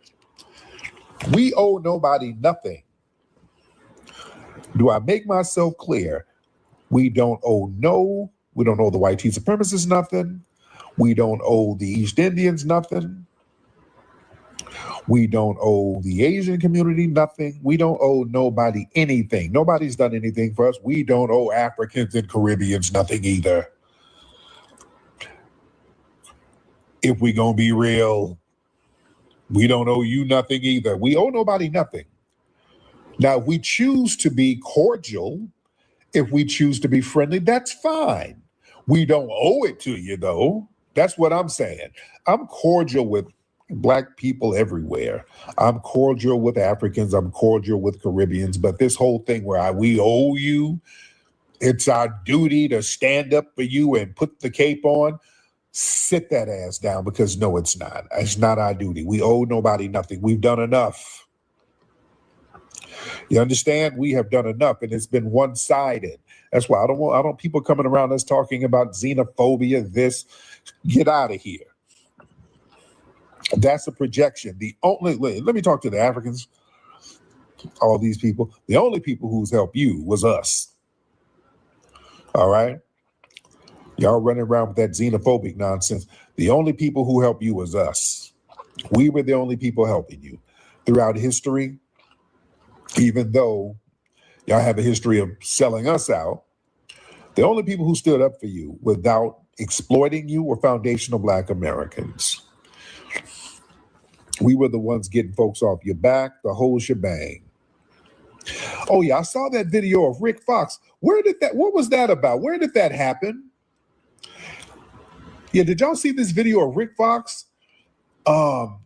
He was talking to some dudes, sound like some island dudes. Y'all hop on, please. Somebody tell me what's going on with Rick Fox. Was he in the Bahamas? Where was he? And Rick Fox had to jump bad on one of them dudes. Where my people? He was in the Bahamas? Hold on, hop on. Somebody hop on. So Rick Fox is from the island. He was at a Bahama poll station. Is he running for Congress in the Bahamas? He's Bahamian? Okay. Okay, I didn't know he was Bahamian. I just thought he was just light-skinned. So is he in the Bahamas? Because I don't know what it was, but he was there was some dudes who had on some Rick Fox shirts, so it was some guys with him. So he was kind of going back and forth with this other guy. This other guy kind of cursed at him a little bit, like, I don't give a fuck, or shut the fuck up, something like that. But Rick Fox tried to run up on him. They had to hold Rick Fox back. That light skin energy kicked in. Yeah, he used to be married to Vanessa Williams. Right. He's Bahamian Canadian. They were arguing about politics. Yeah, Rick got on some light skin shit. He had to whoop on him almost. He just came from the Bahamas. Yeah, it was that light skin energy. Yeah, it was very interesting. Now, who is this? Speaking of the island. Uh-oh. Oh, I'm good, brother. One game, please. Oh God. Taribi, one game, please. Man. We from Syria, you need to food my family. All right. I ain't about to deal with that. All right. Oh, Lord. I ain't about to deal with that. Okay, let me get some other people in here. All right. Good Lord. Here they go. They're about to drain my energy already. All right. Yeah, I know y'all didn't want to hear it. I didn't want to hear it. They said he was an Arab Klay Thompson. Lord, these people. Fighter for life. What's up, homie? Let's get Fighter for life in the building. Fighter for life. What's up, brother? Hey, bro. Do you see the photo? Look at the photo. Oh, Lord. Rohan, get on camera, Look at the photo, bro. Look at the photo. Rohan, I can't see the photo, Rohan. Why not? Wait, let me come away. It's very small. No, because you might put your Bucci cat on the screen. I don't want to deal with that.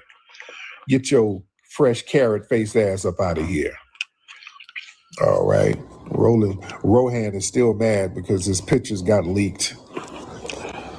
Lord. He's very upset. His pictures got leaked and he looks like a newborn koala bear. He's just a real funny looking person. Just a funny, strange looking dude.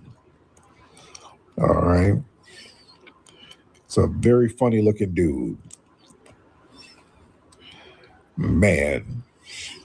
That nigga head looks like a bushel of corn. Just a real weird shaped head. Just weird about this dude. Just weird. These tattoos all weird. Oh, goodness. All right. Let me see who we got. All right. Did I see Nick Cannon interview Candace Owens? I haven't seen that. That sounds interesting. I got to look at it. Shout out to my brother Nick. I ain't talked to Nick in a minute. Let me see. Sister Brooke, let me get Sister Brooke in here. Sister Brooke wants to hop on. Where's Sister Brooke? Let me get Sister Brooke in here in a second. All right. If I see her, I can't see her. Sister Brooke, make yourself be known because I cannot see you. All right. Oh. Sister Brooke, where you at, beloved? All right. Let me see. Paramount King, what's up? I don't know. Hold on, let me talk to Paramount King. Paramount King, what's wrong, brother? What's happening? Paramount King, what's on your mind? You sound upset in the chat room. You're going back and forth with people, Paramount King. What's going on? All right. Oh, there's Brooke. There she go. Let me get Brooke up here. Let me get Sister Brooke in the building. All right, Sister Brooke, where you at, beloved? I'm here. How you doing, dear? I'm good. How are you?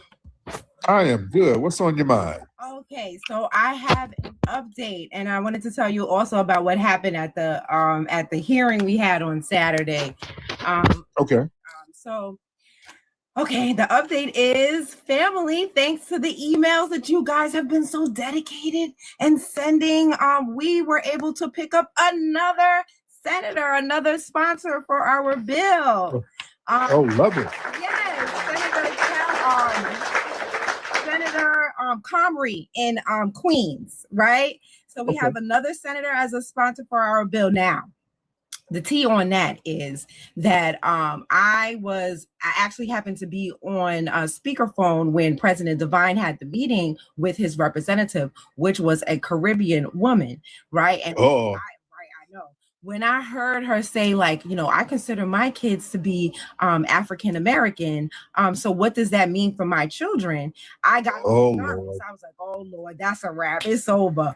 But President Devine, to his credit, was able to flip it where she felt that it was to her advantage for her to be on our team. And then the next day, she was we see his name on our bill. You can go, if you go to BREUCK calltoaction.com, you'll be able to see the bills, and you can see what senators and assembly people have signed on as sponsors and co-sponsors, right? Oh, that's beautiful. Shout out to brother President Devine. President Devine is, let me tell you something, because I thought it was a wrap. But you know, and so I appreciate that he allows me to listen in so I could learn how to maybe one day do things like that, because like I'll tell you, my face was Devine be cooking. That brother be cooking, man. Cooking, okay, with fish grease.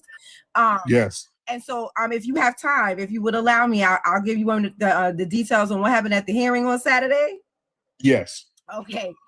So we had a hearing on Saturday, and so there is this one lady who, she hates me. My big sis Keisha, she always tells me that she be giving me dirty looks and stuff behind my back, but in front of my face she'd be smiling or whatever. But she's with the National Action Network, right? Her name Lord. Right, I know. Her name is Dr. Cody, right? And so Dr. Cody, they decided to have her come up and do a presentation, which I don't understand why, because they say she's supposed to be some education expert. But Dr. Cody, she has like a defunct and closed down daycare center. So I don't really understand what the hell, you know, she is in education, but they decided to let her speak, right? And so I tore her apart. If you guys, thank you so much again for reposting my testimony. But if you guys took a look at my testimony from Saturday, I called her by name and tore her apart. And, you know, I didn't even introduce myself or anything. I went straight for her, Dr. Cody, you know what I mean? So she got so upset at what I said to her that she was rage triggered and got up and yelled at everybody and left right before President Devine, it was his turn to speak. So President Devine kept making jokes. He's never seen anybody rage quit in person, right? He's only seen people do it online. And so she got so upset and just left. And she's the very same person that is, when we're upset at the things that we're hearing and we shout out and you know, because Melrose is famous for that. And we shout out and we, you know, give them what for. She's always the one saying, oh, you guys need to have some decorum. You guys need to do this and you guys need to do that. But this time, honey, I made her so mad. Wow. She got up and left with her bad bill behind. And her crusty ass wig. So I just want to thank the family because it was in Newburgh. So I want to thank the family for all the donations that they have sent, and you as well, Tariq. I want to thank you guys. Yes, indeed.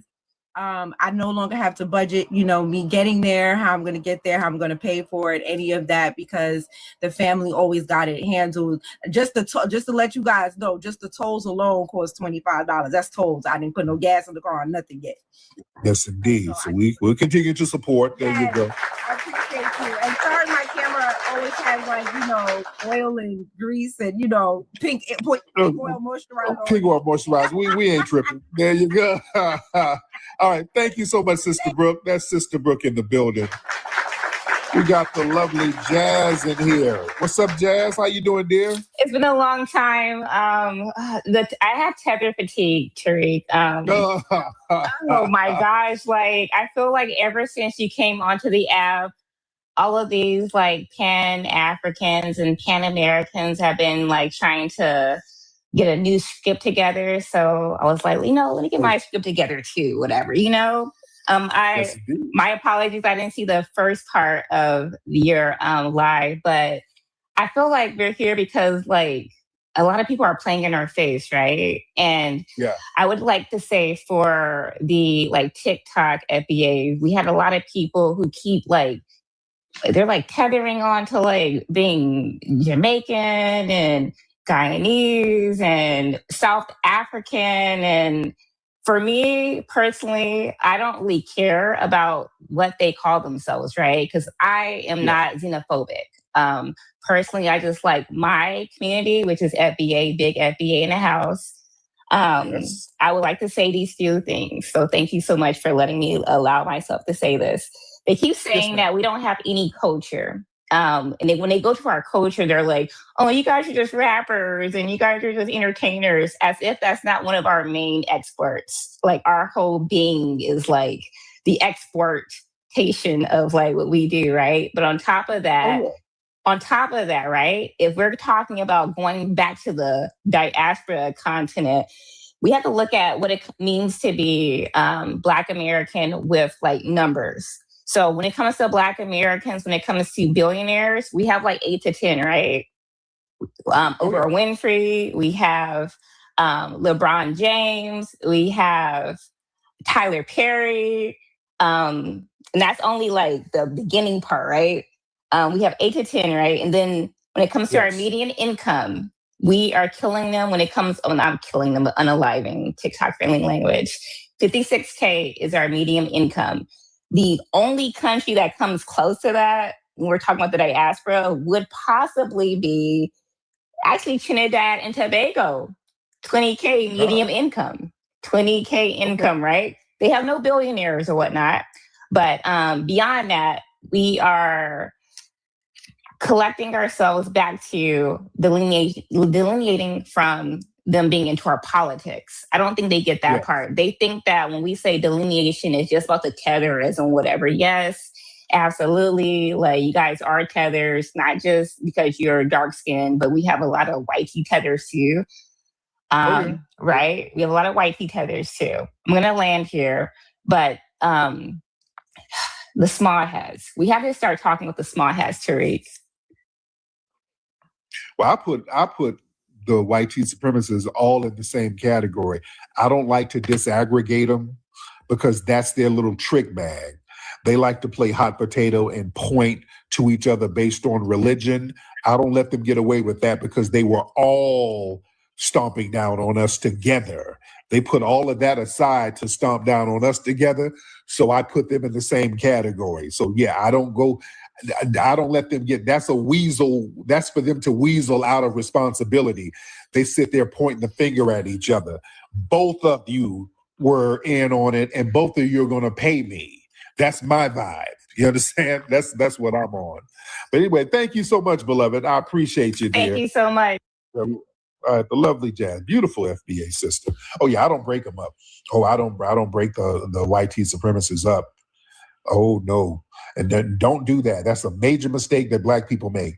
They try to act like, hey man, it's not. Hey man, it's those Jews. They get both of us, man. That's the real problem. They're against both of us, man. And we need to be against them. Don't you fall for that trick. That is a trick. They will join with them against you every time. The Anglos have never stood with us against them. When have they ever stood with us against them? Let's just look at history. When have they ever stood with us against them? Never. Family, do y'all know? Remember out there in Cincinnati, Ohio? Well, it was some Russian Jews who came over. Russian small hats. I love TikTok Shop. Let me say that. There were some Russians of that religion who were over there in Cincinnati. I'm talking about foreigners. These were Russian nationals. And they got into it with some black people. Some black people had to put hands on them. All the white supremacists around the country sided with those Russians. Remember? They sided with the Russians against the Black Americans who are of this country. This is what I'm saying. Don't let them fool you. Yeah, they stand on anti-blackness together.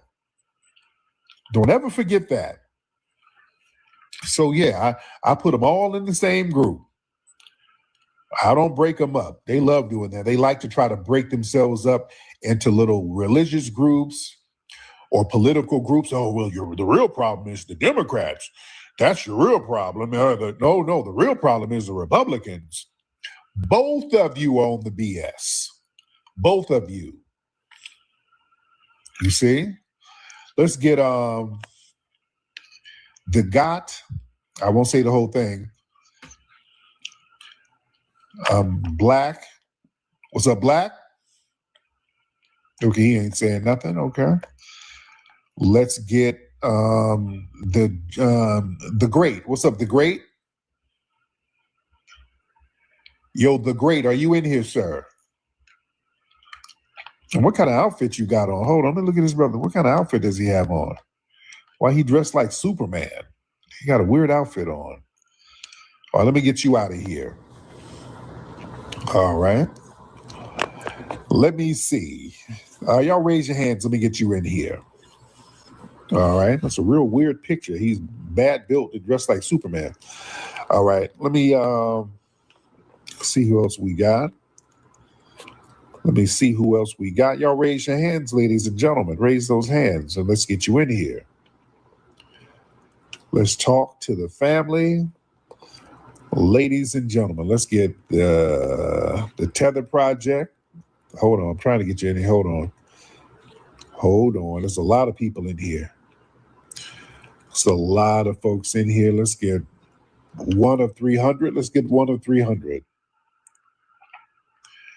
One of 300. All right. Waiting on his thing to act right. All right. Now, y'all got to get this thing together. Raise your hand in the chat room if you're ready. If you're not raising your hand, we're going to shut it down early. What's up, Candy? I see you, dear. All right. Paramount King, are you still trolling in the chat room, brother? Let me see. Let's get Jingling Baby in here. I'm going to get random people. Miss Jingling Baby, hop on, dear. Paramount King, I wanted you to get on, bro. All right. I wanted you to get on, Paramount King. All right. Let's get the Real Creative. I'm just getting random people in here. The Real Creative, what's happening? The Real Creative, what's up? Hello, sir. All right, Real Creative, where you at, man?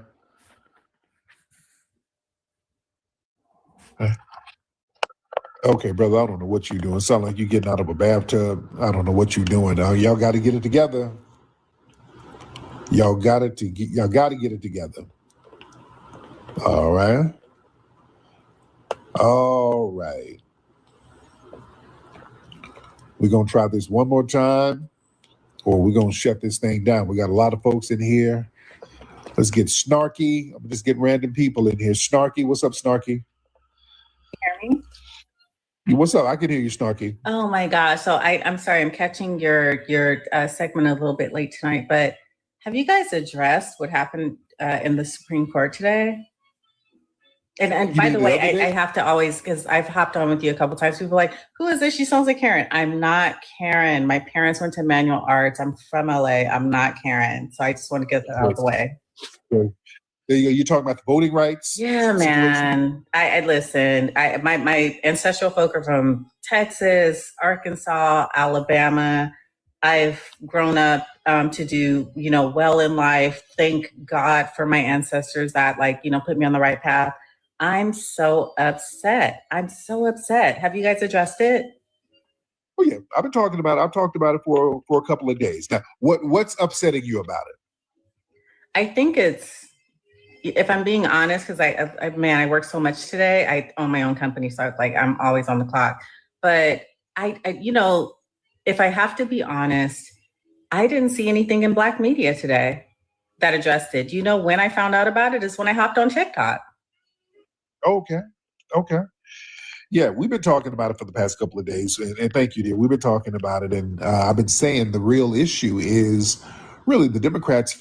They're going to lose a lot of their seats. They didn't really care about us. I think this is an opportunity for us to be the true swing vote. We're not a guaranteed voting block just for the Democrats anymore. So I think this gives us an opportunity to further leverage our vote to get tangibles. But again, y'all check out some of the playbacks. I talked about this. I've talked about this before. All right. Let me see. Yeah, Roland, he's really crashing out.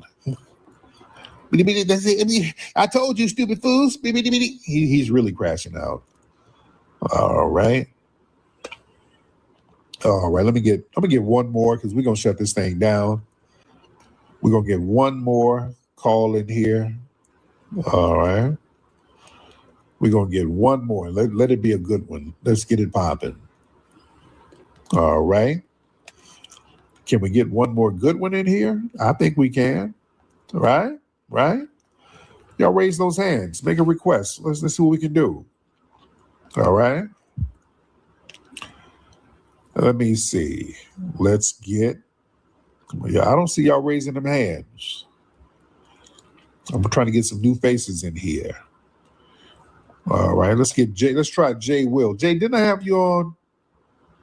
I just had you on, Jay. I want to get some new faces in here. Turn the chat on. No, I want to get some new faces. What's up, Ebony? All right, let's try Morpheus. Let's try Morpheus in the building. Hey, what's going on, Tariq? I'm good, Morpheus. How you doing, brother? Man, I can't call it. But I had to come over here and give you a shout out and stuff like that. I was calling to ask about the a lot of people are tripping about the Voting Rights Act. I personally think it's a good thing because they can't use our political edge. I'm here in Florida, so they're really tripping about that. And I see how the Hispanics and other people use that against us. I'm specifically in Orlando, so it's kind of bluish over here, but it's going to be a lot harder. So, and there's some FBAs over here trying to get things done, but I wanted to see what did you think about that as well? Yeah, it's very interesting. But yeah, I think again this gives us an opportunity to further leverage our vote.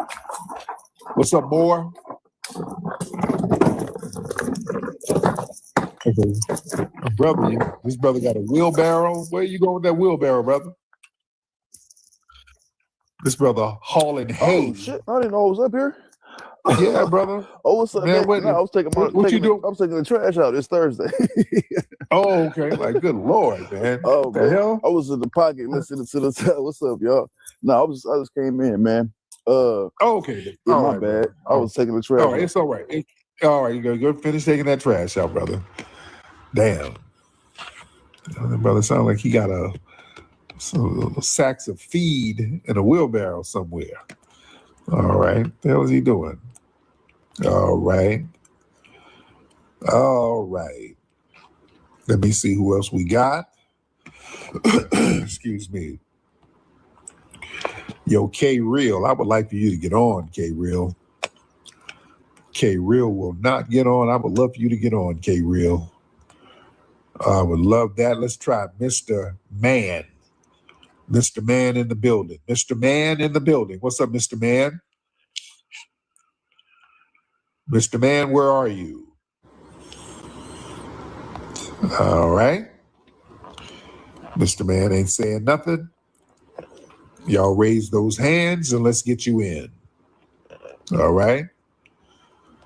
Let's raise those hands. And while we're waiting, everybody, you can go to hiddenhistorymuseum.com and get your tickets to join me at the Memorial Weekend mic drop that's happening May 23rd. Excuse me. All right, who is this? Rambo? Who is this guy? Oh, hello. What's up, Rambo? How you doing, brother? Yeah, I'm good. And you? I am good. Where you at? Where you at? The Philippines? Where you at? Okay. Oh, we are from? Where you from, sir? Yes, I'm South Korea.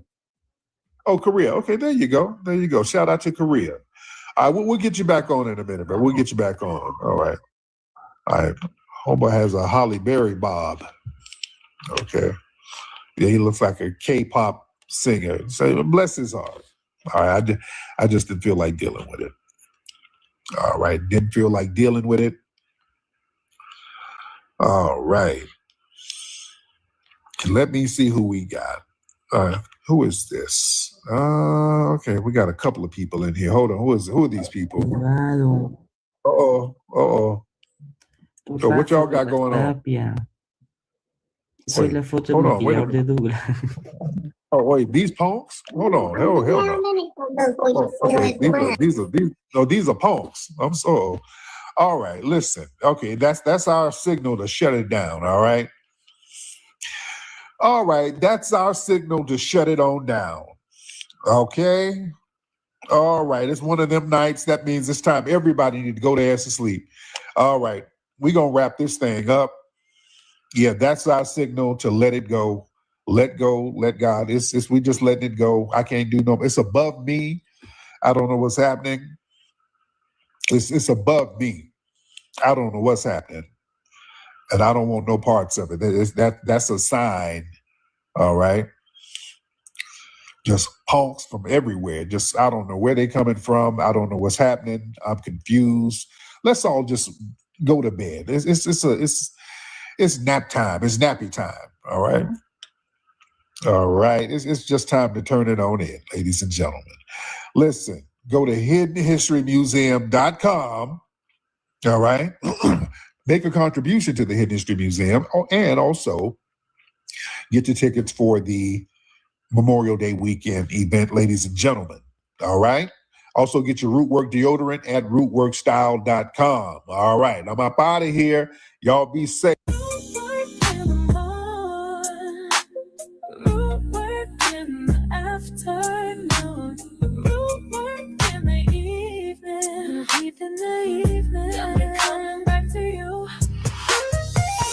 Work in the morning, work in the afternoon, work in the evening. I'm coming back to you. Officer is under investigation after she posted a racist rant on social media. The police department confirms Officer Ashley Gonzalez has been relieved of duty. A warning here, the video, it is disturbing, and we are only sharing just a portion of it. The amount of times that I will always and forever say that I hate. Oh my God, I hate. Like, I hate y'all. Like, you, like, I don't. Oh, we were slaves this entire. I don't give a. Like, for a reason, you guys were slaves. You guys don't like out loud. Like, goddamn. Like, oh my God, I felt like I was back in the Marine Corps. Like, I kid you not. I don't know what the came over me. I grabbed that by the neck and I was like, come here, you. And oh my God, like, I felt like the world just stopped. Like, it was just peace. By now, I'm sure you've seen the video of Ashley Gonzalez, a Hispanic officer who got on social media and went on a full anti-Black tirade talking about how she hates N-words, talking about harming Black folks, and openly targeting us. Now, this boo-boo the fool has since been terminated from her job due to her racism, as well as the Black grassroots activists like Mr. Quanell X or Dr. Candace Matthews, who pulled up to the police department and stood on business, making it known that she needed to be fired publicly. Now, while a lot of people have condemned Ashley's behavior and what she has said, and rightfully so, there are many people in her community, as well as the people of color or Black and brown community, who also state there is such a thing as freedom of speech, and they have made it known that they have stood with Ashley. Okay? And let's be realistic here. They do have a right to their opinion, whether they're illegal, undocumented, or freeloaders or not. Now, before we get into the foolishness, please be sure to like this video to help us out in the algorithm, Friedman, as well as check out the African Diaspora News Channel app. Let's get into it. Now, you feel offended for the truth. That's a personal problem. But she was not lying about anything. What happened? Us Latinos, we cannot speak our minds and say what we think when everything that she say is something that you guys repeat all the time. We are in 2026. Who gives a shit if you used to be a slave? That's nobody's problem, not even yours. If your ancestors was this or that, Spanish, Latin people, ancestors, we also been a slave. We've been take out of our lands, and we fight too. You're not special. You're not better than nobody else. Don't be a fucking hypocrite, all right? I stand with Gonzalez, and she don't deserve to lose her job. Are we ready to admit that there's no Black and brown coalition and that pretty much there never was? I mean, this is a whole police officer talking about how she feels great, mistreating Black people. It doesn't matter if she said this to her friends or not. If she's getting taxpayer funds to do a doggone job such as protecting us, we should feel protected. And I can assure you, I don't feel protected. She not protecting us. Hell, she more about harming us, if anything. See, this right here is why this Black Friedman woman is cool with what Trump is doing when it comes to these illegals and undocumented people. See, they're no allies to us, and there's nothing good coming from them being here. So I'm not going to keep voting to bring more people like Ashley and her family and her friends over here. See, they always got a lot of lip and smoke for us, but never the same energy with the people who cause them harm.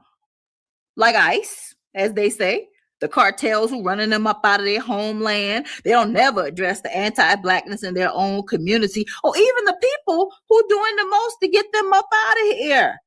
Or even what about these Hispanic ICE agents? It's always smoke when it comes to Black Americans. And we're the only ones who's accepted them and helped them and not exploit them.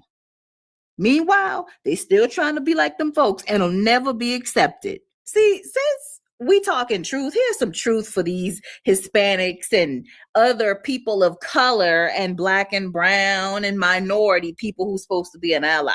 Here's some truth for you that offends your fleeing behind, or shall I say, you're freeloading behind. ICE is coming for you. If you're illegal, your family or friends are illegal or undocumented, that's what they're supposed to do, because ICE stands for U.S. Immigration and Customs Enforcement. It is a federal law enforcement agency under the Department of Homeland Security, responsible for enforcing immigration laws, investigating transnational crime, and protecting national security here. See, ICE was created in 2003 and focuses on interior enforcement, including the detention and removal of undocumented people. You being here and you thinking that you have the right to be here does not change that. Trump is not doing a thing wrong to you because you refuse to go back home to a country you state that you're so proud of, or whose flag you always repping, but fighting like hell not to go back home. Also, if you go home, you can also tell your truth at home where you refuse to go. Most likely because if you go home, you won't be able to do all of the foolishness that you pull here. Okay? And here's some other truth for you.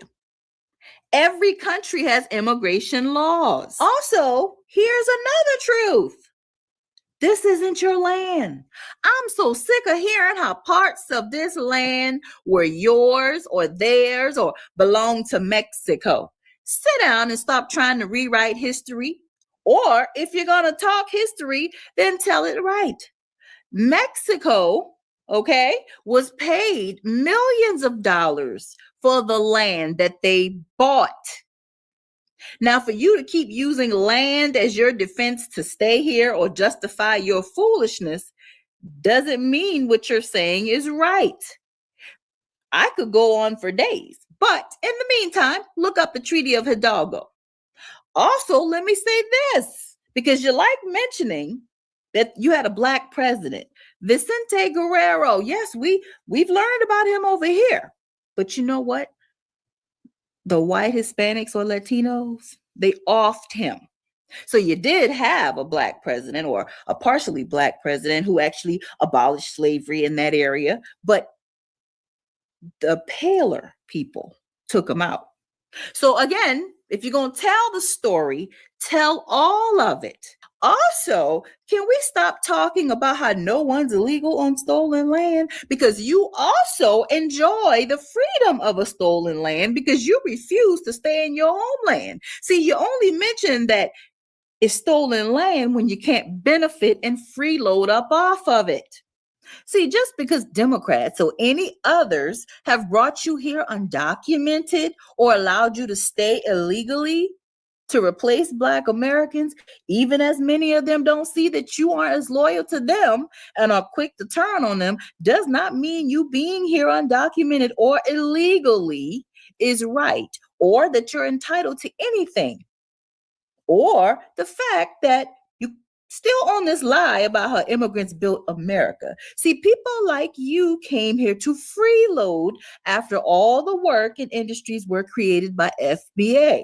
If you were all about building, then you would have built your homeland. That way you wouldn't have fled, okay? And if you worry about some of your leaders over there, you wouldn't get finessed. You know, that place that you don't want to go back to, that's what I'm talking about. Now that you're being asked to leave, or shall I say thrown out after you've even been offered money to leave, does not mean that you've been persecuted or that a Hispanic experience is similar to FBA here. See, you can't talk down about a group of people, then try to use their struggle, or shall I say also get mad when they don't come to your doggone rescue, because there's plenty of videos all over social media of y'all whining because we don't come to your defense. And this right here, Ashley and this boo-boo the food dude right here, why we letting ICE do their job.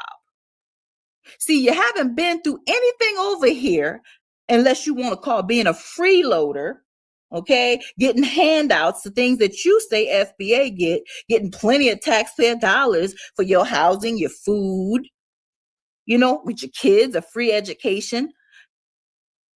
Now, if you want to dispute this, please tell me or anybody below in the comments, what exactly have minorities or people of color been through that Black Americans have? I mean, I would like to know. Because we have been through it all. Were your churches burned down to the ground? Did you experience segregation from people forced to work in the fields from sun up to sundown here in America? You know, did you create a Freedmen's Bureau that many people had money stolen, ruined their generational wealth, and then have people like the Democrats trying to help you take over the Freedmen's Bureau, something you had no hand in? When it was 60,000 FBA who lost their deposits with the Freedmen's Bank? I mean, I'm not seeing the comparison here. And truthfully, there really is no comparison here if you want to be honest. See, many of you come here with the red carpet rolled out completely for you, Okay. And again, that's shelter, housing, money in certain states, sanctuary cities in certain states, which Black people don't even have here. And again, free education, as if you're obligated to that. Freedman family, if you think I'm lying, look at what ancestor Terry Anderson said in the 90s. Central Los Angeles. I've lived there all my life. And I speak from the Black perspective because I am Black and I live in a predominantly Black community. The problem with illegal immigration, whenever it comes up, is that people always give one side and never give the other side. They talk about the poor immigrant who comes here for a better life. They talk about the poor immigrant child who must be educated in our schools. They talk about the immigrant worker who works harder than the Black person works, and he will take the job that nobody else takes. What you never hear is the other side of the story. You never hear that every time that illegal alien comes here, he displaces somebody else. That side is never mentioned. Whenever this subject comes up, you have organizations who step forth and advocate for the illegal alien. You have MALDEF, MECHA, LULAC, La Raza, and other race-based organizations who are exclusive only to one race of people and advocate for those people only. You never hear the other side of the story. The other side of that story is that somebody is harmed by them being here. I speak of my community because it's where I live. You will never hear from these people about the 17-year-old Black kid in my neighborhood who went to McDonald's and was told, you can't work here because you don't speak Spanish.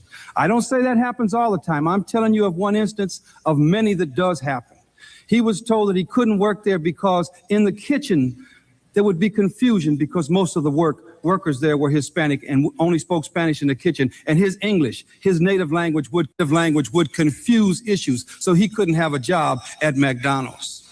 They don't tell you about the 8-year-old little Black girl in my community who sits in a classroom all day long and goes home and tells her father, Daddy, I'm not learning anything in school. So being a good father, he goes down to the school and asks the teacher why.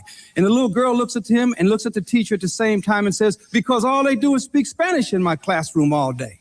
Now, there are advocates who will tell you, well, that's good. She's learning Spanish. She is not learning Spanish. She is listening to Spanish.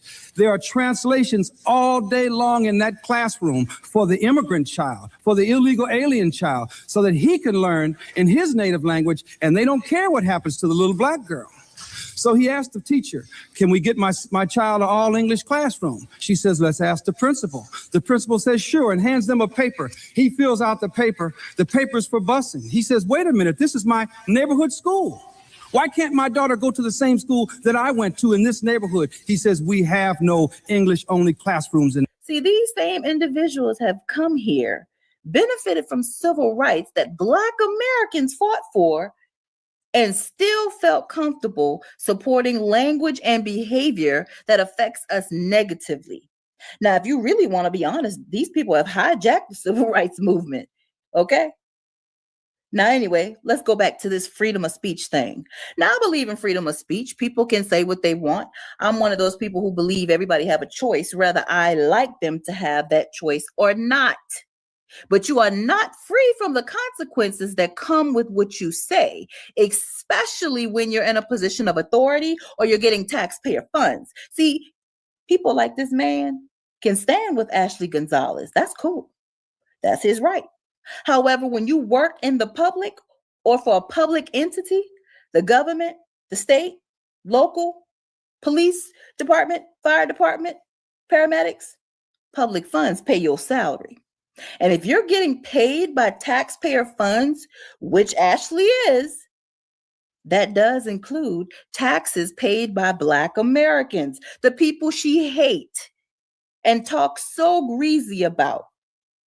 See, that's where her consequences come in.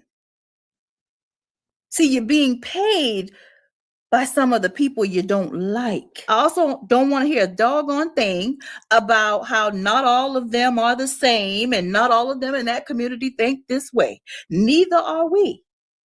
And I say that because Ashley based her experience or opinion off one Black person who did something to her.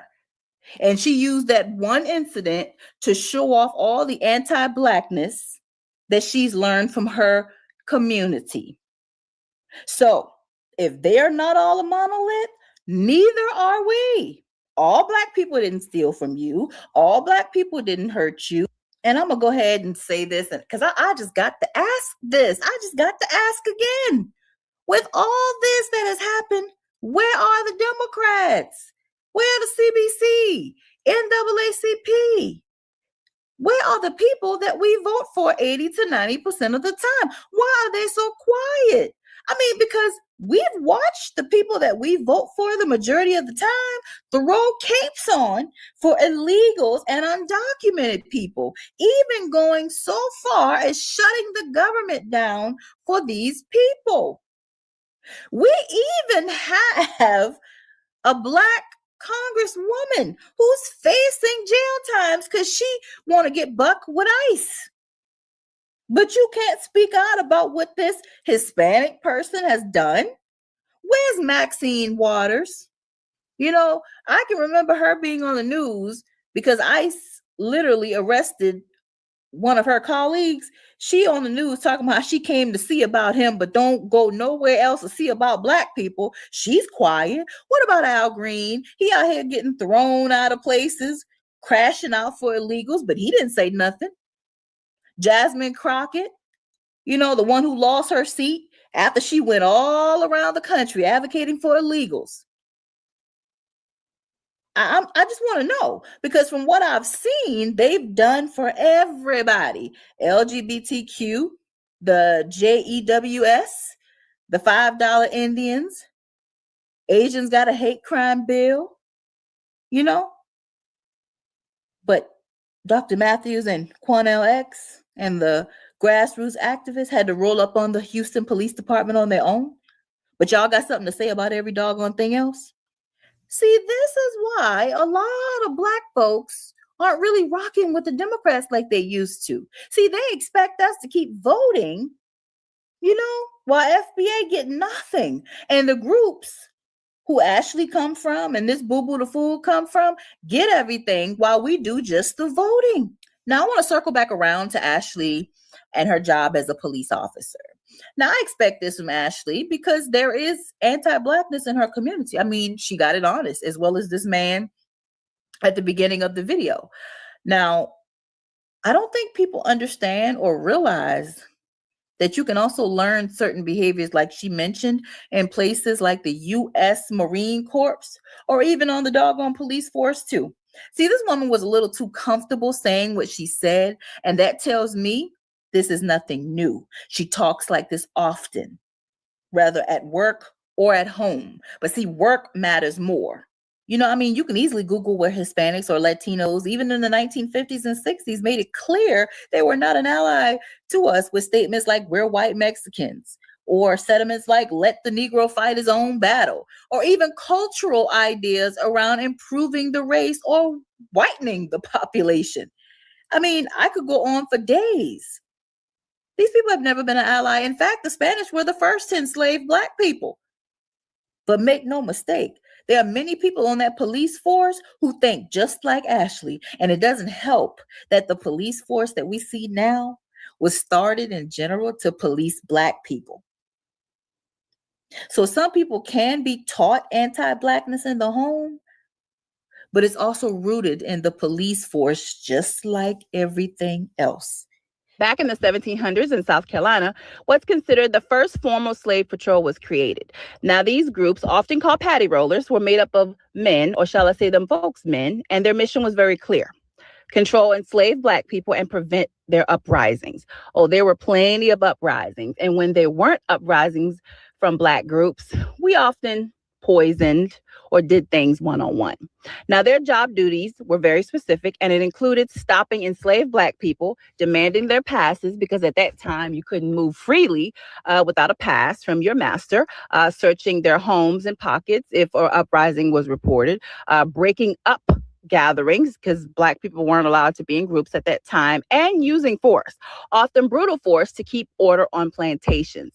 It's funny because even as FBA, we still suffer from something called post-traumatic slave syndrome, even from then. But them folks still have effects as well. They still don't like seeing us in group settings to this day. Now, as for the term patty rollers, this name came from how they operated. They would roll up on Black individuals who were enslaved, stopping them, questioning them, and checking whether they had permission to move outside of plantation boundaries.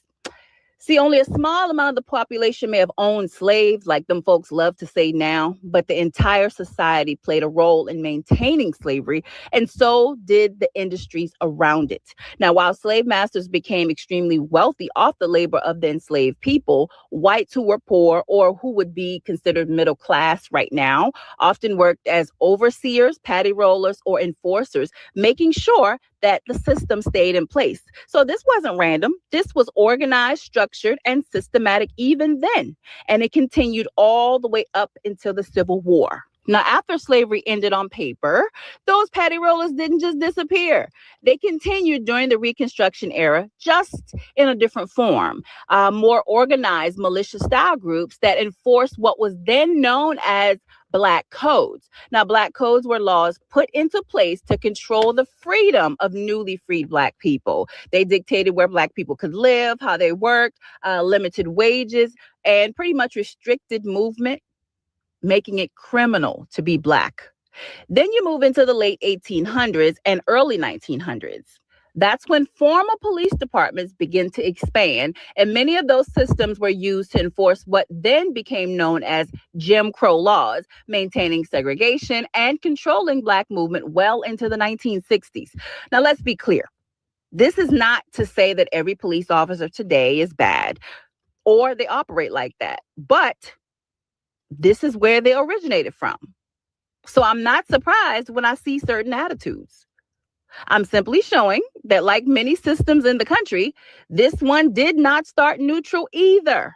It started with a specific purpose, and over time, it just evolved. And when people today talk about bias, distrust, or different, experiences with law enforcement, that's not coming from nowhere. And their attitudes are not coming from nowhere.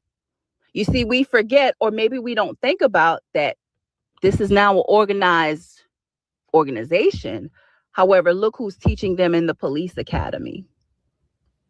The same people. So just like many other things in this country that was built off the backs of Black slavery, such as banking, making payments, insurance, jeans, Wall Street, the police force was also created from slavery. It was actually built and thought of to maintain and control Black people. And even as it became a more organized and structured organization, that way of thinking just did not disappear. So I'm not surprised when I see people like Ashley or even police brutality within my people. Look how it was developed. Even a white former police officer by the name of Norm Stamper has spoken vividly about the things he learned within the policing culture, as well as training that reflect deeper systematic issues. Now, Norm Stamper is out of sight, out of mind. He is gone. He is one of the people who actually admitted what he saw. So he is hiding. He is in hiding. No one sees him or hears from him. Okay. But anyway, so this isn't just an opinion. It's just about history. It's tied to a long timeline that shaped how the system was built in the first place.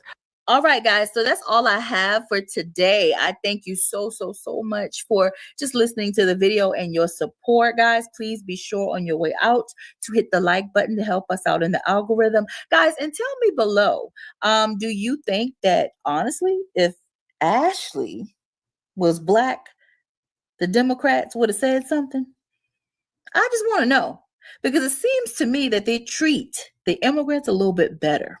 Okay, so tell me what you think about, Ashley below, or the question that I had. Now, this video is long enough, guys. I got to go, and I got to go finish cook my chicken. But anyway, thank you again for listening.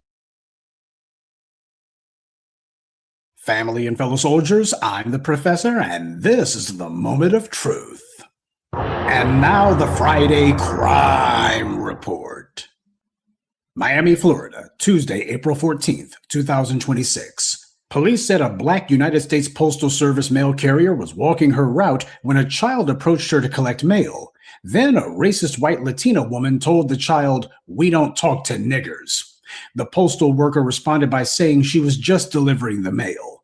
But the racist white Latino woman then sprayed the mail carrier with a water hose. The victim, according to police reports, then called the authorities, and the white Latina went back to her house, grabbed her purse, and went inside her SUV. Fearing for her life, the mail carrier crossed the street, but the white Latina intentionally sped her SUV towards her, causing her to put out her arms on the SUV and move back so she wouldn't get hit. The white Latina then reversed her SUV and tried to hit the victim again. The victim this time ran and took cover behind a parked vehicle. As she kept driving down the road, the white Latina made a U-turn and continued to accelerate towards the victim. The attacker then parked her vehicle, went inside her home, and said she had a gun and was going to shoot the victim. Eventually, the police came off of their donut break and actually responded to this call.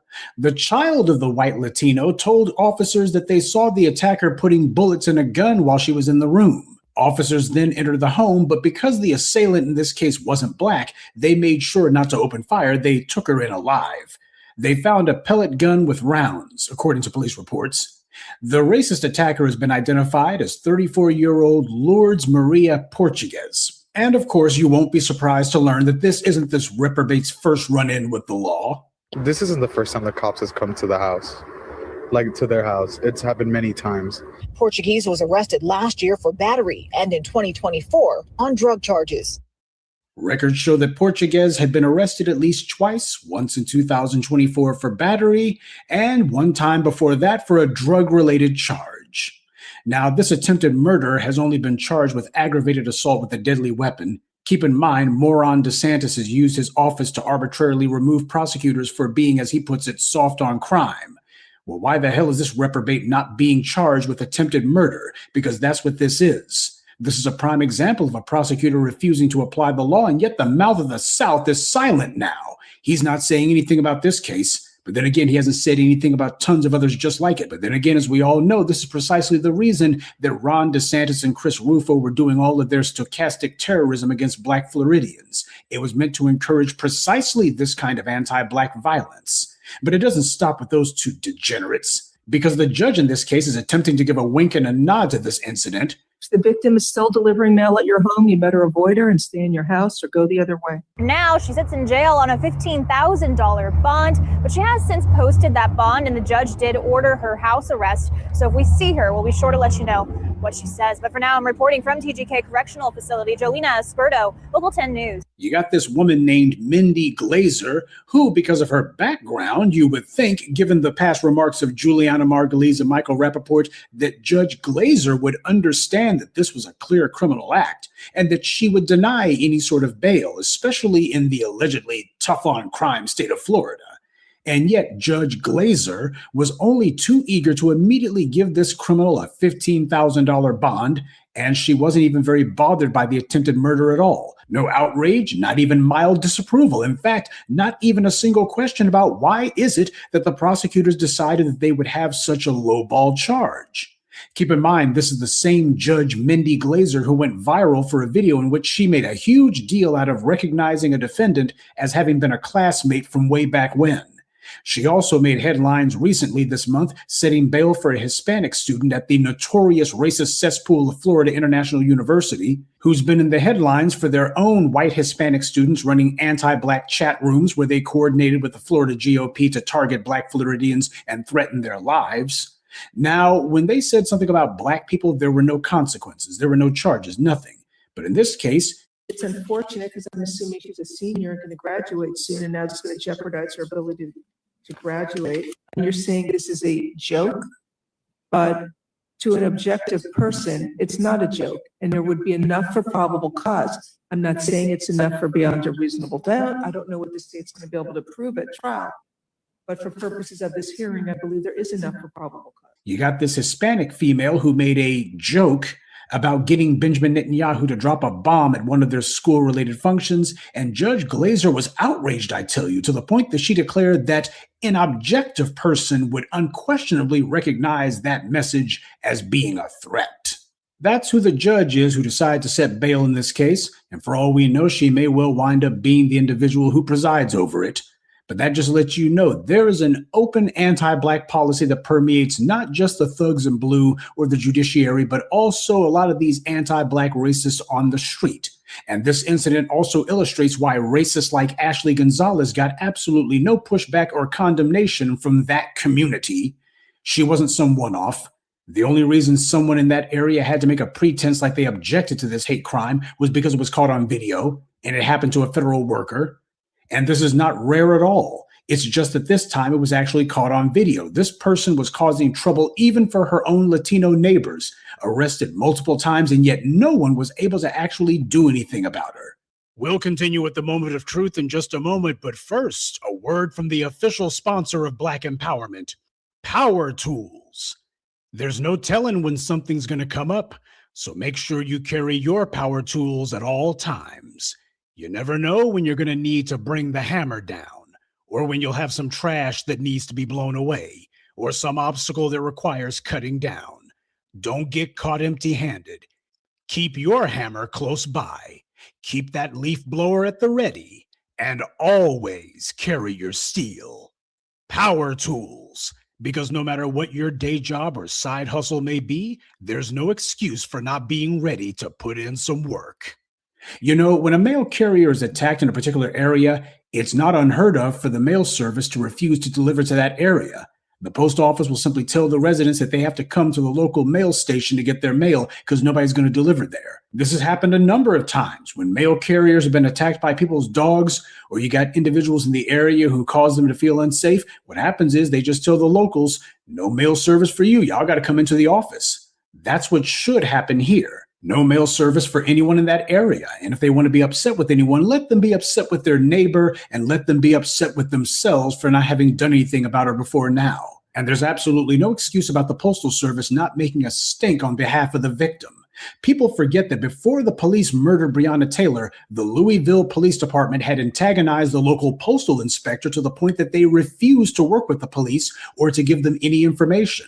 That actually happened. And that's the reason why the Louisville police had to lie in order to get that fraudulent no-knock warrant. They lied and said that the same post office that refused to even talk to them were now telling them that suspicious packages were being sent to Breonna Taylor's apartment. Never mind the fact that the postal inspector for that area gave a number of interviews where he pointed out that he never said any such thing. So that says all you need to know, that the USPS is not refusing service to that area when they should, and the feds are not bringing charges for this attempt to murder a federal employee. And of course, being Ron DeSantis's Florida, the state attorney's office doesn't know whether or not this qualifies to be charged as a hate crime or not. They have to look at this and think it over, and they got to really dig to find out if whether or not you're trying to hit someone with your vehicle and kill them while screaming racial slurs counts as a hate crime. Gee, aren't the Republicans the ones who want laws to quote unquote protect cops and civil servants from people with cell phone cameras? After the murder of George Floyd, we saw a glut of GOP con men pushing all kinds of message legislation in various red states meant to make it a crime to video the police. Or in Louisiana, one redneck wanted to make it a crime to quote unquote disrespect the police, though that illiterate inbred predictably couldn't define what that even meant. There's laws specifically to protect people based entirely on what their line of work is, ridiculous as that concept is. Police and firefighters are covered by various laws. So why are they quiet about mail carriers being violently attacked? Because this isn't the only time something like this has happened. Last year, a white transgender Latino going by the name of Jaya Cruz went to a New York deli and without provocation stabbed a black mailman, Ray Hodges, to death. The family of the victim in that case had been assured by the Manhattan DA's office that there wouldn't be a plea deal for this criminal, but you can guess how that one turned out. The DA's office confirms it was aware the family was opposed to any type of offer. Rice says she wanted the case to go to trial to get justice for her son, a father of two. She got off too easy. With Cruz's sentencing now set for May 28th, Rice and her family are left with no choice but to move forward. Just like we saw with the murder of Ahmaud Arbery, these prosecutors will lie to black families' faces, but turn right around and offer a plea deal to the killers of their loved ones. Now, this Cruz creep is not some rich or connected person. This is just some violent weirdo off the streets. These intentional, deliberate refusals to apply the law when Black people are harmed, that's not the result of money, it's not the result of influence, but rather a clearly understood practice among these prosecutors and judges that how a defendant is to be handled is based entirely on the color of their skin or the color of their victim. And it's not just mail carriers who we see this with either. We also see on a near monthly basis where some racist attacks a Black delivery driver for FedEx, UPS, or DHL. Just 2 weeks ago in the same Florida, a white man pursued, attacked, and murdered a Black FedEx driver simply because. Now, as we all know, this is not just unmotivated. It's the environment of racial violence that Ron DeSantis and Chris Rufo's anti-Black racist rhetoric deliberately created. They pushed all their racial hysteria against Black people precisely to embolden violent racists to carry out these kind of racist attacks. But of course, it's not just limited to the open-air sewer of Florida. There's been countless other incidents in other states across the country, like the 2 racist inbreds in Mississippi who chased after a Black FedEx driver and were shooting at him. The judge in that case wanted to show his solidarity with those scum, so he just completely dismissed the charges on totally made-up grounds. The companies these Black hate crime victims work for are multi-billion-dollar corporations, and yet these huge corporations don't do or even say anything to protect these employees because these employees are Black. The mail carriers in the U.S. are disproportionately Black. So the silence on the behalf of these private corporations is no different than the silence from the state and federal governments, and it's for the same reason. They want to make it de facto legal to assault or even kill Black people by selectively refusing to enforce the laws whenever Black people are attacked. And this is why we need an anti-Black hate crime law specifically for us. We're being targeted and attacked left, right, and center by all kinds of people, and the government is deliberately covering for these criminals. And Black people themselves also have a right to protect their lives. There is no law that says that a Black person is just supposed to be in a shooting gallery or hoping that the racist in question can't run them over with their car, hoping that there's some sort of convenient vehicle nearby to save their lives. Black people, no matter what their occupation, are under no obligation to sit on their hands while these anti-Black racists are attempting to run them over with cars, to assault them, to shoot at them, to try to murder them. Black people have the right to live, and they have the right to protect themselves from anyone who infringes upon that right. Because when you have these anti-Black racists who are constantly taking it upon themselves that they're going to be harming Black people simply for doing their jobs, they think to themselves that they're going to be killing Black couriers and gunning them down the streets, then those Black couriers who are simply trying to do their jobs have every right to deliver some lead. And that's this week's Friday Crime Report. Keep your eyes open and stay on alert, because there's a lot worse criminals out there than the ones the white corporate media chooses to show you. Good day, and be one. I'd like to take a moment to mention some of our contributors: Wandre Morris, Kay Chapman, Stay Positive, Angel Maynor, and Regina Nixon. Salute to them, and thank you to everyone for listening, liking, and sharing this message. Black empowerment only exists because of you.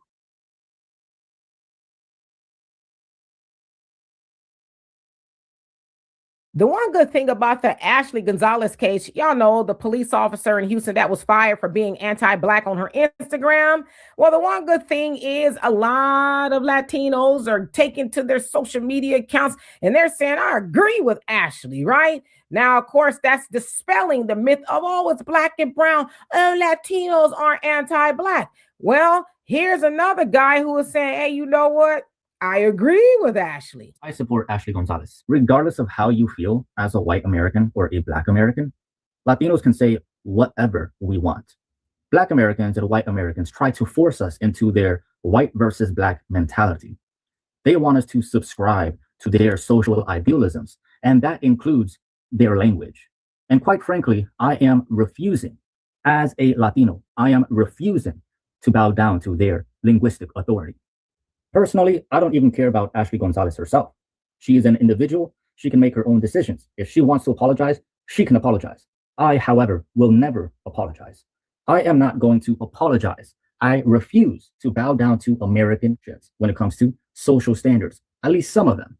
Like, if you're going to come at me and say, or be upset because I said the N-word, I don't give a. So ultimately, I don't think that Black people or white people, especially Americans, have any right to tell any Latino or indigenous person how to speak on their own land.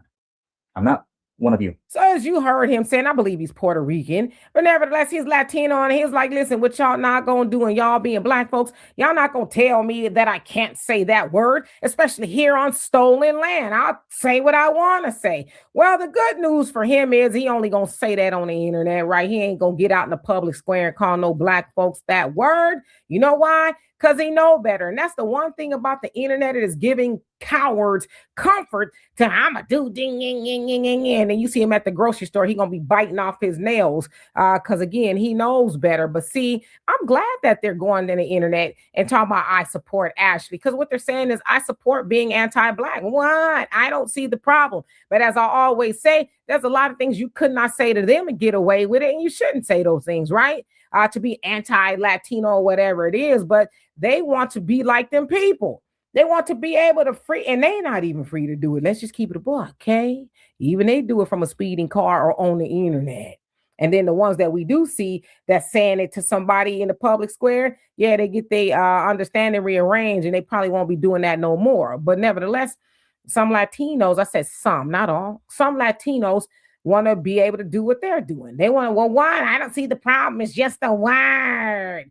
But again, there's a lot of words that won't be just a word if we say that about them. But see, as I'm learning is they're mad because black folks are not being silent about the disrespect anymore. We're not allowing, different parties like the Democrats or whatever it is to tell us, oh, there's this black and brown unity. We got to go and get along with the brown people. It's like, first of all, the brown people don't want to get along with us, okay? And even if they never want to get along with us, we are never going to accept them being able or think they're able to say the N-word, and we cool with that. We never gonna be cool with that. Why do you think we're gonna be cool with you disrespecting us? We never will. So listen, homie, on your social media page, you can say whatever you want to say, but I bet you $1 to a donut, you ain't gonna go to your local grocery store and say it out loud within the earshot of no black American. I bet you won't. And if you do, record it so I can see what happened to you when you do it. So anyway, y'all let me know what you think of that. And for more insightful commentary, please subscribe to this channel and my channel, The Demetria K Show, here on YouTube. Peace.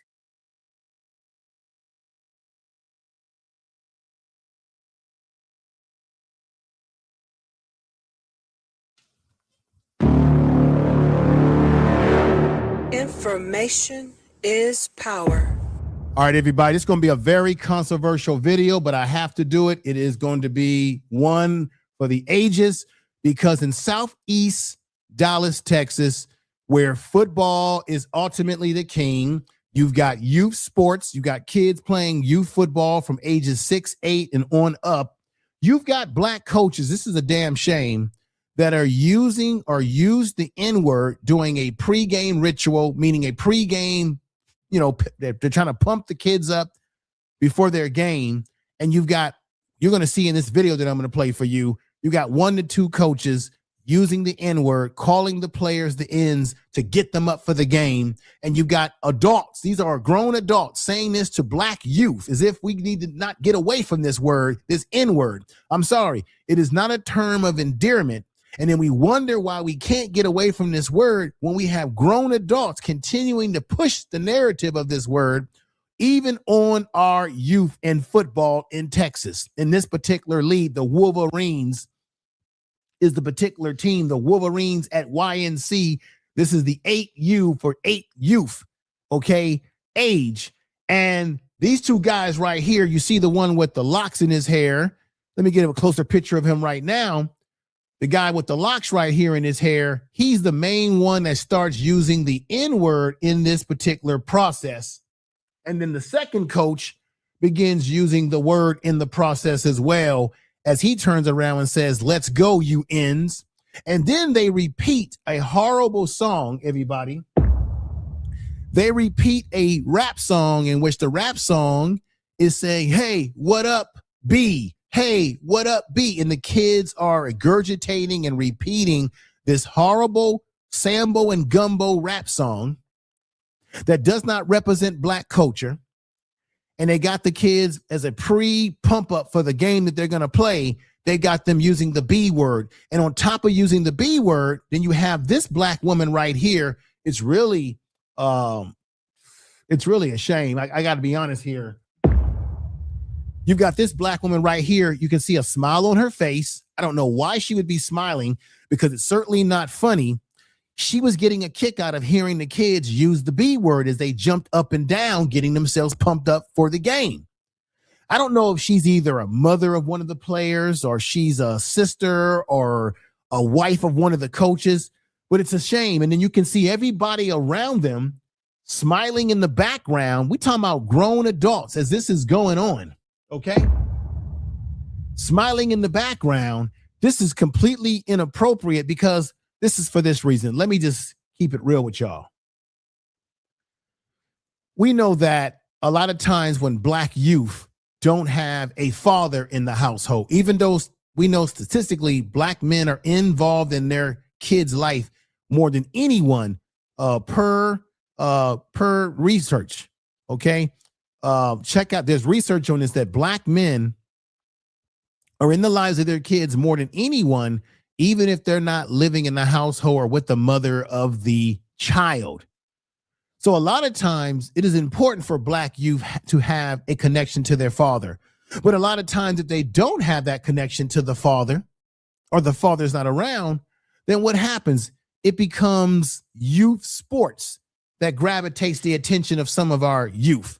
And that's where sometimes they will have their biggest impact from male black men in particular, not the only impact, but one of them, that our youth can have an impact from black male coaches, because we have so many youth that go into playing basketball and football. And of course we have youth that are playing, they're not playing sports, but they're in academics. But for the purpose of what this video is about today, how can these men call themselves leaders of youth in youth football, which is supposed to be about teamwork, working together, having character, building character, and you've got these coaches using the N-word in the way that they were peppering the N-word with these kids? I got a problem with it. And I'm going to play the video because it is a shame. I would say right now that they need to be fired from coaching youth football in this league in Southeast Dallas, Texas. They should not be allowed to coach this team or any team carrying on like that. This is unethical. This is unprofessional. And as black men, you would think that they would want to do better and show a better image than to be peppering these kids with the N-word. And they seem to be getting a kick out of it, as I'm going to show you this. Let's go ahead. This is a damn shame. Let's go!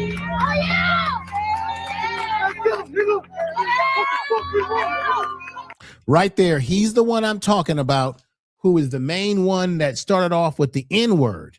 But then you're going to get this coach right here, his partner right here, that you see that someone's got the camera up videoing this. You would think that they would have shame about this being put out to the public. Everybody's in the background smiling.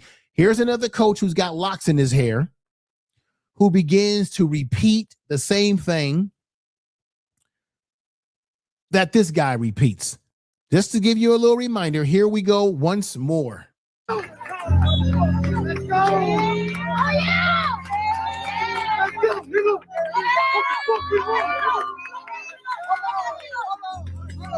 This is a shame, everybody.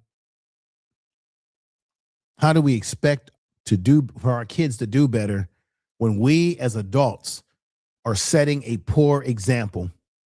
And black men, these black men, not all black men, but these black men are also setting another poor example.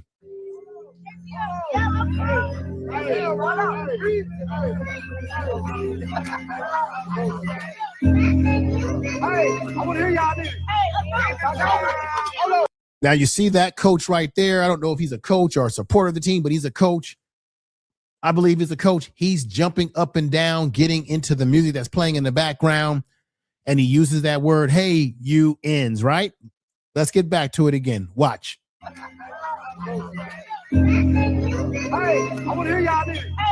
He says, hey, I want to hear you ends, because they're about to repeat a horrible song where they're using the B word. We're talking about 8-year-old youth football. And just to make it be known for you guys to know how bad this is that they got a 6-year-old lead as well. For 6-year-olds, here we go right here. Check this out. The Wolverine 6U was added again. So they got 6-year-olds. Look, one of the kids even have damn near a bib in his mouth. So so if these kids are comfortable with them being called that word, as well as singing a rap song that's using the B word, then are these same coaches coaching the kids as young as 6 years old in this league? Are these coaches I'm talking about, these individuals that were caught on video doing this? Let's continue. This is a shame. Hold on. What we doing, y'all? Hey, bitch, what up? Hey, bitch, what up? Hey, bitch. There they are saying, hey, B, what up? And then in doing so, this woman right here is smiling as if it's something to be proud of because the kids are using the B word. You would think as a woman and a black woman that she would be very disappointed in hearing these kids chant that she would go and talk to the coaches and say, why are you got these kids talking like this? I don't know if maybe her son is on the team, maybe her brother's on the team, maybe it's her husband, but why is it that nobody, and I looked at these videos, there's tons of videos of this youth lead, nobody comes out and says, hey, y'all shouldn't be talking like this to the kids.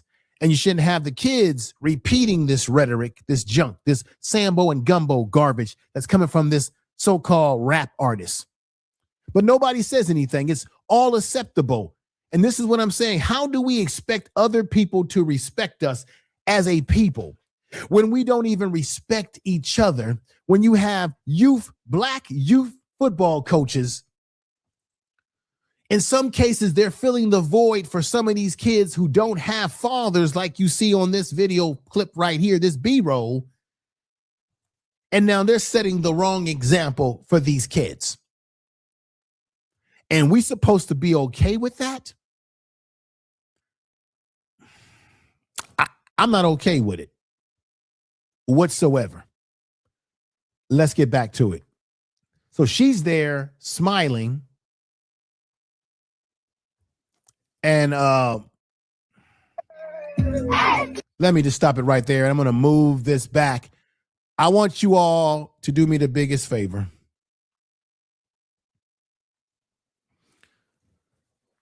I need y'all to share this video. Give me honest commentary in the comment section of this video. Share this video on all your social media. Please do so. I need you to subscribe and hit the bell of notification because I'm keeping it 100 for real with you. Definitely subscribe and share this video all over social media. We have to ask ourselves as black people, what are we doing here? Why are we continuing the same BS with our youth of today? And then we wonder why we can't get away from this horrible, horrible word, because we have black people like black coaches like this who are promoting this nonsense. There's surely other ways that they could get these kids pumped up for the game without them having to use the B word or even be called the N word by the coaches themselves. And then you got to make an educated guess that these kids are probably using the word because they're hearing it from their coaches. And God knows what they're hearing in their own community if people are using this word like that, because we think that because we use the N word as a term of endearment, that cleans it all up. That makes the word not the same anymore because we can clean it all up. Let me tell you something, everybody. You can put a duck in a tuxedo.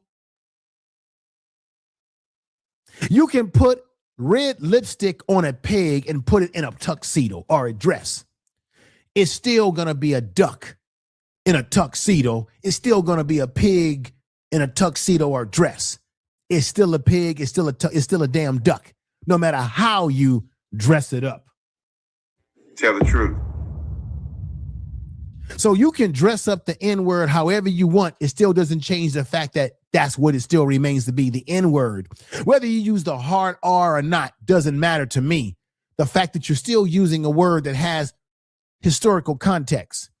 And let me remind everybody out there that when black men had their lives taken away, like Emmett Till, the last word that they often heard before their life was taken away, or when black people were terrorized in their own communities, like Tulsa, Oklahoma, Black Wall Street, the last word that they would hear a lot of times would be the N-word, as they were being peppered with the N-word by those that hated them, like the Ku Klux Klan and many other white nationalist groups we got today.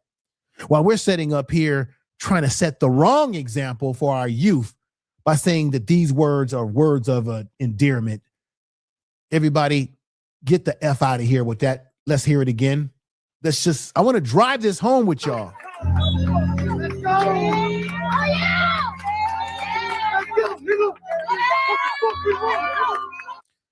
There it is.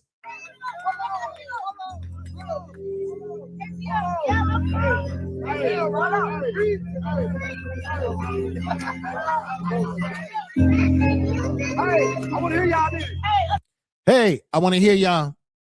Hold on. What we doing, y'all? Hey, bitch, what up? Hey, bitch, what up? I'm stopping it right there.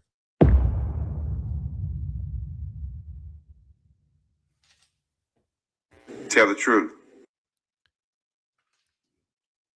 I'm going to say again, they're letting these youth right here.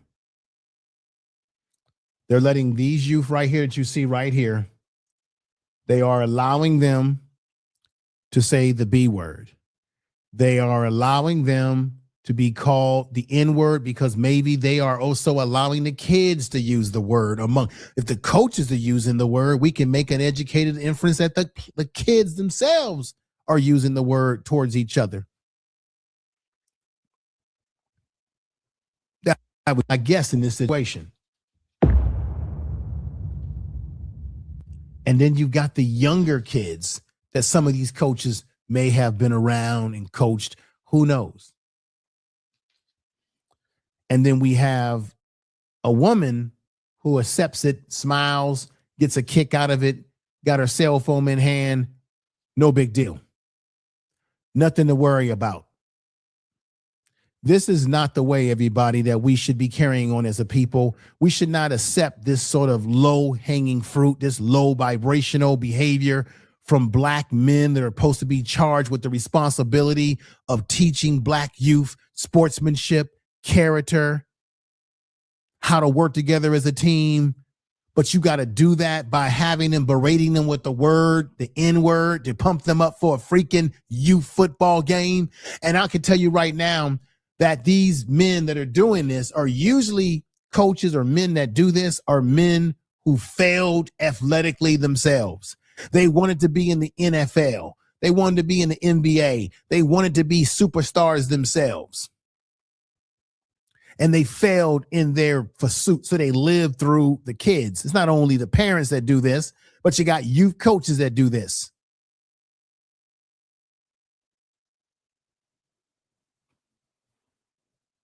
They're acting as if these kids are grown men that they're talking to.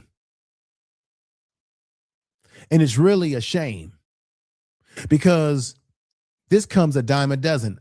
We need to see more of our youth involved in their academics than just sport and play. We know we can dance, we can sing, we can hit a baseball bat, we can run a damn football and put a basketball in a hoop. We know that. This is why I say this comes a dime a dozen. But when we have these black men as coaches charged with the responsibility, and they got these kids jumping up and down using that word, and they're using the N-word towards the kids, I'm sorry, it's too much. I don't agree with it. I don't accept it. And I know you damn well don't as well. And that's why I need y'all to tell the truth. Share this video and all your social media.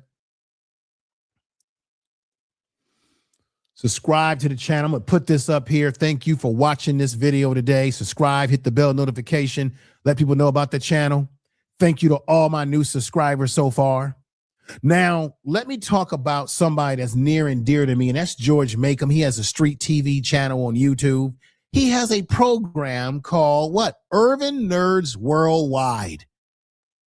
Urban Nerds Worldwide is trying to get rid of the N-word, get rid of the gang banging, to work with the youth, make being a nerd, make being interested in education, science, right? Physics, something, make that the new cool.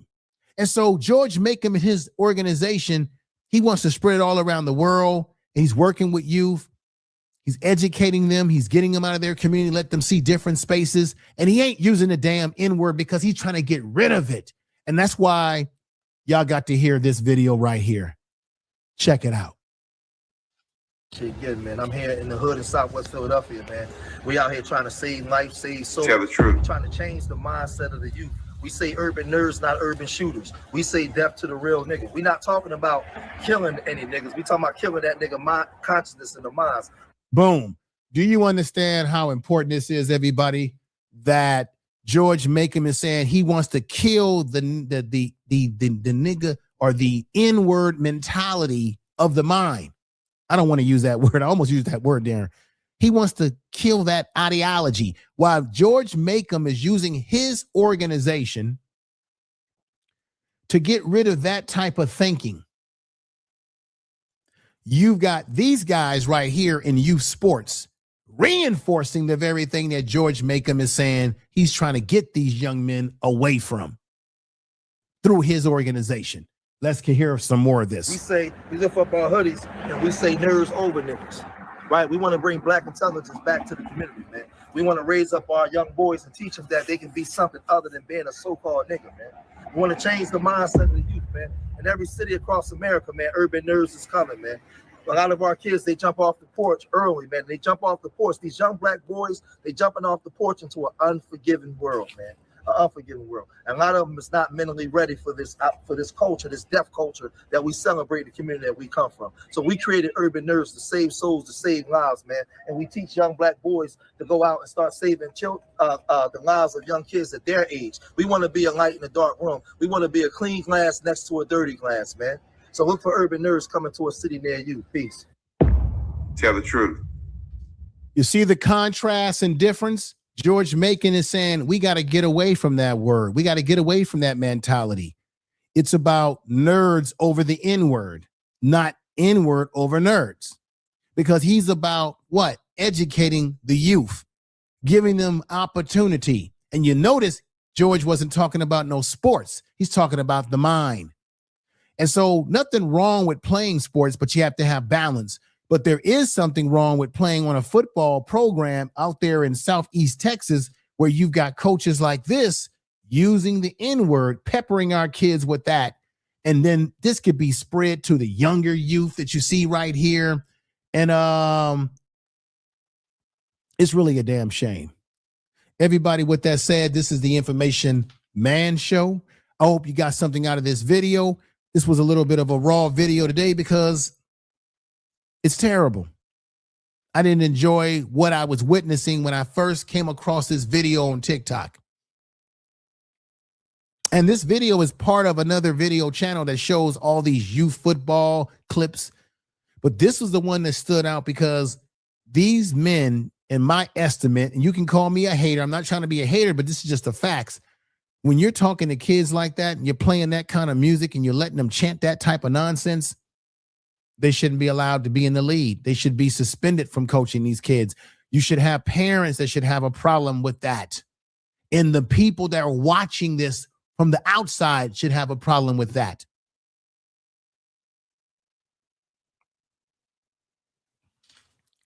I'm going to say again, it's a shame that this is where we are still today. With that said, everybody, this is the Information Man Show.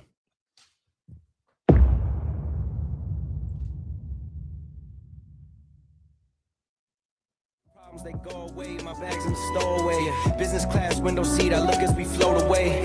Wrote a verse was a throwaway. Play that shit for a label and they was blown away. I guess these growing pains got me in these golden chains. Cause I'm a pro, I've been a protege. Give me life, give me light, I risk it all to keep the dark at bay. Cause I've had too many heartbreaks and restarts and big dreams that fell through. A future with somebody I would give my last to.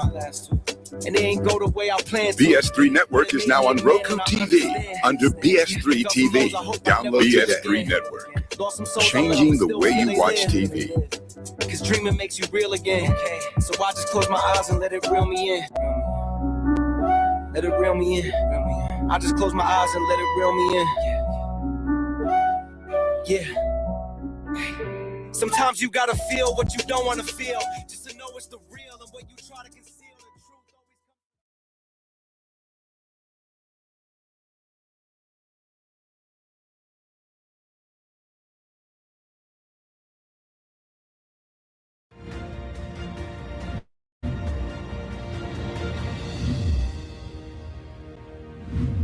I'm Matt Morrow, and this is Colorado Point of View. Right now, the redistricting debate is heating up after the U.S. Supreme Court weakened part of the Voting Rights Act. The court called the district in Louisiana an unconstitutional gerrymander, and the effects could be felt all around the country for the next few years. Plus, Congresswoman Lauren Boebert is taking on Big Brother and those controversial license plate reading cameras. And here in Colorado, 2 bills to put limits on the camera's data are basically dead. And every single one of you should be saying, what the flock? And a little later, the Democratic primary to take on Congressman Gabe Evans gets TV ad time. We'll dive into those headlines and much more in just a minute. But first, the so-called dean of Colorado's congressional delegation gets not just one, but 2 primary challengers. Diana DeGette has been in Congress for almost 30 years now, but this June in the Democratic primary, she could face her toughest race yet. DeGette will be up against CU Regent and business owner Wanda James and lawyer and barista Mailwoman.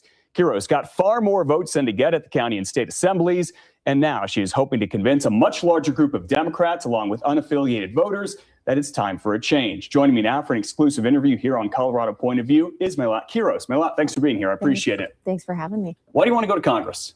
Because we are staring down the barrel of a future where working people are going to rent everything, own nothing, and work until they die.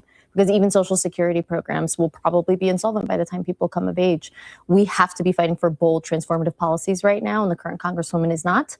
So it's time for a change. So how would you do that differently than what she's doing right now? Because she would tell you, and a number of people who support her would tell you, that Diana DeGette has done that and has done it for 30 years. What Diana DeGette has done is been a reliable vote for the Democratic Party, and for that I'm grateful for it.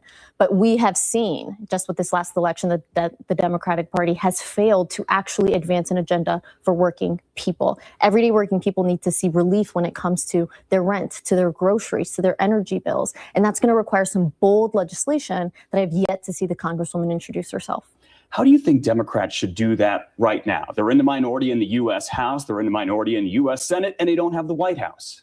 We have to be bold and we have to be fighting back. That sometimes will mean some kind of civil protest. That'll mean trying to threaten quorum. That'll mean calling out other Democrats that have failed to actually follow along with our values, including the Democrats that failed to vote for the War Powers Resolution Act to put an end to the war in Iran. We cannot accept Democrats that are not actually reflecting our values. How are you going to try to win over unaffiliated voters? They're going to have a huge say in this primary coming up at the end of June. Ballots for it go out in the mail here in just about 5 weeks.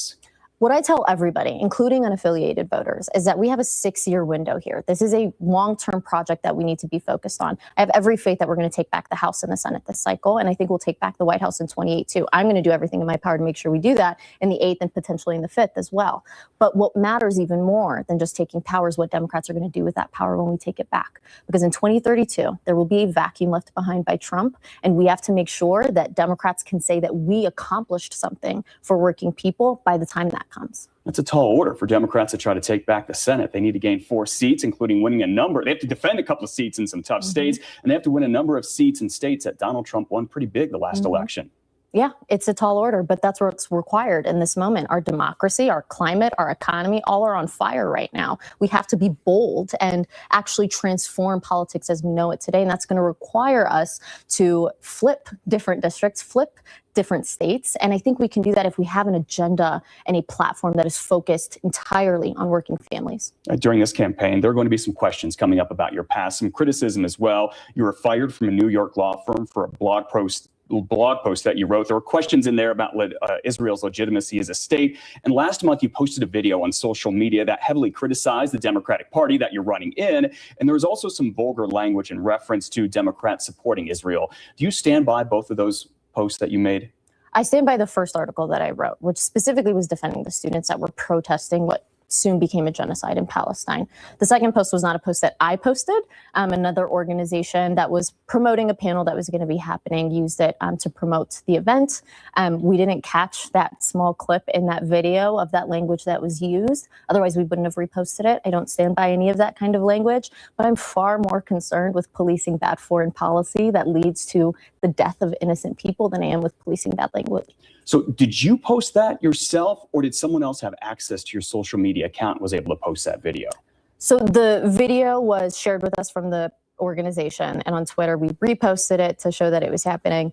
But again, it was like a 30-second clip, and we didn't catch that particular line. And our team is being much more vigilant to make sure that we don't miss that kind of language, because we do not use that language on our team. There's a lot of debate right now about redistricting, especially after this week, the U.S. Supreme Court ruling. Would you support Colorado scrapping its independent redistricting committee that it has here and redoing the state's districts like in other states, Democrat ones like California and Virginia have done? Absolutely. I think we have to, in order to fight back. What we are seeing is a complete and total destruction of working class voters, and particularly Black voters, with what we just saw with the last Supreme Court ruling. To be clear, though, I am proud that a lot of the efforts that are being made here in Colorado have a sunset provision to make sure that we do return to independent commissions, to make sure that we do not have gerrymandered districts. But right now, with what's at stake, we have to fight back. We can't just sit by and watch this happen. Are you looking at a 7-1 map? Would that seem fair to you? Absolutely. Here in Colorado? Absolutely. What about some voters who say, we don't think our voices might be heard if that happens? When you look at, say, the southern part of the state, the eastern plains, the western slope, there's a lot of rural voters, a lot of agricultural farming and ranching. And the way those districts may look, those people may say, I don't think we're going to get good representation if that happens. Well, I'd remind them that they're not getting good representation right now. That's including in the Democratic Party, in the Republican Party. We have had a government as of a few decades now where corporations and billionaires and special interests have taken control of government, have taken control of the agenda, the political agenda, and prevented common sense policies that would actually help a lot of folks that are in these rural districts with their costs of groceries, with their costs of energy, with their rents, and all the things that require our most basic needs. And so in order for us to get to a government that actually represents working people, we need to fight back against this authoritarian regime. Now, you talk about the price of groceries and the price of energy. Gas prices are sky high right now. I believe they jumped some 30 cents in Denver and in just about 24 hours earlier this week. A lot of that is the result of the war in Iran. If you're in Congress right now, what do you do to try to rein in the president's power on that? We have to pass the War Powers Resolution Act without question. And we already have some allies in the Republican Party that are also in favor of passing it as well, and taking back that power for Congress where it belongs in the first place, and making sure that the will of the voters is reflected in Congress and reflected in government. The people do not want to be in this war. They never asked to be in this war. And the fact that we're not even at a place where we can comfortably get enough Democratic votes to get the War Powers Resolution Act is unacceptable. So I hope that we're going to see some more whipping on that front and potentially getting that power back. What's your response to the president, some Republicans, the Secretary of War, Pete Hegseth, who says that this is all about protecting the U.S. and they want to make sure that Iran never gets any kind of a nuclear weapon, and that it's about security? I would say that's a lie. We've already seen multiple people from the administration, including folks that had left the administration, say that this was a war that showed that there was no present security threat to the American people. There have been multiple sources that say that this was a war that we were goaded into because of Netanyahu.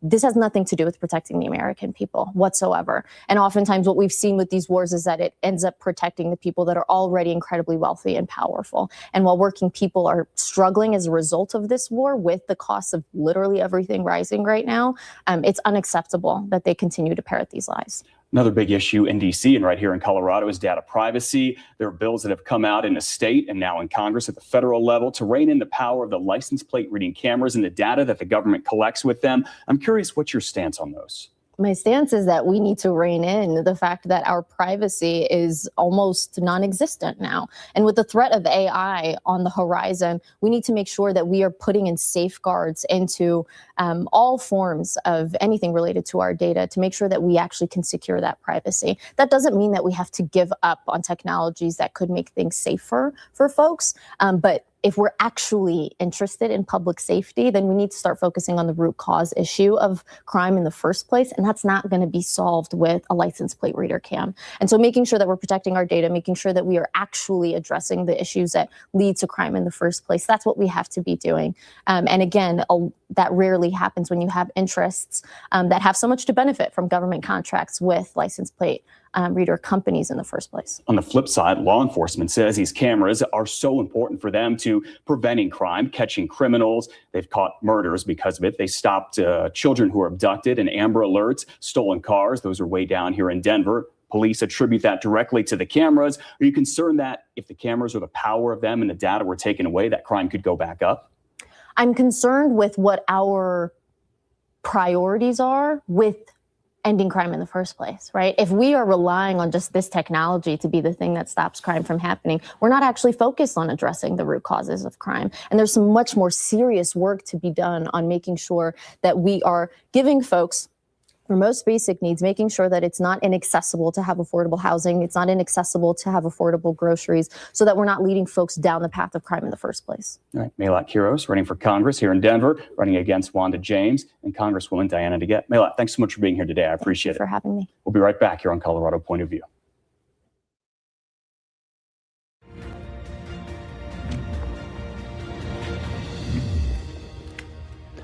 We are back here on Colorado Point of View. More redistricting could be on the way after the U.S. Supreme Court weakened part of the Voting Rights Act this week. The court struck down this congressional district in Louisiana, ruling that it relied too heavily on race. Chief Justice John Roberts describes it as a snake that stretches for more than 200 miles. The court voted 6-3 along ideological lines, and liberal Justice Elena Kagan writes, and I quote, "The consequences are likely to be far-reaching and grave." The court basically ruled that racial discrimination and gerrymandering must be intentional and clear for it to be unconstitutional. So what are the consequences of this ruling for the midterms, for the majority-minority districts, and for people right here in Colorado? Let's get some insight with our political analyst, Democratic strategist, and senior presidential and gubernatorial advisor, Andy Boyan, and Republican strategist and the president of Advanced Colorado, Michael Fields. Gentlemen, thank you so much for being here. Thank you. A lot to get to this week. Let's begin with this ruling from the Supreme Court. What does this mean, big picture, for congressional redistricting this cycle as we go into 2026 and midterms, Michael? Yeah, that it's not over. We've looked at what happened in Virginia, the 10-1 map.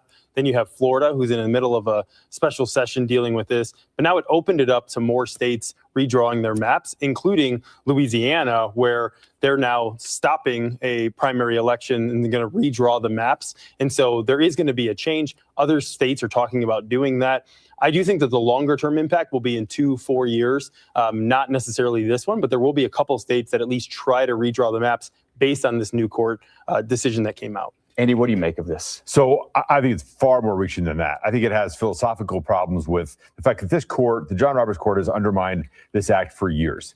And this is the Voting Rights Act of 1965, where blacks and people of color were killed for the color of their skin. And the fact that now we have a court that is siding basically with racism is something that is very scary. What it's allegedly going to do is not let communities of color actually gerrymander in to have people who represent them effectively. And that's a problem with that, this whole issue. It's a slew of problems with it, but the core of it is the night before the voting decision came out, all 6 conservative justices were dining at the White House with the king and the queen. And the next morning they announced this devastating impact for people of color around this country, that they should be worried, they should be concerned. And besides where we're going to redistrict, this has larger and far more reaching impacts about voting in general. That we have to basically go back to where we were at 0 in 1965 and fight back for civil rights. And I think that's ridiculous to say that. Basically there is no issue with having African Americans or anybody of any race voting in this country right now. This is about Section 2 of the Voting Rights Act, which basically now has been amended to say race can't be why a map is drawn either way, right? So you can't go in and say, we're going to draw a map to lessen African-American representation. You can't say we're going to do it to increase African-American representation. And so you saw that map that you showed at the beginning, where we're putting together places that are 300 miles away from each other in order to draw a map solely based on race. And what this court is saying we're not going to do that. We're going to look at things like competitiveness. We're going to look at things like, communities of interest, of looking at this gerrymandering thing. We want it based on other things besides race. And so I think it's actually a very good thing for what is happening in our country is say, let's get race out of this and make it so that it's about competitiveness. It's about communities of interest, keeping cities together. I mean, that is what we want as a country. And we have representation. Think about somebody like Tim Scott. Think about somebody like Warnock in Georgia representing states in the South that aren't a majority African American. Think about one more. Colorado, 1% of CD2 is African American. Who is representing it? Joe Neguse, who people like in that district, who's a really good guy. He's representing them. Let them elect who they want to elect. Exactly. But don't get the U.S. Supreme Court involved in how courts are redistricting certain parts. The other part of this act, which I think is interesting, is that it lets any Republican state legislature opt out of this, and which means that it can hold the GOP stronghold in places where they already have a stronghold, potentially keeping the U.S. House. This just says one thing. Basically, we can argue about what it says, but at the end of the day, it allows fewer people of color to have access to people that they want to have represent them in Congress. That's a fact. The other thing it does is it reduces the idea that there's an opportunity for anybody who wants to run can run, as we just saw in the earlier segment here, and it doesn't allow the ability for states to choose themselves. Basically, they have to gerrymander themselves out of this, and the court gets to decide. It's a racist decision, and it's a racist decision from day one. Okay, you talked about Republicans being able to sort of change their districts in their states. Could Democrats do the same thing to try to counter that, as we've seen with the redistricting right now mid-census? They can, but what happens right now, Matt, is that the U.S. House is controlled by Republicans by very few votes. So right now they can change things and opt out of this decision just to keep it the way it is. So even if, let's say California, for example, that's redistricted legitimately by the voters, if they want to, the court is basically saying, if you want to redistricting, pull it back, you can pull it back to keep those GOP seats safe. And that's not what the intent of the people were. Michael said last week that, he's happy about Texas. Texas didn't allow the people to vote for it. California did. And it is it's an upsetting process in democracy for Republican talking points to be like, well, this is just okay this time. It's going to allow the opportunity for black voters and people of and other voters to not have representation they want. Last week, I said that I wanted independent redistricting across the country, whether it's Texas, whether it's Virginia, whether it's here in Colorado. But Texas didn't vote for this. So I guess what I would say is, yes, that Democrats are going to try to counter it. I don't think they can do that this year. I think this is going to be the move you see in Colorado, where they try to put something on. New York has come out saying they might do something. Oregon, Washington. I do think this is going to be a multi-step process because the gerrymandering started. The court just came in and really made it so that, there's going to be more action this year and in future years. But I think Democrats are definitely going to try to counter it in certain states. Also, what this court did say with this decision is it divided minority groups that have power around them to elect their own folks. So it divided basically communities of color and doesn't allow them to vote for people who they want. So, Michael can talk all he wants about how this redistricting, but at the end of the day, this court slammed yesterday the Voting Rights Act of 1965, which Martin Luther King gave his life for, and others to make the law. Let's talk about Colorado. Does this change what could happen in I shouldn't say special election, but the issue that the amendment that could go on the ballot 2026, this coming midterm election, where the 2028 Colorado would try to override the independent redistricting process that it had? Yes. Yeah, and I think two things make that more likely. Virginia doing it and passing it. And then the second thing is that they're looking for seats, right? And so they say, hey, if we can go and pick up 3 seats in Colorado, let's go put that on the ballot this year. It wouldn't impact things until the next election. But every 2 years, all the seats in Congress are up. So every 2 years, there's a huge battle there. So I think it's more likely that Democrats move here. But I think the difference here in Colorado is that we have countermeasures that can stop that from happening, because people do like the independent redistricting. If you give them 2 choices, I'm sorry, I just don't understand how Michael can be in favor of this. I just don't get it. I mean, I don't understand how someone who with his intellect and education can understand that the Voting Rights Act yesterday was pretty much cut right down to the core. Because African Americans can go and represent anybody, like Jonah Goose is doing in Boulder right now. We don't need to create a district that goes like this across a whole state. But it's not the in order court to to combine decide that. people in order to do it. We want to elect people based on how good they are at being a politician, how good they are at their character, everything else. We should not be looking at race when drawing maps. But that should be, either side should not be looking at But the race. court determined that we will now. Nope, That's they what will the not. court said yesterday. Nope, they threw it out on both sides. You talked about people here in Colorado liking the independent redistricting. They certainly did in 2018. They voted 71 to 29 to approve it. But if things changed in your mind, Andy, for Democrats here and for unaffiliateds and Republicans who voted for that? No, I don't think so. I really don't. As we said last week, I think Colorado maintains the Independent Redistricting Commission because it is, in fact, independent. And what we've seen from yesterday is that the judiciary sticks their nose in places where they're not needed and obviously decides for voters themselves. We should be worried. And I would say there was no choice in California. There was one map, yes or no. Virginia, one map, yes or no. In Colorado, you're going to have two options. Keep the independent redistricting or go with this new map. I think they want to keep the independent redistricting. All right, quickly, let's get to the latest debate out of the U.S. House and here in Colorado as well. It's about those controversial license plate reading cameras. They're from Blacc, Axon, and other companies. This week at the state capitol, a bill to regulate them was basically shelved, and Congress introduced a new bill to rein them in. It came from Colorado Congresswoman Lauren Boebert. The question, this is so interesting. Big Brother, you have Republicans who are typically pro-law enforcement now taking on what is widely considered by law enforcement an important tool. Andy, what do you make of this? Well, first of all, Blacc is the only company, and I did some research on this, Blacc, the only company right now that says that they do turn the information over to ICE. The other ones do not. So Denver City Council last week voted for new cameras and a new contract in Denver for the company that's in Denver to not turn that over to ICE. They approved only 50 cameras. We went from 170 to 50 in Denver in last week's city council meeting. But the problem with that, the problem with that is fewer cameras, obviously fewer criminals we can catch.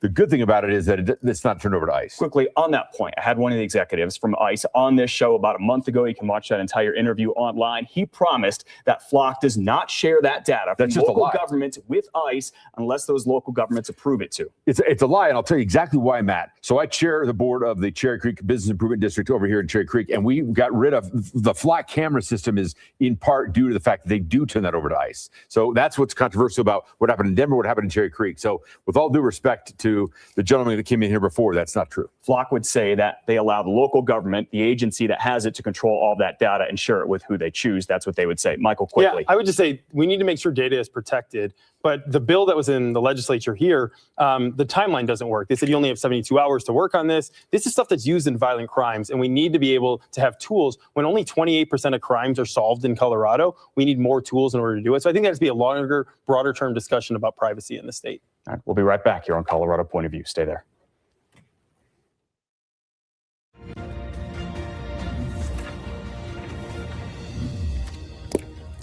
We are back here on Colorado Point of View. Gentlemen, curious what's on your mind this week. Andy? Sure. As we tape this show, the House has passed the Homeland Security measure exactly as Democrats had proposed for the last 75 days. So Republicans caved, no money for ICE, and in exchange, DHS. So the irresponsible Republicans finally grew up. Michael, former Senator Ben Sasse, who's battling pancreatic cancer, had several interviews recently that I think were very insightful. I would encourage people to go listen to what he's saying in, could be the last months of his life. Right, God bless Ben Sasse. Right, Andy and Michael, my thanks to you. My thanks to Mailwoman Heroes as well. Join us online for your local election headquarters, Election Extra. We'll see you back here on TV next week.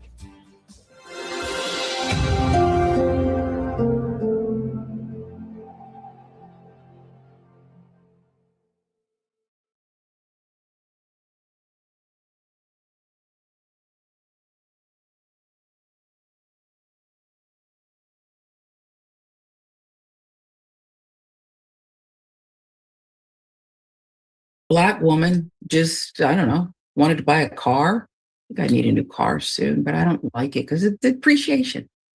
But when it happens, I certainly don't want to have to be put through this. She was left racist messages at a Wisconsin car dealership. Her name is Carolyn Carolyn Ward. And what happened was she simply tried to purchase a car from the Coons.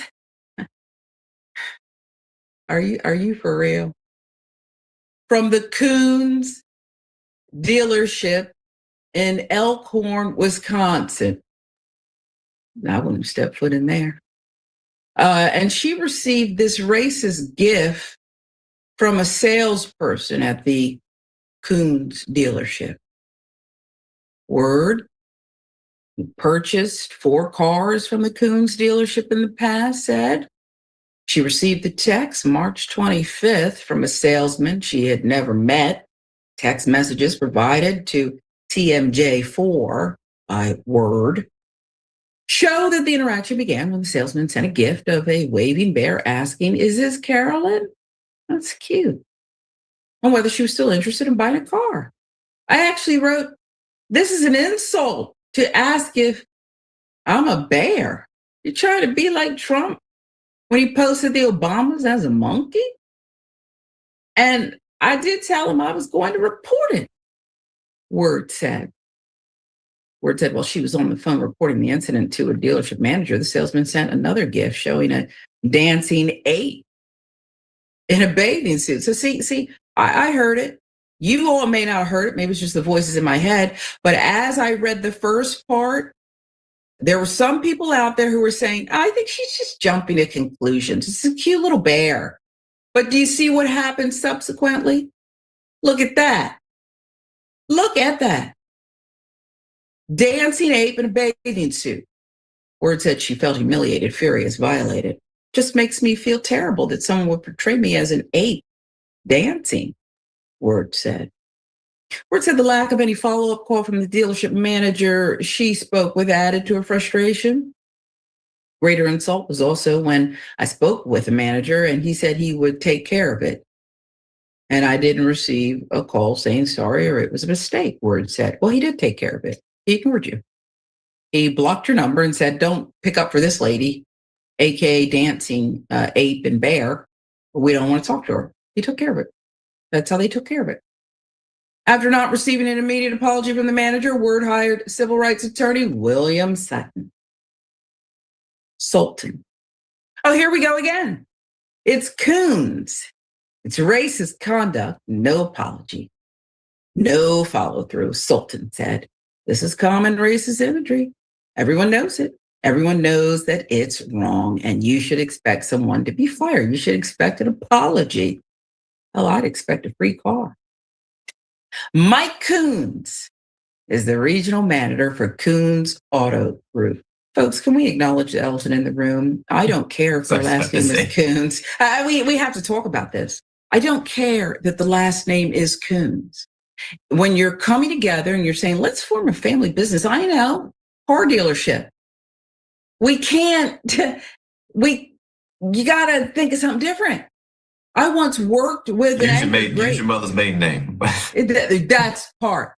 I once worked with this anchor, great anchor, beautiful, smart, but last name was Lie. Yeah. Now, come on. Now, I never said anything to her, but I'm thinking, and then she got married and didn't even use his name. The last name was Lie, and she's a reporter. This is the same thing. And now look what you're accused of. I'd be extra careful. Any Black person who walked through the door needs to be offered a book price, employee discount. But now you've gone the other way, and it's Coons Auto Group. Family owns the company. He said Coons Auto Group is part of ways with the employee and called Word to apologize. Yeah, we feel terrible, Coons said. Ultimately, it was disgusting acts, and that employee is no longer with us at this time, Coons said. Word claimed she did not get a response from Coons until after TMJ4 reached out to Coons about the incident, which is why I read it like that, because he don't give a damn.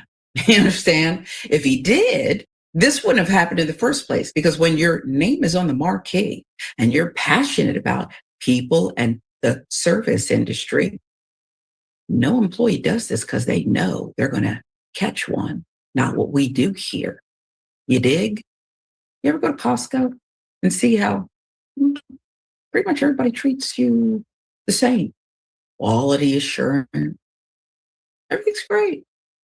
And look at the bulk products you can get. This is what they're doing. And then go to this other box store where they're doing smiley faces and things on stickers, wasting money on that, and the customer service is too often horrible. I'm just saying. Mr. Coons said what he had to say. Sultan said they now want Coons to require anti-racism training for all employees. We know that if you don't train and retrain on this kind of misbehavior will happen, Sultan said. Coons says it's taking steps to make sure its 3,000 employees treat all customers with dignity and respect. We are taking action right now from top to bottom, from executive level to all levels of our organization to ensure these acts don't happen, Coons said. Civil Rights Attorney William Sultan also represents Michaela Starks. She's a biracial woman. Found an oil change sticker with a racial slur on her windshield at a Coons dealership in Oak Creek last year. We X'd out most of it, with a little black bar over it, but I can assure you it starts with N, and we understand the rest. What we don't know is a hard ER at the end or an A, but you understand the intent. While they were supposed to be servicing my car, apparently an employee typed up a racial slur, the N-word, and put it in the comment section of my oil change sticker. They adhered that to my windshield. Starks, age 33, tells People, noting she didn't see the slur until later that day. I sat in my car and I cried for 20 minutes. Milwaukee resident adds of her reaction after noticing the slur emblazoned on the sticker. Coons, Buick GMC, later apologized to her in person. Look, what we need to do is get with Buick and GMC, because this is a contractual matter and you would not be representing my product, putting the N-word on somebody's sticker or an oil change. Employees don't have enough real work to do. They're becoming too creatively racist in their downtime. That seems pretty clear to me. Company later apologized to her in person, fired the employee who typed the slur, issued a lengthy apology on Instagram after she told her story to the media after, and the story spread online. You see how that goes? She didn't mean it at all. My opinion. My fiance, Joey Cope, and his friends, who are all members of the People's Revolution Milwaukee, which is an activist group for Black Lives Matter and Black rights, they all encouraged me to go to the media and just to make the community aware that, hey, this is the type of people who are being employed here, Starks explains. The activists and local residents then protested in front of the dealership. So let's fast forward weeks later. Now it's March 1. Starks received a new car from another dealership, Family Nissan in Inwood, New York. Okay. That's why I named them. Yes, we're going to name them. Family Nissan in Inwood, New York. After owner Ramsey Ricks heard the couple's story broadcast on the news in mid-February. The incident with the oil change sticker happened, so that was pretty painful and harmful, Stark said. The universe shows up in kind of strange ways. And I think the silver lining is that I'm unexpectedly getting a car out of all of this, which would be very helpful for my family. Just so dumb, Coons. That's what you should have done. You wouldn't have people picketing. You wouldn't have had it all over social media. Wouldn't be on Indisputable with Dr. Rashad Ritchie. But you didn't do that. You let somebody else do it. It's an all-electric Nissan Leaf. Rizek said he wanted her to have that specific car so she'd never have to go back to the source of her pain. We're hoping this helps, Michaela, by saying we are with you. We got your back, Rizek added.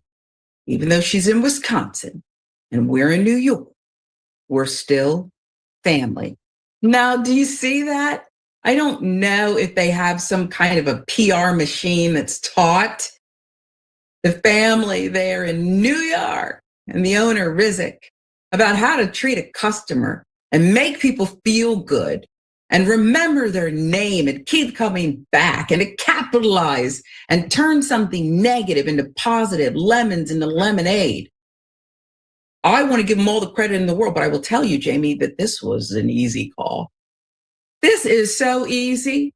And guess what? We know what kind of a person owns this dealership in New York versus Coons, because it happened there. And it's apparently, according to Attorney Sultan, who represents Michaela, not the first time. What say you? Of course, not the first time. And I want to say this to my brothers and sisters in Wisconsin. First of all, why are you in Wisconsin? Second of all, why are you stepping foot at a location called Coons Auto Dealership? Why are you even there? I think you have tempted fate twice already. Best not push your luck. And I'm under the impression that there is some sort of convention or some forum that's being held, I probably assume every 4 years or so, where races get together and they show off their creative ways of being racist, and there are award ceremonies or whatever, because they keep upping the ante on this creative level of racism. Like, this takes effort to go out your way. It's not like you're doing it in the heat of passion where you're fighting with somebody and the N-word fly out your mouth, because that's what the language you speak. You are going out your way intentionally for no reason whatsoever but to cause harm and pain to somebody. And so I can only imagine that the reason for that is because you're trying to go for the gold this year. I don't know. I think these gentlemen come close by even working at a place called Coons Auto Dealership, which I think YouTube's probably going to flag us for saying that word 48 times in this story. But I appreciate that the young lady, Miss Carol, for suing, because I think we will continue to see this behavior if folks are not held financially accountable for their decision. So you can miss me with these fancy apologies and thoughts and cares, and we fired this and you need to be coming off your bottom line. And another thing with these trainings, I think our attorney said, we need to implement trainings so stuff like this to happen again. You don't need to be trained not to type the N-word and put it on an oil sticker, or not to send a monkey GIF. What kind of training you need? There's no such thing as a training out of racism. Now, I know there's a difference between some unconscious bias and stuff like that people possess unknowingly, but this is well far out that territory. We ain't talking about no implicit biases. We're talking about some visceral, hardcore, Alabama-style racist. And I think they should be held financially responsible. Yeah. And that's easy, okay? Dr. King and the bus boycott and people having to walk 10, 20 miles to work, that was hard. Not buying a car from Coons is easy, okay? And you can say, but that's his last name, Sharon. That's not fair. Jamie, you're not being fair. The minute you chose to put it on the marquee, knowing Coons, we can judge you. We can definitely judge you. And I think at this little convention that you speculated about, you said every 4 years, they probably have events in the evening too. And people stand around so-called bonfires, we'll call them, with certain wooden sculptures that would make Jesus blush. That kind of thing, I suspect, is also going on. Maybe they bring marshmallows and chocolate and make s'mores, but you get what I'm pushing here. Okay, do better. And we don't need to train you. We need you to not be racist.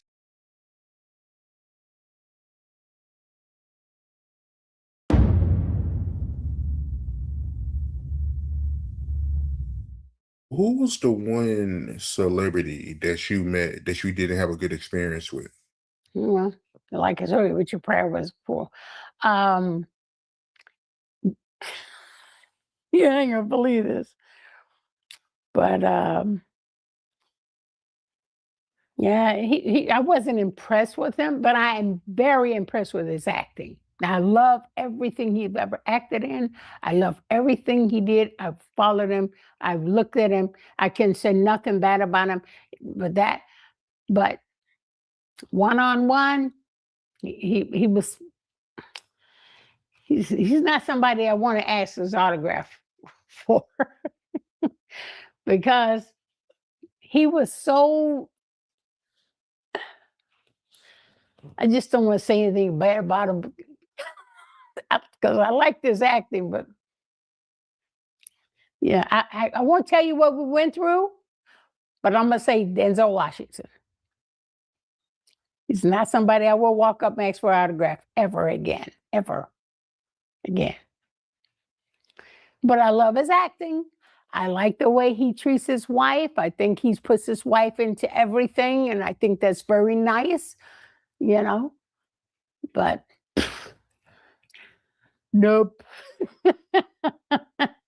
not the so. But I've seen. But I think it's because I saw him grow into a good person.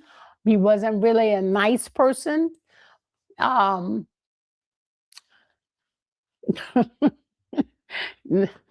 saw him grow and change and get better. He got better.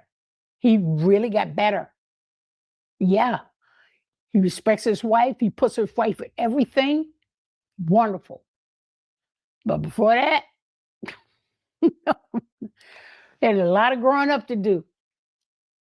But I admire his art. I like the way he studies and everything, his craft. And it's amazing where he came from and where he then ended up. And I think he's a good thespian. He's a good thespian. Okay, let me tell you, can I tell you this? Okay. Okay, because when Ali and I was in New York, right? Okay. And there was this place called, back in the day, it was called Greenwich Village, all right? A lot of the hippies and the gay people there. And we met this one guy, and Ali said, "You're gonna like this guy." Because he would always like surprise me, but that's one thing he would do because he knew I love celebrities. So he would surprise me with certain celebrities, right? So we was around to get off of that, the very first one we did, we was in Cleveland around Don King and them, and they had this big meeting. Don King, it was a fight going on, and in Cleveland, Ohio, and this, so we all went out to the car, okay? And it was where the celebrities were, where I parked their cars and everything. So Muhammad and I, first of all, we had a lot of fun looking at Dracula, because the best Dracula was like Christopher Lee. He was like the craziest Dracula ever because he looked really real, right? He looks really scary. And then we would see westerns. We look at horror movies and westerns.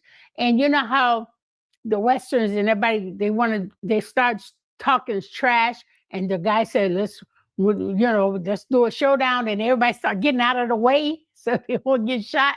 Right there. And Ali would always say, he says, this guy would say, your horse, he said, you better get out of town.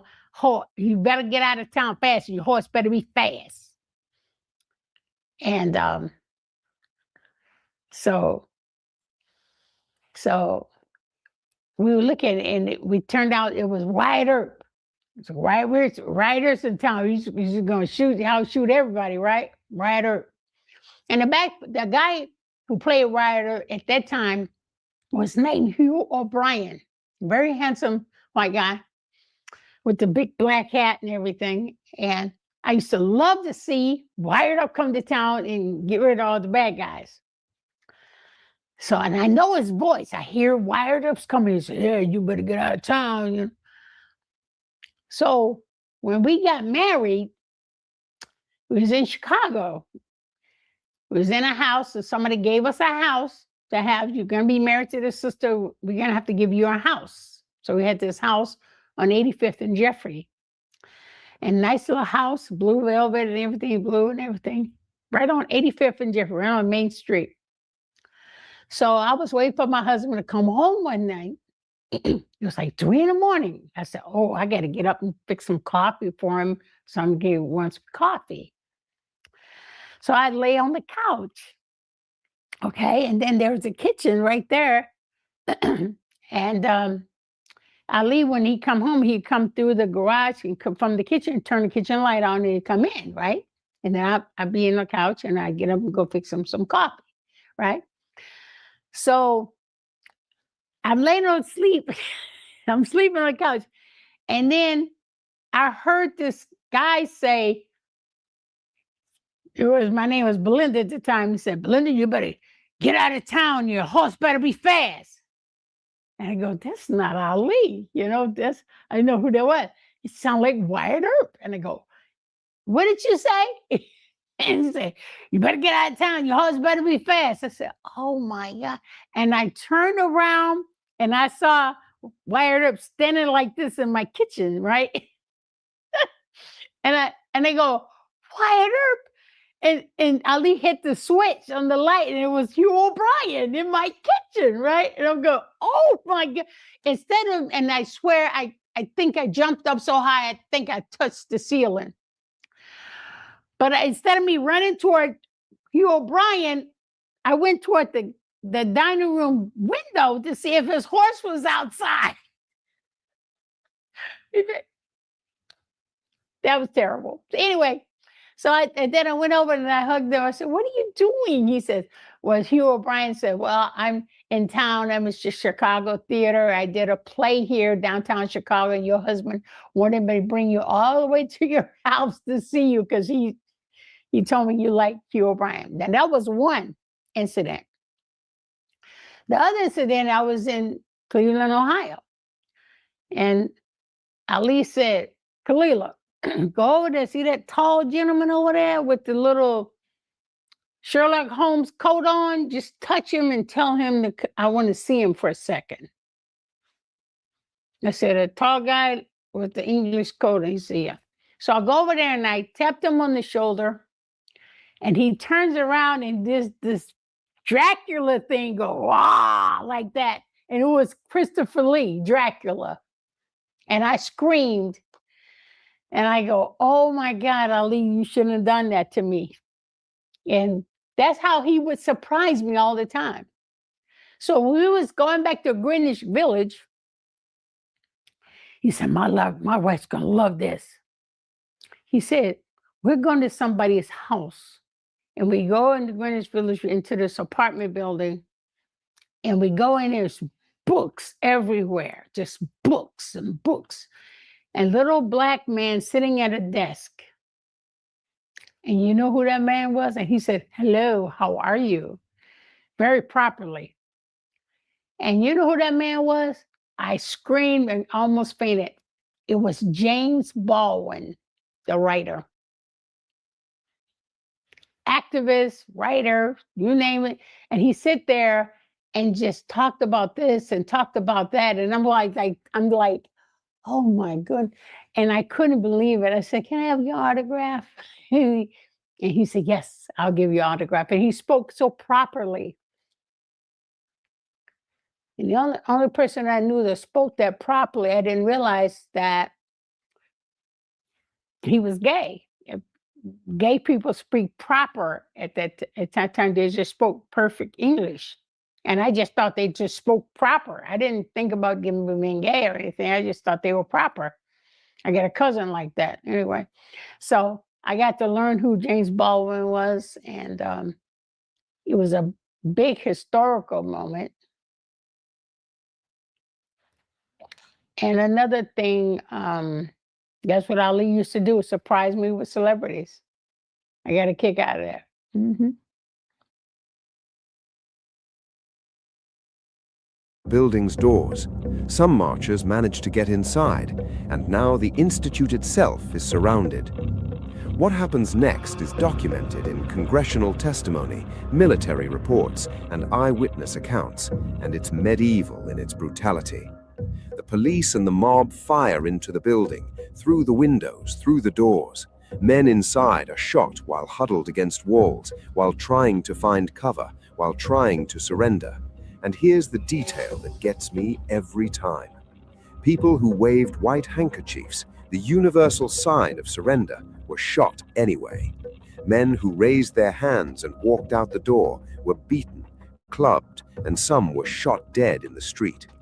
The mob entered the building multiple times during the attack, pulling people out, Delegates, supporters, random bystanders who'd wandered in seeking shelter and attacking them in the street or finishing them off then and there. Witnesses later testified in front of Congress that police officers chased wounded men for blocks. Men who were already shot, bleeding, dragging themselves away, were run down and killed to make sure they were finished. This isn't speculation, this is sworn testimony.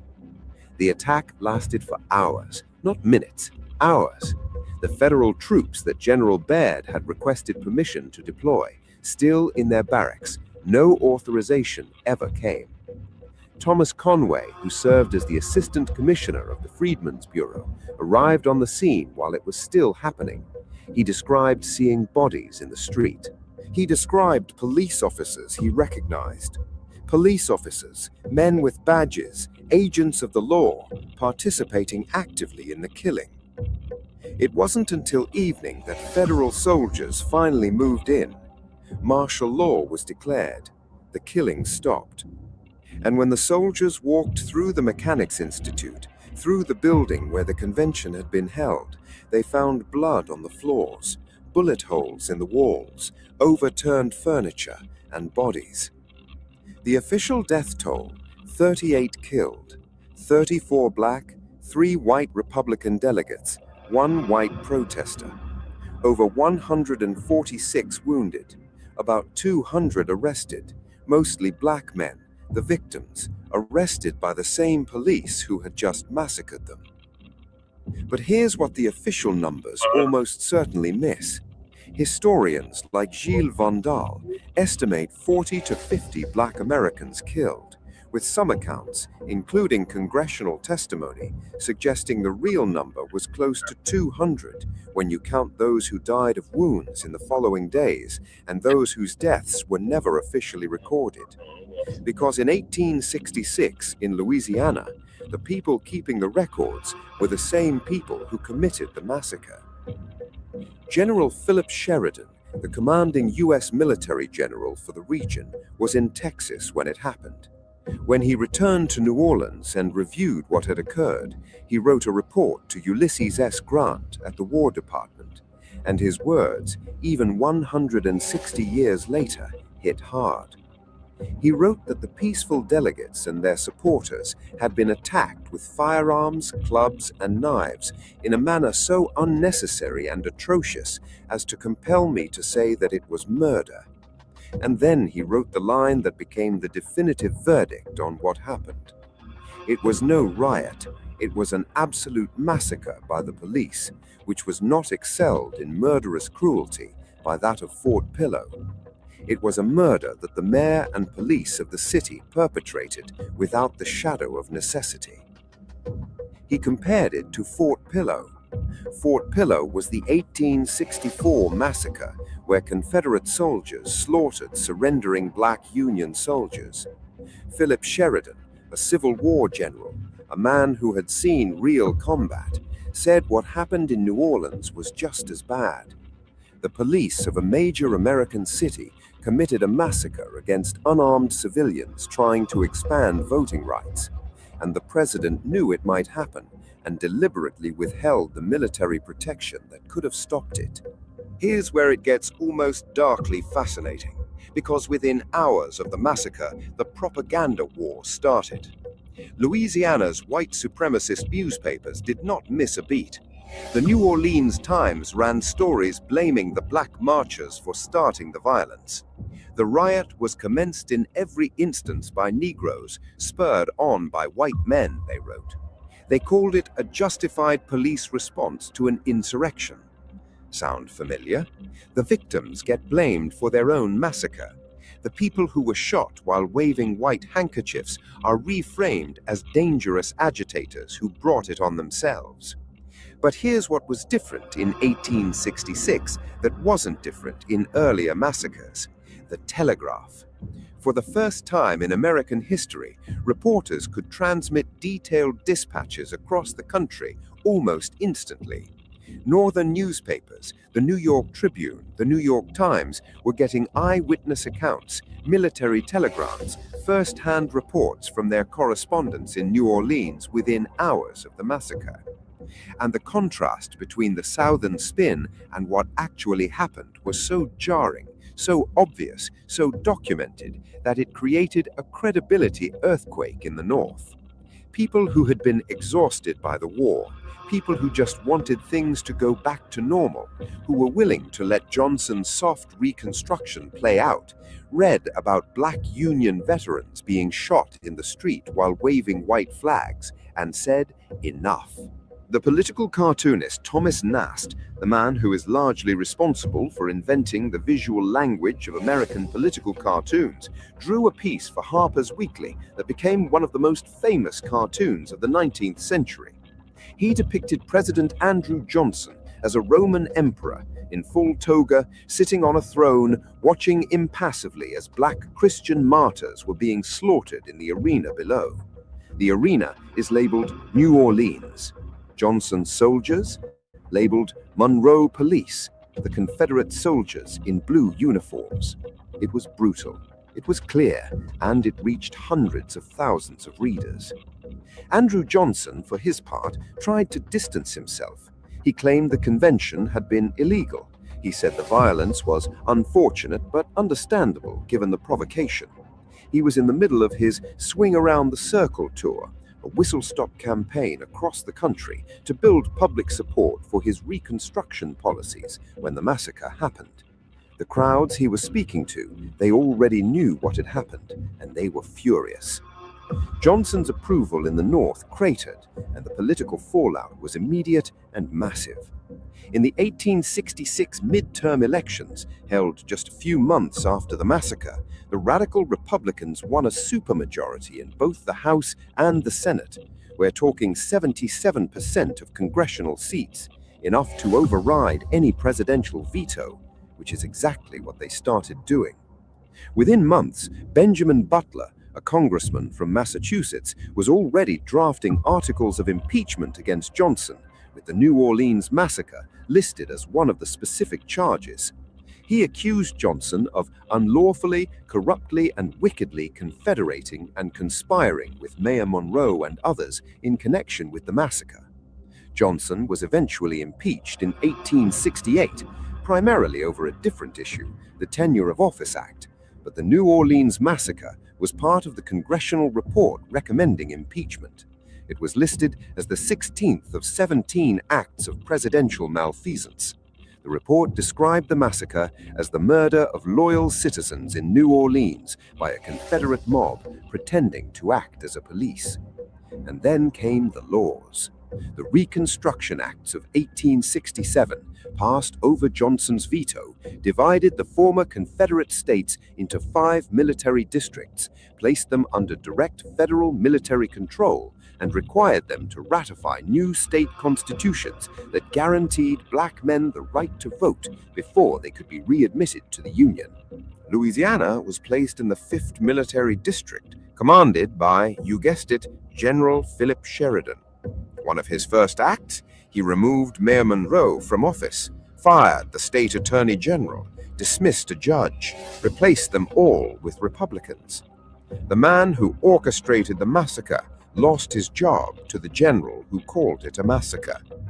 And most importantly, the 14th Amendment, the amendment that guarantees citizenship to all persons born or naturalized in the United States, that says no state can deprive any person of life, liberty, or property without due process of law or deny equal protection of the laws. The amendment that has been cited in thousands of Supreme Court cases over the past 160 years. The brutality of New Orleans, alongside the Memphis massacre earlier in 1866, is what convinced enough members of Congress that you couldn't just trust states to protect civil rights. You had to bake it into the Constitution itself. The 14th Amendment was ratified in 1868. The 15th Amendment, guaranteeing Black men's right to vote, followed in 1870. All of it The entire constitutional framework of civil rights in America was forged, in part, in the blood spilled on the streets of New Orleans on July 30th, 1866. Here's the thing I keep coming back to when I think about this story. This wasn't some backwater outpost. This was a major American city, the biggest city in the South, and the government, the local government, organized and participated in a massacre of its own citizens for the crime of wanting to vote. And then the federal government, through inaction, through deliberate bureaucratic delay, through a president who had already signaled to the South that he wouldn't stop them, let it happen. And for decades, this was called a riot. That word, riot, was doing a lot of work. It implies spontaneous chaos. It implies mutual culpability. It implies that nobody planned it and everybody was a little at fault. That word helped erase what actually happened. Philip Sheridan knew that. He refused to use it. He called it a massacre in 1866, and historians have largely confirmed his verdict in the 150 years since. The Mechanics Institute building still exists today, though it's been repurposed many times. It's on the site where the Roosevelt Hotel now stands in New Orleans.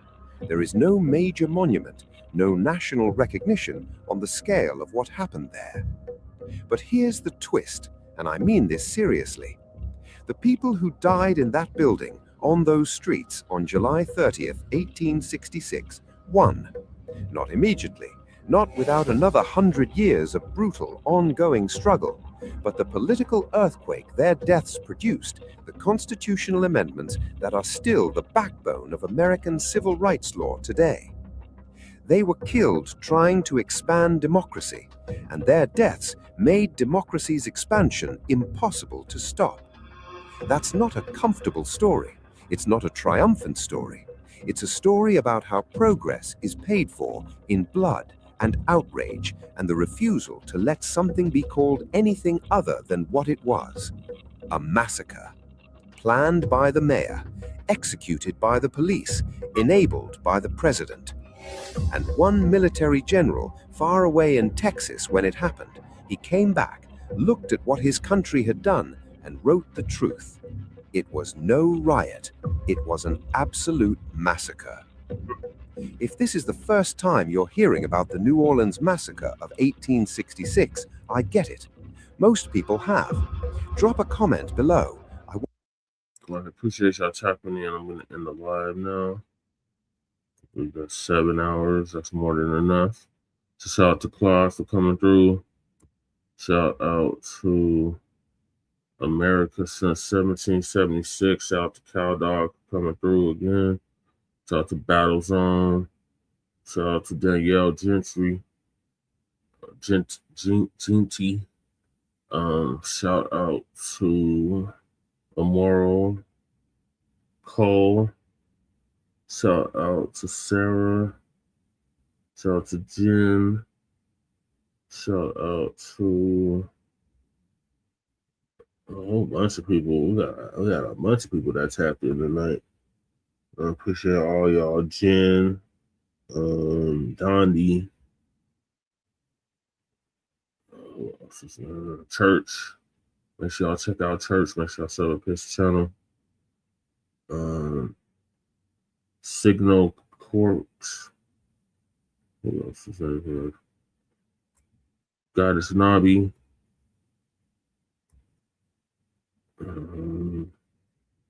Mountain Plains.